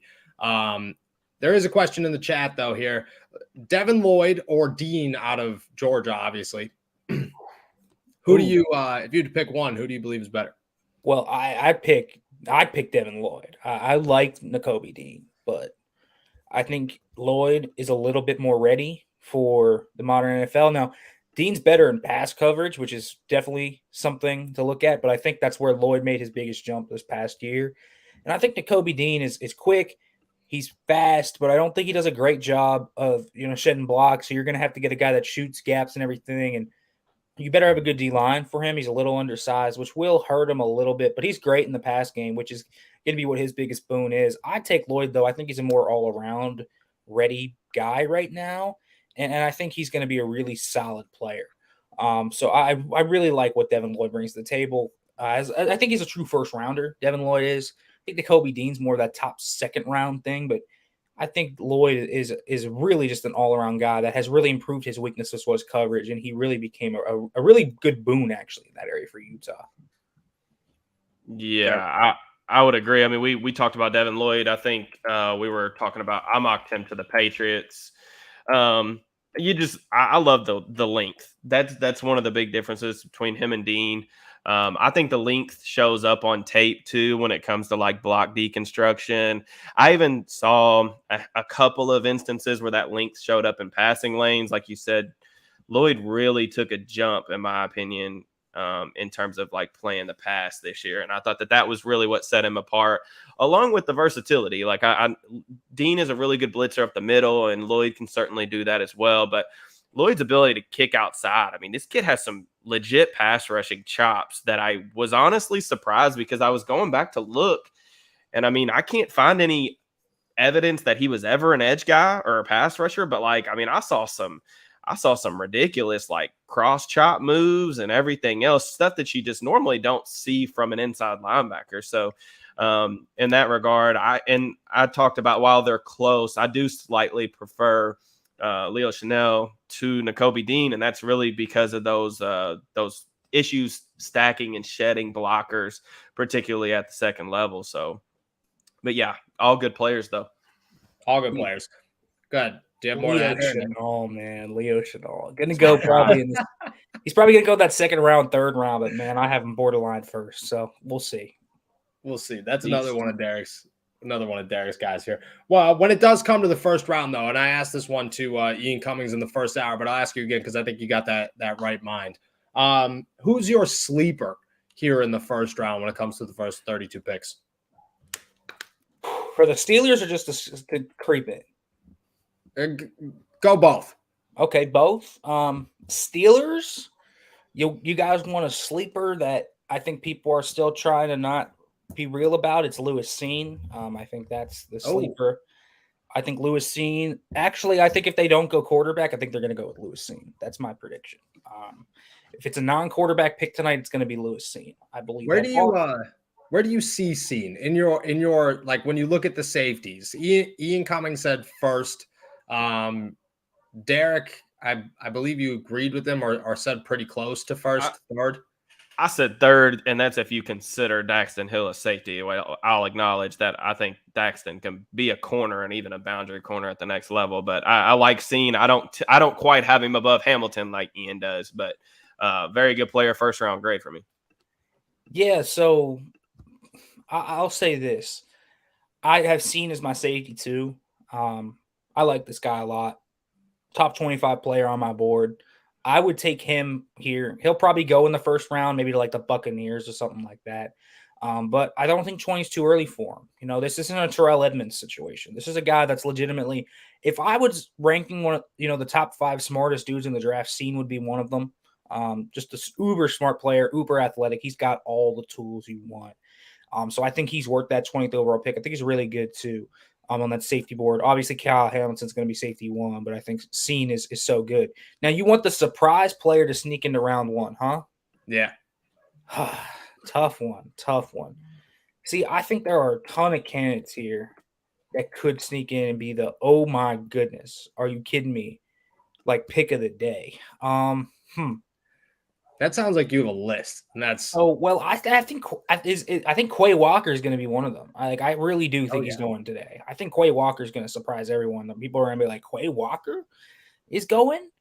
Yeah, I think he will. I think Quay Walker is going to be one of those dudes. I think he will. I'll tell you, I think Boy Mafe could maybe slip into the back end with his athleticism. That's the first time I've heard his name in a while. Yeah, he's just such an athletic freak. And, he's one of those dudes that doesn't get talked about a ton because I think people kind of were like, oh, athlete. And then they just kind of fizzled out at the combine. He's really good, though. I'll give you the real surprise. You want a real surprise? Yeah. So Kansas City's picking twice back there. Obviously, they traded Tyreek Hill. Surprise of the first round that I think people could be surprised by, Sky Moore. Oh, a little Sky Moore action at the end. You think that's too high for Sky Moore? I love Sky Moore. I love Sky Moore. I don't know if I would spend a first round pick on him. I would spend a mid-second on him, late first, little bit pushing it for me. For my personal taste, again, I love what Sky Moore brings to the table. I think the whole thing that he's just a slot receiver is complete bogus. I think he can play wherever he wants to play. But he's got some things to work on still. In the size, yeah, he's 5'8". It does matter to a degree. Size isn't everything, but it does matter in some areas. He doesn't have this great catch radius. He's fast. He's fluid. He's got all these great things. And I just would like to see him step into his route tree a little bit more, kind of work out his route tree more. I think he's a guy that is ready to be a big-time contributor, but I don't know. I mean, it's the Chiefs, so if he goes there, he's obviously going to be one of the most productive receivers in the NFL because Patrick Mahomes makes gold out of everything, right? Yeah, I mean, that's very true. If he fits the mold, you could do anything you want in Kansas City. And it's not even Patrick Mahomes. It's Andy Reid, too. I feel like Andy Reid could make anything out of anything. Derek's been big on Sky Moore, obviously, for a hot minute now. We try to keep that a secret for as long as possible. When it comes to anywhere else, I mean, Nick, Derek, you got any guys you want some opinions on? Any positions here? I think Quay is a good guess. I saw some Drake Jackson hype from Adam Schefter yesterday. That felt kind of weird. But again, like we talked about earlier today, like it's their stacked edge class, and it's something to where I think a lot of teams are going to vary on rankings. Jackson's one of the best benders in the class. He kind of played a little bit out of position at USC. They were really bad. I mean, they were bad defensively during stretches of his time there. Maybe that's a guy. I'm trying to think here. I mean, it wouldn't surprise me if Detroit took Chanel at 32 like that. That's one. I mean, I guess that would be a surprise to most people, but I think Nick and I are both pretty high on him. Let's see. The kid from, I don't know if this is a sleeper or not, but I haven't seen him in a lot of mock drafts. What about the Penn State edge? Arnold Ebiketie. Ebiketie, yeah. I watched his film. I didn't get to him till late, but I watched him probably 3-4 weeks ago. Man, that dude's got some tools, and he's athletic too. So I mean, I'll say him too as maybe a sleeper. Mm-hmm. So, go ahead, Nick. Yeah, I'll throw out one more sleeper from that because I don't really know how the linebacker group's gonna sift out. But I also think Christian Harris from Alabama, who hasn't been talked about nearly enough, is going to go way earlier than everyone expects him to. What is that? What was that eye roll, Derek? Is it a yes? Is it a no? So actually, Jonathan and Nick and I had plenty of conversations about Christian Harris at the combine. It wouldn't surprise me if the Steelers liked him. I mean, that athleticism is very real. Like Nick said, that's going to be intriguing to a lot of teams. If you're looking for a guy that can get places in a hurry, a kid can get downhill in a hurry. He can cover the flats. He's got experience as a cover guy, like flipping and running up the seam. My issue with Harris, man, like I think his eyes are terrible. And like that's a big thing. Brandon Smith's a little bit like that too. Like, I understand athleticism is definitely important at the linebacker position, but I feel like we've gone a little bit too far past the spectrum in terms of like valuing athleticism at that position. And we've kind of forgotten about getting off blocks and knowing where the play is going. And like, I think that those instincts are really lacking there with Harris. And that's why I think I had him in the 50s or 60s. Like, I do see potential there. I don't think he's ready to even, I think he'd struggle as a rookie. Like, and that's the thing in this class. Like, I see other guys like, you know, Chanel, Dean, Lloyd, maybe Chad Muma. I see those guys as a lot more ready to play than I do Christian Harris. But, you know, the reward could be with patience, you know, so. No doubt. Yeah. When it comes to wide receiver, and before we get your prediction here for the Steelers' first round pick, when it comes to wide receiver, obviously a big topic for Pittsburgh. Talked plenty about them. How far back you think you could push it here? You know, me and Derek both released star mock drafts earlier. Both had Danny Gray. He had him in the 4th. I had him in the 3rd. How far back you think you could push wide receiver if you're the Steelers before you start, you know, making a mistake? 3rd round. I think you got to take one by the 3rd round. Just my opinion.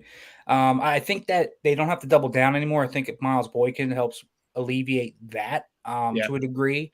But they just don't have proven guys that could start there, or you know, guys that are off-cast, like Anthony Miller, Steven Sims, and Miles Boykin. They all have played and started elsewhere, but they haven't stuck elsewhere for specific reasons.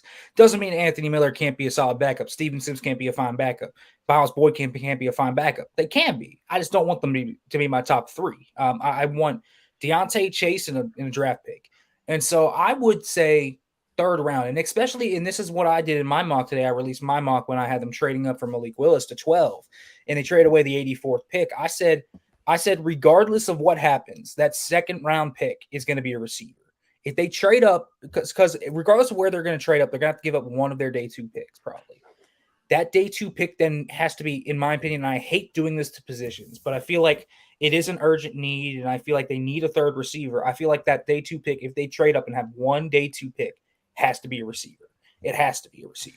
And so round 3 is that one, I think, edge where you're like, okay, I can get a starter here. And then after that, maybe you get Justin Ross falling to round 4 because of injury concerns. Danny Gray maybe does fall to 138. I think Danny Gray's I like the Danny Gray at 84 pick. He has Deontay vibes to me in terms of his stock. It's consistently gone up. And the Steelers surprised everyone by selecting Deontay at 66. Wouldn't surprise me if we see Danny Gray at 84, but there's a lot of options for them here in this receiver class. It's a good receiver class. Oh, it's definitely a good receiver class. I am looking at your mock draft here. Joshua Williams in the 4th, huh? And then a late round running back in Tyrone Davis-Price out of LSU. You feel good about those? You might be the only person to say a running back is the move for the Steelers. They got it. I'm of the mindset they got to get a running back. There's no, at the very least, they need someone to push McFarland and Snell.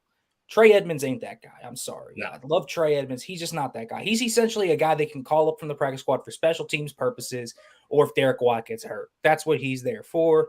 And he does it nice. You know, he's a good special teamer and everything, but they need a running back here. And, you know, I think Tomlin kind of hinted at, great question, by the way, Noah, on Monday when you asked him about the backup running back situation.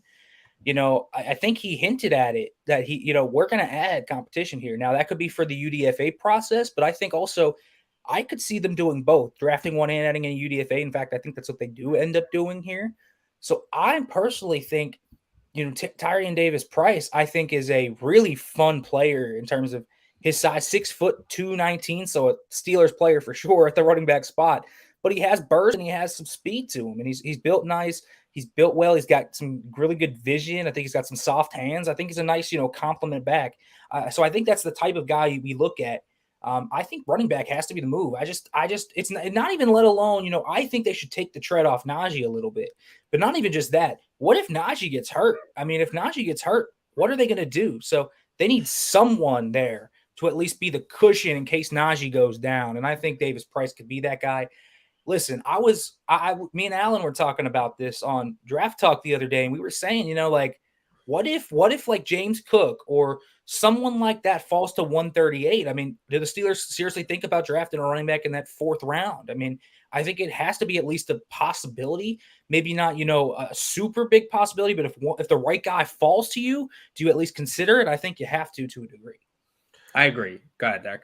Let me ask you this, Nick. So, in my second to last mock, so I did 3. My second mock, I had George Pickens at 52, and I know that you have him there in your latest mock. We heard yesterday, I think it was Jeremy Fowler saying that his stock would go well into day 2.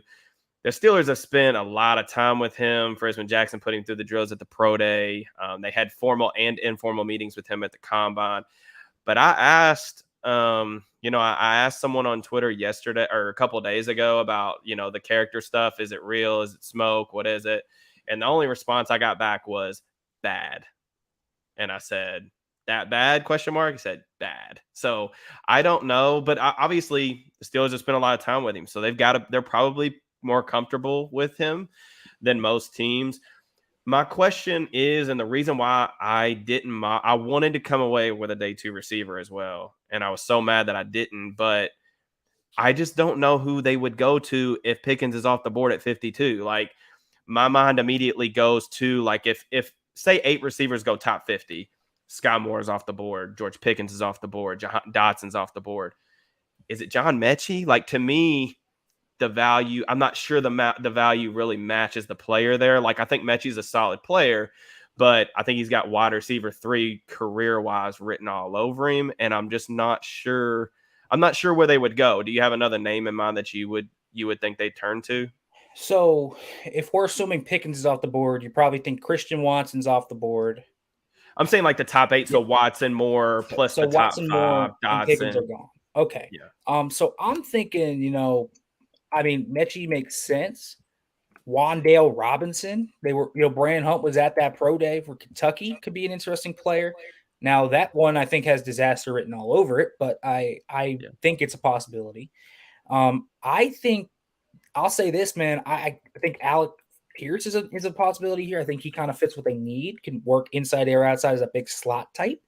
So I think if the right guys are gone in round 2, then you just kind of go with whoever you have at 52, whether that's a safety, whatever, and then you circle back around. Because at 84, I think you're going to have some guy there. And this is why Danny Gray is such a good pick at 84, because I can't see him going before then, but I can see the Steelers being all over him. And I think Danny Gray can ball, so I'm down with it. I think Danny Gray is a really nice receiver, man. So I think that's a possibility. Now, round 2, I think, again, if you talk about all those guys being gone, Mechie's an interesting question, because the question we have is, how okay are they with drafting a guy that might not play to start off next year? And I think that's really important to kind of look out for. Is the torn ACL such a big thing to where they're just going to be like, we're not away from it? But I think if they got through the medicals and said, yeah, John Mechie's going to be okay, we feel good about this, I think at 52 he'd be a fine pick.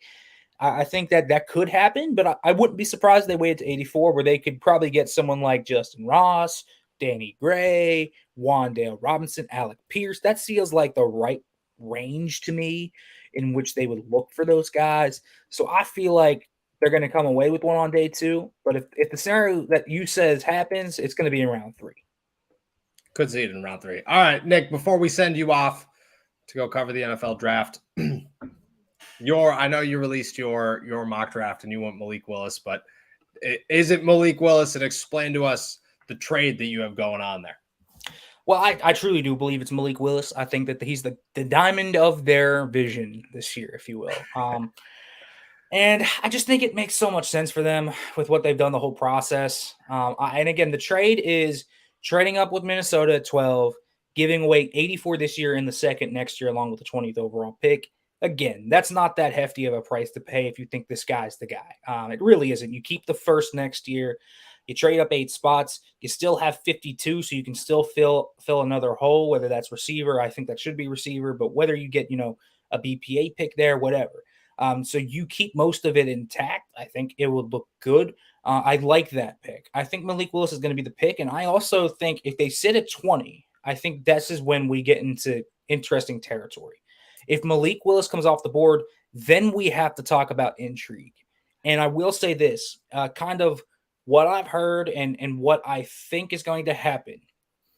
If he is off the board, I think Pittsburgh's second target is Desmond Ritter. And I really think their third target is Matt Corral.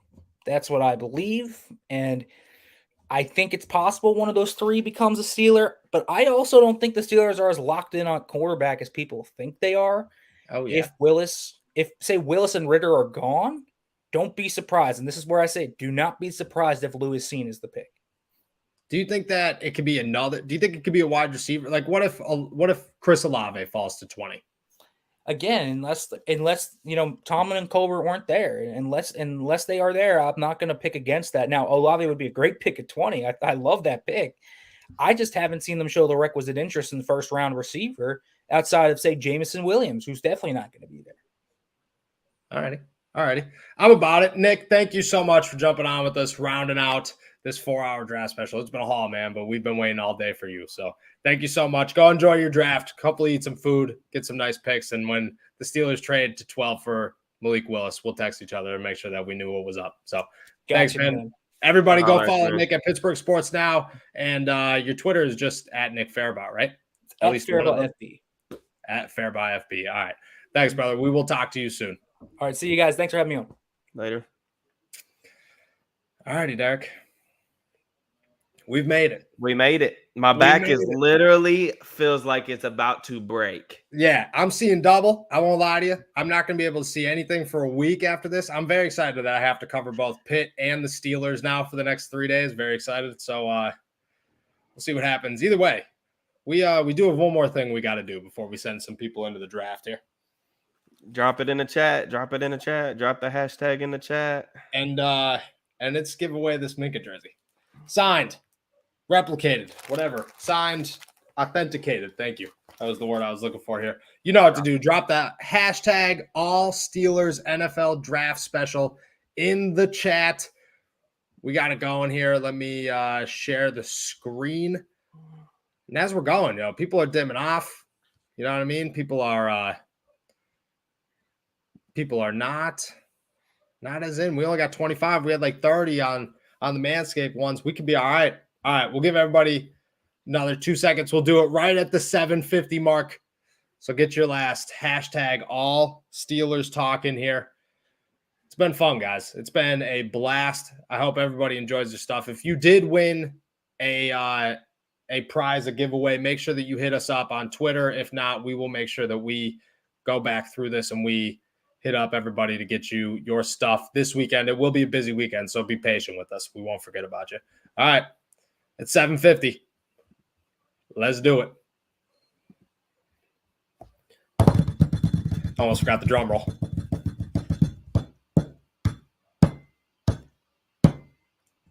Oh, it was almost still moving. M.Dot Forever 96.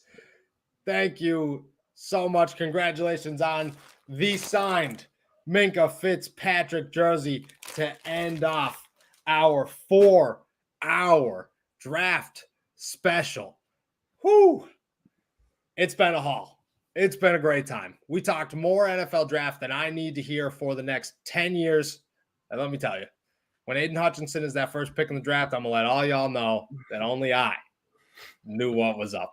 Derek, thank you so much for coming on with me and for doing this with me. This has been awesome. I don't know if you have any final comments here for all our viewers as we send everybody off. Nah, I mean, like you said, man, it was a long road, but we finally made it. So I do appreciate everybody, stopping in. Viewership was crazy throughout. The chat was crazy throughout. Yes, Andrew Booth. Everybody say a prayer to whoever you pray to that the Steelers, change their minds and come to their senses before 10 p.m. tonight. But no, in all seriousness, I know I speak for like Noah, but like, draft season has been so much fun. Like we've really enjoyed giving y'all this coverage, man. Like the YouTube stuff, all the stuff that we've got on the site. It's been so much fun to talk draft with you guys, and I really cannot state this enough how excited I am for like next year already. Like I'm really excited. It's going to be a lot of fun. So I appreciate you guys for rocking with us and all of the support. I'm very grateful for that. Yeah, 100%. I just want to reiterate what Derek just said here. This has been unbelievable. I came into here with no expectations because I didn't know what to expect. I thought by 4 hours I would have nothing left to say, and you guys made it awesome. This group chat or this YouTube chat has been incredible. Could not appreciate you guys enough, and honestly, the whole draft season. We have been having a blast. So thank you guys from the bottom of our hearts for real. And this is not just goodbye, getting real sentimental. This is we're coming back next week, maybe tomorrow, maybe Saturday, and we got more content coming for you, and obviously your inputs too. So we hope everybody goes and enjoy the draft, have your beer, yell Andrew Booth whenever he gets picked, and eat some good food and enjoy the next 3 days. Pittsburgh Steelers new season starts on Monday or Sunday, I guess, Sunday morning. It's a new year. It's a new team. It's a new player. We cannot thank you enough. Make sure to go subscribe to us on YouTube, youtube.com/allsteelerstalk. Like this video, obviously, and give our boys at Manscaped a shout out by using our promo code AllSteelers for 20% off plus free shipping. Thank you again. Enjoy the draft. Oh, do you got one more thing? Yeah, one more thing. Hey, just for you guys that, I'm not sure what everybody's draft plans are. I'm going to go eat some wings with my friends and family right now, watch the draft. But if you're planning on, y'all want to be on YouTube for the draft, make sure you go to around the 412, hop in their draft show. They're doing a special. And I think they're doing a lot of giveaways, and Tyler and Smitty and those boys are definitely big supporters of ours. And we would like to show that love back to them. So make sure that you hop back in there, show some love, tell them, we sent y'all over there. And then again, like Noah said, enjoy y'all's weekend, man. We'll be sure to chop it up with y'all probably tomorrow. No doubt, yo. Enjoy the night. Peace.